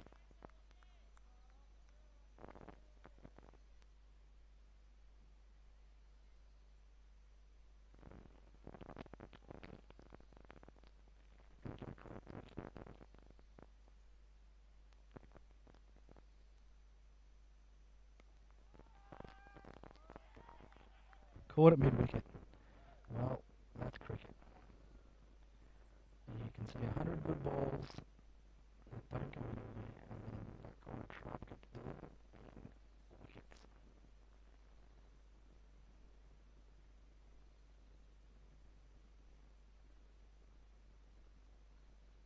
For the wicket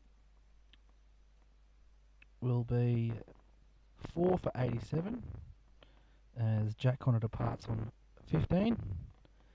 Coming to the crease now, looks like Luke Darcy, so we'll have another father-son combo.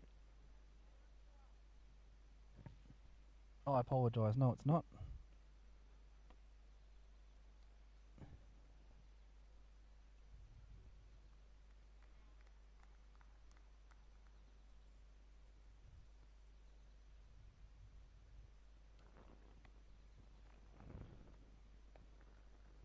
I don't quite pick up who the batsman is, I'm confused.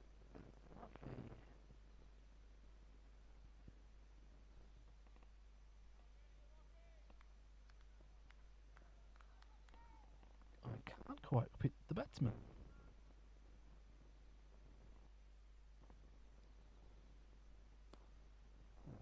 Struck the first one well. Chance here for a run out, and they've done very well to get back. Well, it's very quick between the wickets.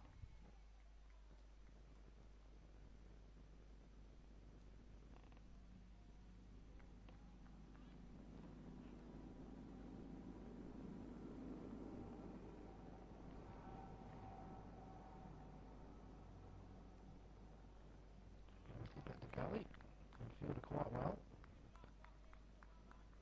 He picks himself up, cuts himself off, slight limp. Something in the back, the ribs, the heart maybe. Seems to have made somewhat of a recovery. Good fielding though. On the edge, oh, it might be an ankle.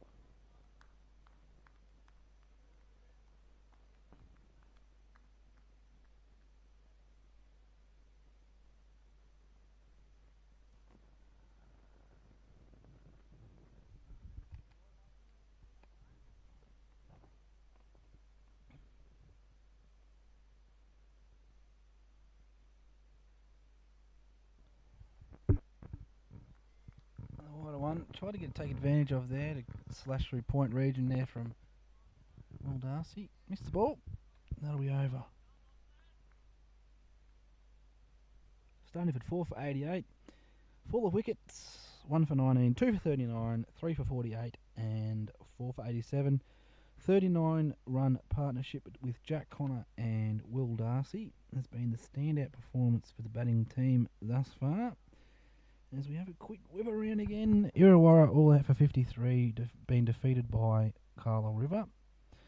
Forest Division 3 currently 10 for 123, so that game's over.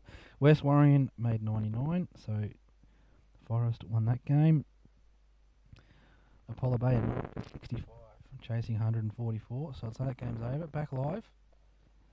Lovely kept out there. Eddie again from the Swanmarsh Road end, and our game here 4 for 88, chasing 195, 7 for 195.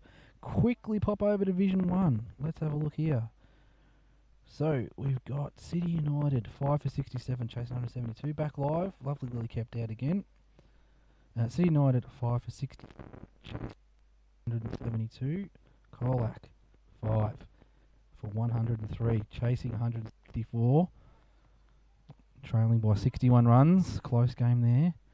Illawarra versus Albi. Albi 6 for 97, chasing 106. Back live. Lovely cut. Oh, there's going to be a run out chance. That's out. And he's been run out. It's Finn. I couldn't figure out who it was. So Finn gets run out there. There was probably a run there, but needed an early call. Will Darcy let out the big, I'm sorry, Finn. But good fielding there. It isn't easy to pick the ball up when you know you've got a run out chance and throw it into the keeper or the bowler, whoever's at the stumps, and make sure you get the wicket. As the Lorne players give Heater a big cheer as he enters into their circle. Good to see the camaraderie with the Lorne boys. I assume that it's Luke Darcy again, but I'm probably wrong.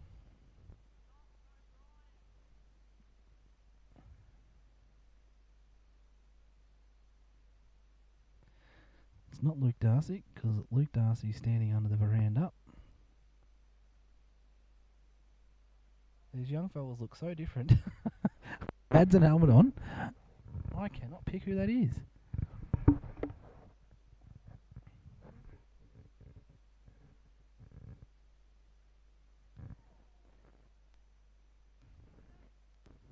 As he's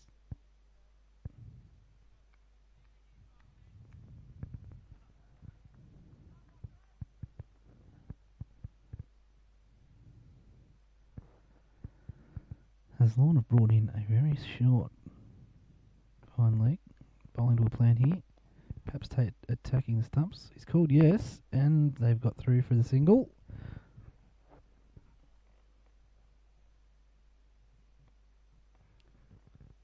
That is not Luke Darcy out there batting, but it's saying on the sheet that it is.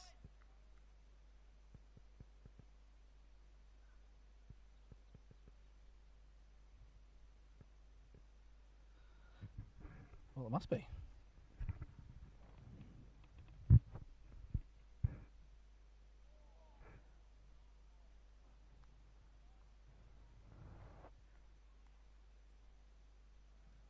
And that'll be over.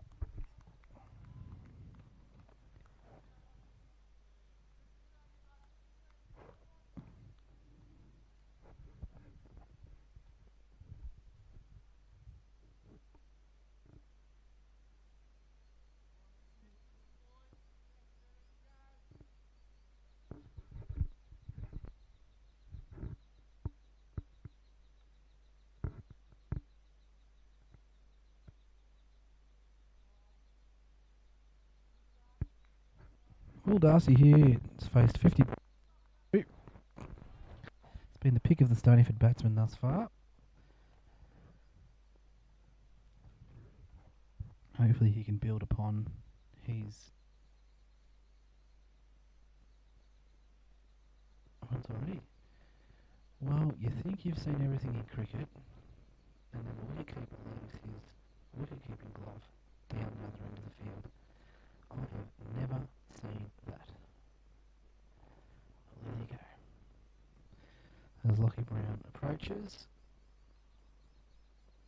Will Darcy hits it up in the air. There's a fielder under it, and he's taken a nice catch. A very nice catch indeed. Hit just behind square, diving to his right, and he's taken a lovely catch. Lockie Brown picks up his second wicket. The Lorne is looking in a commanding position here as Will Darcy departs for 22 off 51 balls. Batted very well considering the conditions. Lockie Brown just cleaning up the tail here. Wicket after wicket. Now, my belief is that this is Luke Darcy that's out there at the moment, but the scorecard is telling a different story. I think Luke Darcy's walking to the middle now.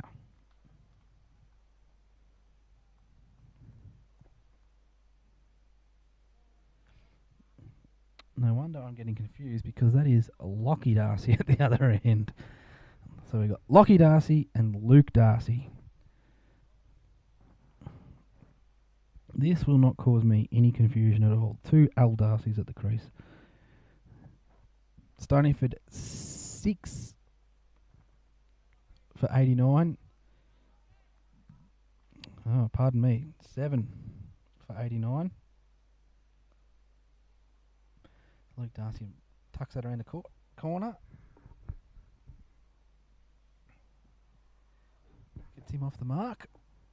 Alright, these two look identical, so I'm going to have a big trouble here. Lockie Darcy is number 1 on his back, and Luke Darcy has got number 2 on his back. So wish me luck. As Lockie Brown approaches, and that is struck well there by Lockie. It's gone straight to fine leg, and he's just got in time. Very good fielding effort. Oh, who would it be? Xavier Holmer. He's been everywhere, man. Very well. Today, 1, 2, 3, 4, 5, 6. Hasn't quite caught up. 6 for 90, chasing 195.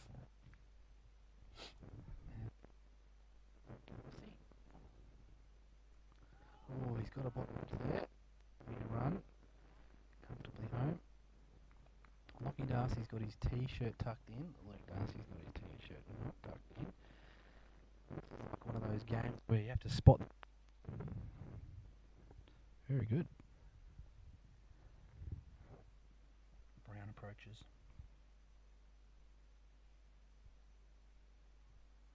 And that is adjudged a wide delivery.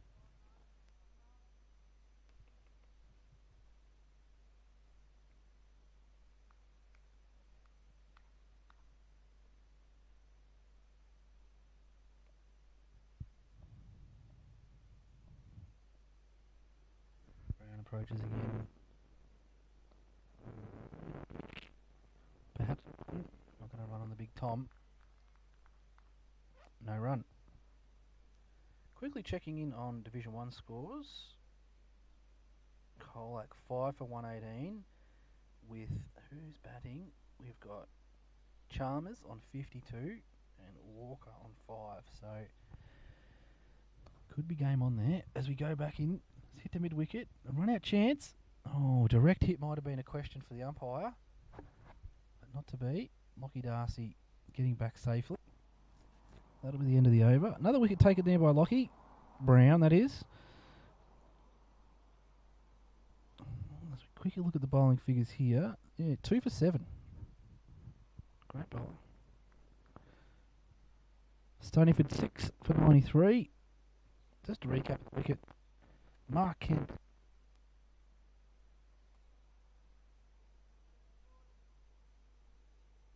I apologise. Xavier Kent, 7 from 24. Will Darcy, 22 or 51. Jack Connor, 15 or 40. Finn, 1 from 4. Luke Darcy not out on 2. Lockie Darcy not out on 2. The extras, 15. As we're back live. And that's lovely played by Lockie. Patted back to the bowler for a dot. The pick of the bowlers is probably Balzar O'Connor, who's gone at 2 for 22. And Lockie Brown, 2 for 8. Thank you very much for coming. Back live. Oh, and he's edged it straight to first slip. But there's no first slip. And that'll probably race away for 4 here. Definitely run 3. Good running. Yes, they've run 3. Good running there by Lockie and Luke.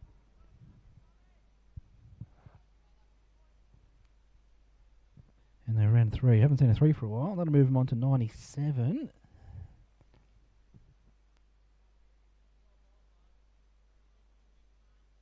The other results from the other Division 3 games. Doesn't look like we've got any new results. Carlisle River defeating Illawarra.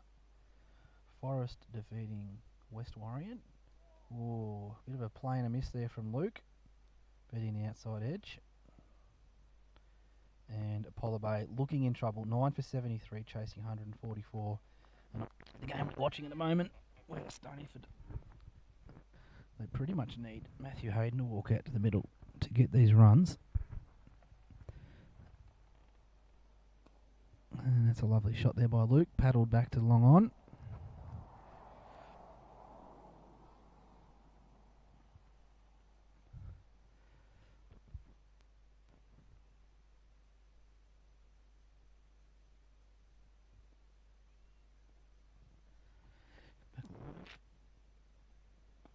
That's a nice shot. Just wished away just offside the pads. That'll go for 4.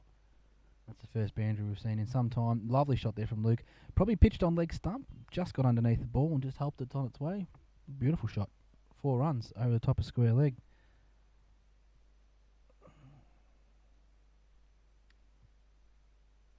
Luke's played or batted in 2 games this year so far with a 2 and a 4. So he's just got his season's best, which will be 6 runs at the moment once the scorebook updates. As he lets that one go. That'll be the end of the over.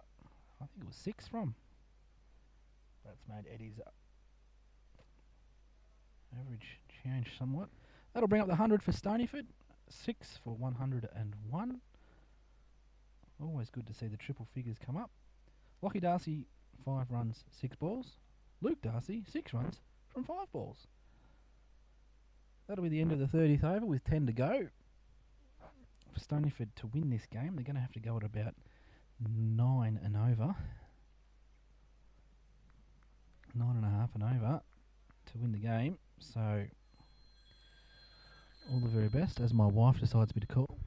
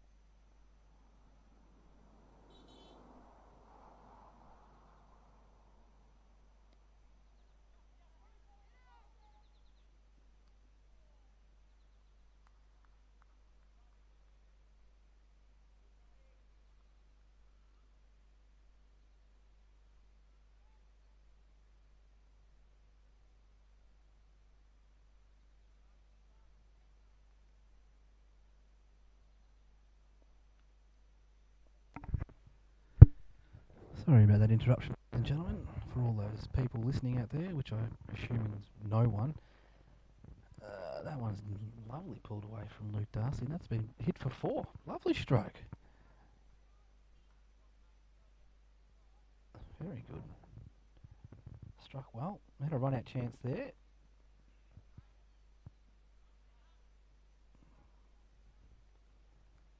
So we've got Lockie Brown bowling again. This will be Luke Darcy's top score for the season. He'll be happy about that, and I'll have a good yarn to him about it as well. I'll take him through it, and he'll take me through ball by ball, I'm sure. But he must be happy at the moment with his performance as he lets that one go through to the keeper. It looks like Apollo Bay are all out for 76 versus Simpson. So the winners into the Division 3 so far, Carlisle River, Forest, Simpson, and our game's still live. And he just paddles one to point.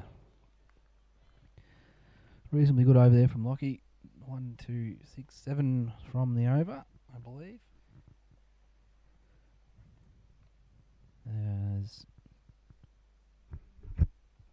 Luke Darcy is 10. So that'll do wonders for his average. And Lockie Darcy is on 6. I did mention during the break to Lockie that was his first catch, according to the statistics on Play HQ, to which he said, I said, "Is that your first catch?" He said, "Bullshit." So he wasn't happy about that. Anyway.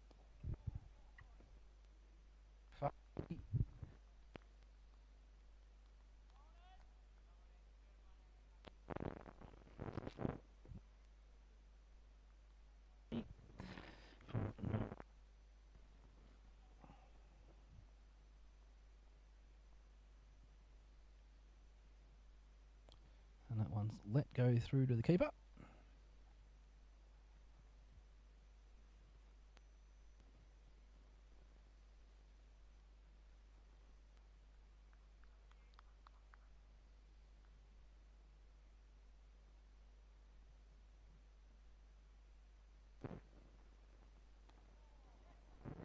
Just behind point. There's a run there, and they get it. The fielder picks it up, throws it in.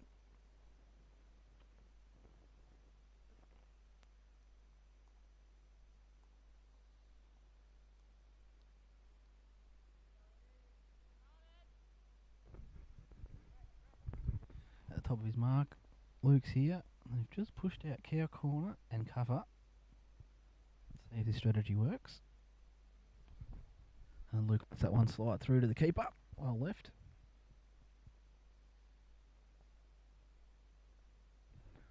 Looks like we've got Lucas Roger padded up, Nash Kent, and Job Kent padded up at the moment. Not sharing a great deal of confidence in their batsmen at the minute. That one is short and wide and left alone. Umpire Adams unmoved. It'll be a dot ball. I want to go home.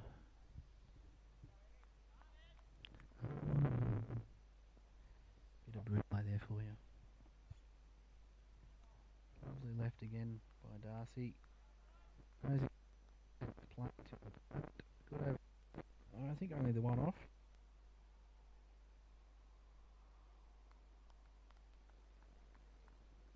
He's bowled 4 overs. No wicket for 10. Pick of the bowlers for me has been Lockie Brown. 2 for 13 off 3.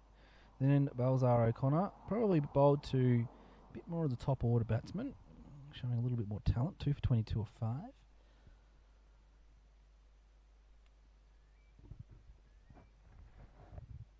Speak of the devil, Balzar O'Connor looks like he's coming back in to have a crack at him. Beautiful mullet in the background. The wide run up, big Mervyn Hughes style run up. Runs in like he's carrying in shopping, and then bowls, well,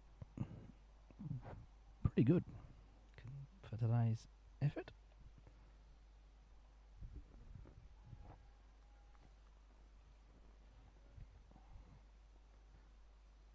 Here he is with his bags of shopping. That one is slightly short, and it missed by Lockie. Some of these young fellas need a jam tin put behind their feet to keep them a bit more still when they're at the crease.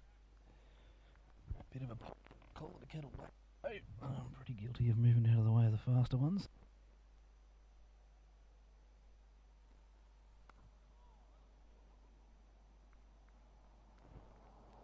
No run.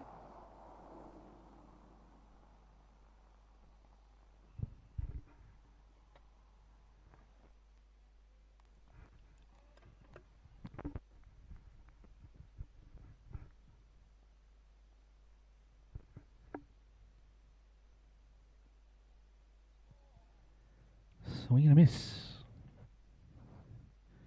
No run as the ball gets tossed around the field. Quite a skill in underarming a ball to your teammate on the full. Oh, that's what I say anyway.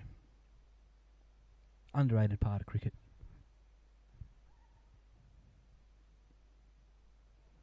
Another swing and a miss here. Bowler stumbling slightly at the top of his run there. Doesn't look to be hobbling, maybe just a little stinger.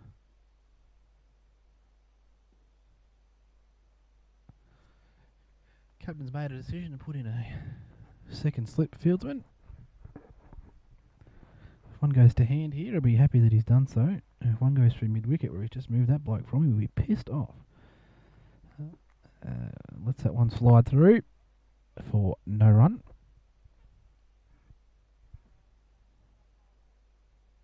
Seven overs to go. Stoneyford on 107. Trailing by 88. Very unlikely they're going to get these runs. Another ball. Rusty Adams, he's had enough. That is over.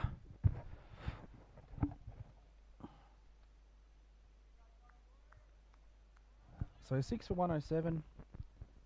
Stoneyford will take some solace out of batting the innings, which is what I would assume that they're going to try and do. And get a bit more time into their juniors at the crease. Second change bowler here, Big Tom Loughnane. I think that's how we say it. Apologies to the people with that last name if I've absolutely butchered it. Bowled well, bowled 4 overs for 11, so very effective, very efficient in his bowling. Left armour, brings it back into the right-handed batsman, so look to see a little bit of indipidage here. Hopefully we might see a bit of a swing of the bat here. I've got a feeling Luke Darcy's Darcy's wanting a piece of this bloke. Oh, and I was right. That's 4 runs. Geez, I can pick it like a dirty nose on occasion. He struck that well into the boundary, and that's 4. Russell Adams signals to the scorers, and they accept his waiver 4 and put it in the scorebook. I am absolutely on fire today. That is absolute tripe from me. If there was a way in which I could delete some of the crap that comes out of my mouth, I would. But being live, a bit difficult. Let's swing over to Division 1. Have a quick look. Colac, 6 for 128. Walker departs on 7. We've got Cunningham and Chambers in. Colac. Oh, he just ducked out of the way of that one. That's gone down the leg side for no run. Alvey have eclipsed Illawarra's score. Birregurra look to be in a commanding position against City United. City United 6 for 76, chasing 172. The game that's in the balance is the Colac Stoneyford game, with Colac 6 for 128, chasing 164. So we'll keep a close eye on that game, as they've all appeared with no shot off it, but was clearly not going to hit the stumps. So it has to hit the stumps. Even if there is no shot off it, it has to hit the stumps.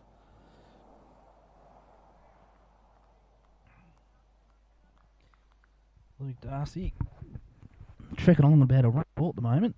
He'll be happy with himself. 14 or 15 balls.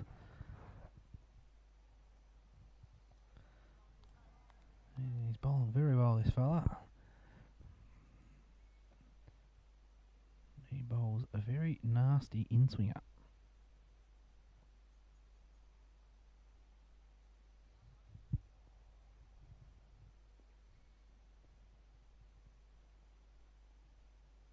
That one slide again, no run.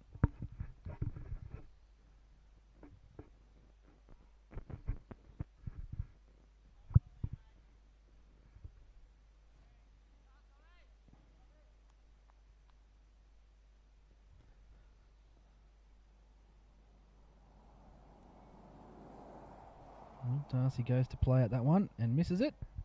And that will be the end of the over. 4 off the over.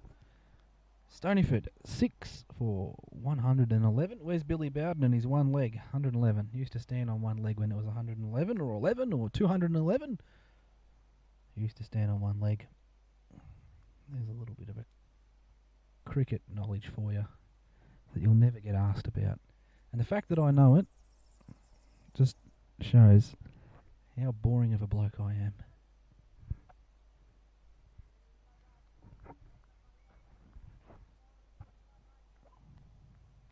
Balsar O'Connor rather, resuming from the electricity end. His first ball is very wide. Must have been on the boundary of wide and not wide. Not judged wide by the umpire. No run.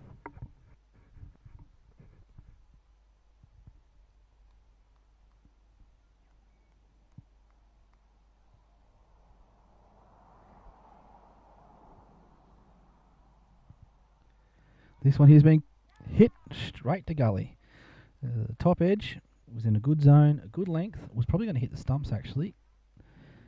He's got a top edge on it, and it's been hit straight to gully for one of the easiest catches you'll ever see in cricket. It looks like we've got Job Kent coming to the crease now. So Lockie Darcy departs for 7 off 19 balls, or 20 balls, including the one he went out on.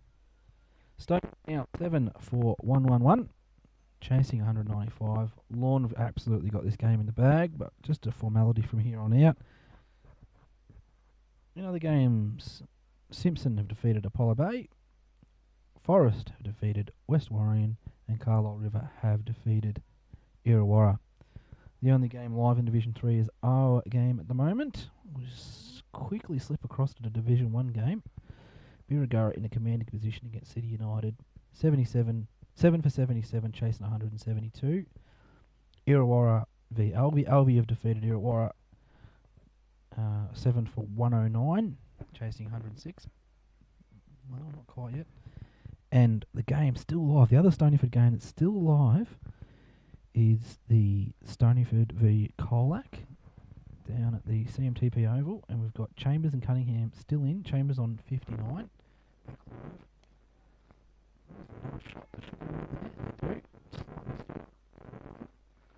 And he's off the mark.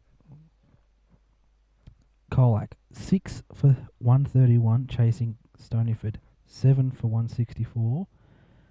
So Stoneyford need 4 wickets basically. Over's not really a part of that game at all.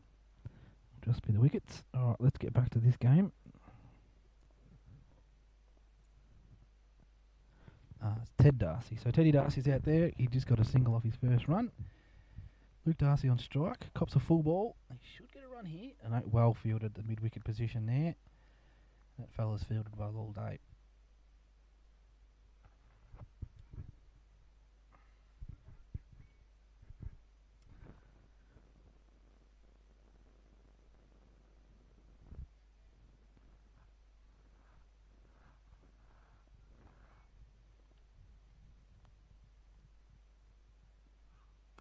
And very well. 1 bounce, 4 runs. And that is the shot of the innings. Right there. That is crunched off the bat. Lovely. And I'm going to look forward to that replay. Lovely shot, Luke. That brings him to 18 off 20 balls. He'll be very happy with himself. As Stoneyford go to 7 for 116.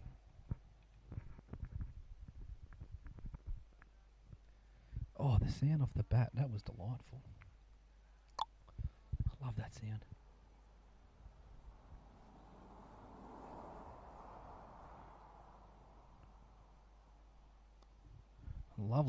Lovely follow-up ball. Lucas thrown caution to the wind there. That one was pitched on stumps and he's just thrown hands through it. The bowler's giving him a little bit of feedback here on what he thought about that.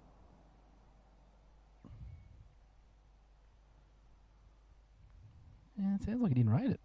Well, that's okay. The batsman hit it and the batsman got the last laugh there. Big Tom, back up the other end.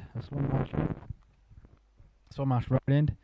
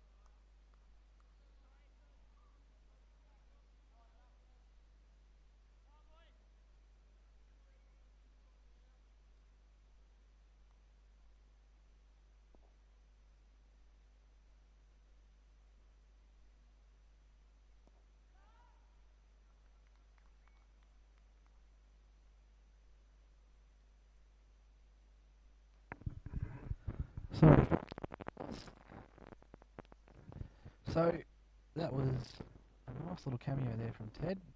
Hit a nice little cut shot over the top of point. He's just popped it up to the fielder in close and taken a simple catch. And that brings us to Stoneyford 8 for 118. Ted Darcy making 3 runs. Luke Darcy still out there on 18. That will be Big Tom's first wicket. Well deserved too. Toiled away 6 overs, 17 runs with the 1 wicket. Effenmeyer, he's had 3 catches. He has bowled 4 overs for 10 runs and he made 66. he'll probably get 2 votes. I think he'll probably get the 2 votes today. For mine, the pick of the players today has been Balsar O'Connor. Top scored for Lorne, bowled 7 overs, 1 maiden, 3 for 27. I think he's got it pretty much sewn up. Alright, let's have a look here. So, young Lucas Roger has come to the crease now, batting with Luke Darcy. Let's see how Lucas goes. I think he was 2 for 2.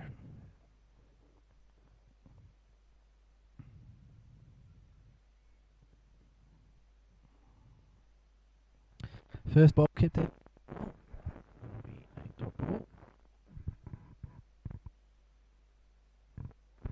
Ball has hit him in the inside thigh. Don't rub it, young fella. Such a stupid thing that cricketers do, isn't it? Don't rub it.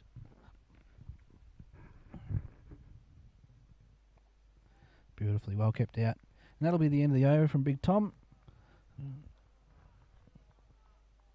Well deserved wicket there. 6 overs, 17 runs with the 1 wicket. Stoneyford now 8 for 118. This game is all but a formality. Unfortunately, I'd love to be optimistic, but I've also got to be realistic. Let's head back to Division 1. Have a quick look at that total over there. So, Colac 6 for 144, chasing 164, trailing by 20 runs. Stoneyford need wickets. Stoneyford need wickets. Simple as that. Alright, back live to the Div 3. The player of the match for me, Balsar O'Connor. Big swing from Luke Darcy there. Good bat speed. I almost heard the bat speed from the car.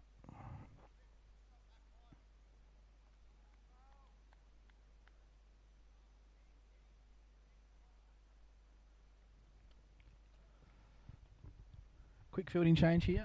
Looks like we've got a 45 fine leg, a somewhere between square leg and mid wicket, a deep mid wicket, long on, long off, cover, point, and sort of a fly slip on the ring. So I think they're expecting a big shot here. Oh, they had a big swing, but not connecting.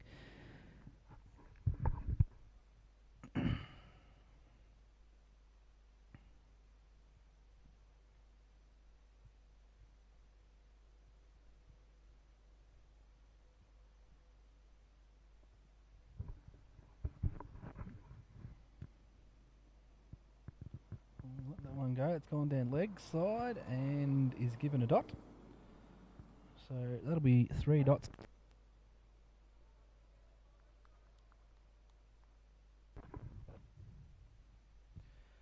This will be Jack's last over.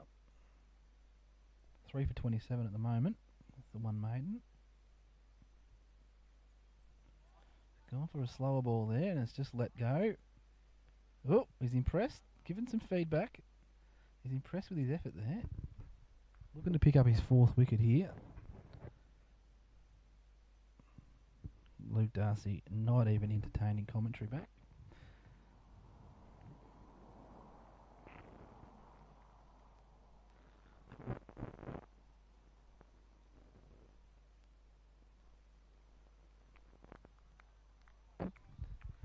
Another dot ball. I believe this will be the last ball of the spell. Can he pick up a wicket with his last ball of the spell? My bias Stoneyford hat says nope.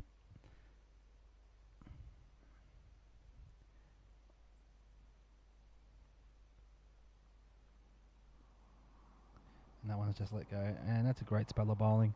8 overs, 1 maiden, 3 for 27. Jack Balsar O'Connor, player of the match for mine.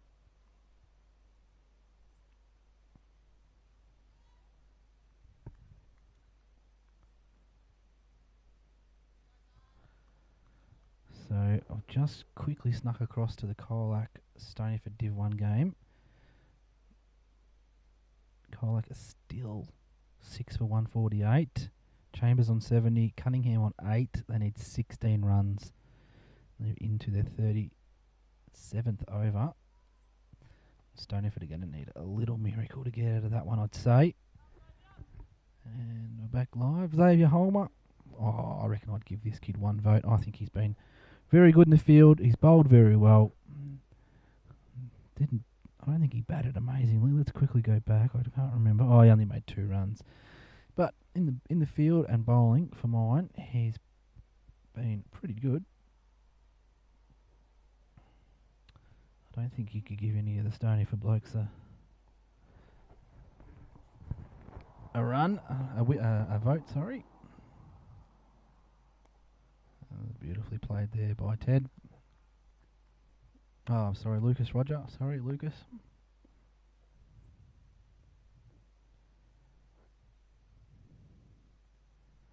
Another good ball from Xavier.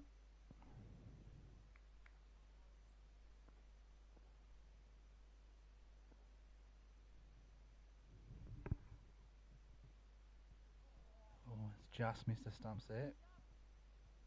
You need to get on your front foot there, Lucas. Get you out the train and we'll give you a little bit of coaching advice there. Just need to sort of step at the ball rather than clear your foot away from the ball.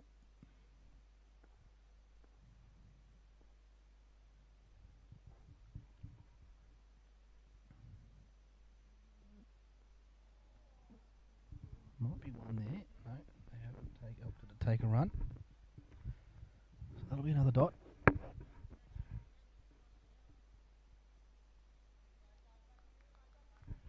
Stoneyford definitely haven't embarrassed themselves today. I mean, they've made 120 runs. And if we look at the other games, that would have won them 2 of the other 3 games. So, you know, I think they've played very well. They can hold their head high today. Our usual suspects in Mark Kent, generally the ones who are making our runs for us. He got a start with 19 runs, but it does seem like a bit of a team contribution today. A lot of 10s, a couple of 20s in there. So Stoneyford definitely haven't embarrassed themselves today, considering they're second top team. Oh, just beats the outside edge there. Beaten for pace, I would have thought. It's been a good spell of bowling here. Bowled without luck, in my opinion.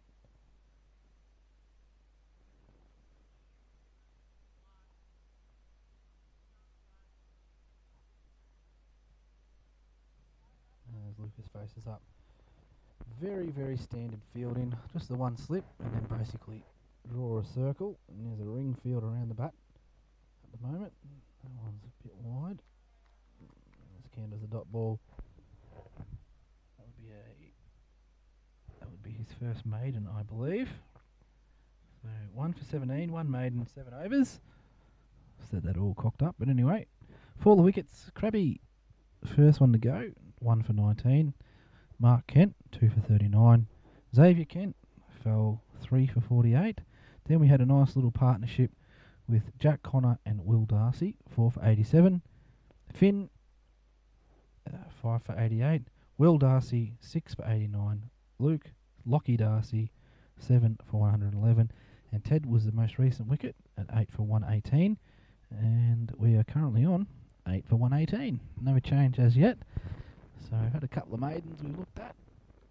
This looks like we've got the opening bowler back. Looks like Bing Carey by the looks of it. Yep. Luke Darcy lets that one slide.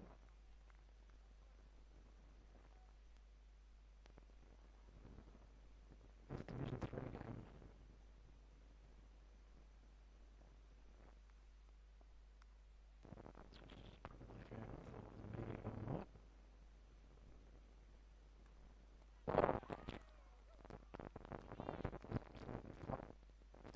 Beautifully at about 0.5 slip, I would have thought. So he's taken a very good catch there, caught behind.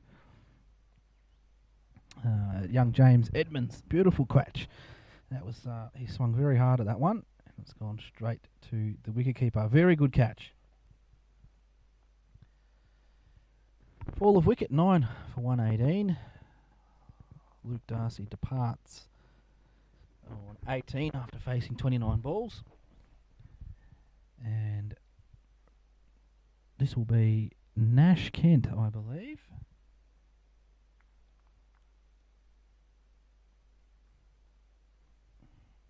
I genuinely have trouble picking who is who. These young fellas all look the same to me in pads and helmets.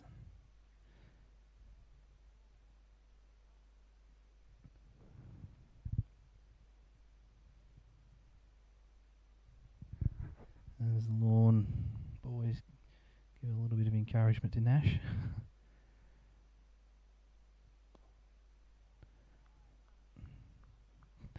They look back and they don't realise Nash can actually play cricket. A little bit of a surprise there. He's hit that straight out of the middle of the bat, straight back to the bowler. Now, Nash, you don't want to hit him too well, otherwise you might pick up the pace a bit. That's a lovely shot there to mid-wicket, no run. Nash is going to be a nice little cricketer in the future as he does a little bit of shadow batting there. Opening bowler here. Lorne bowls, they've all bowled well.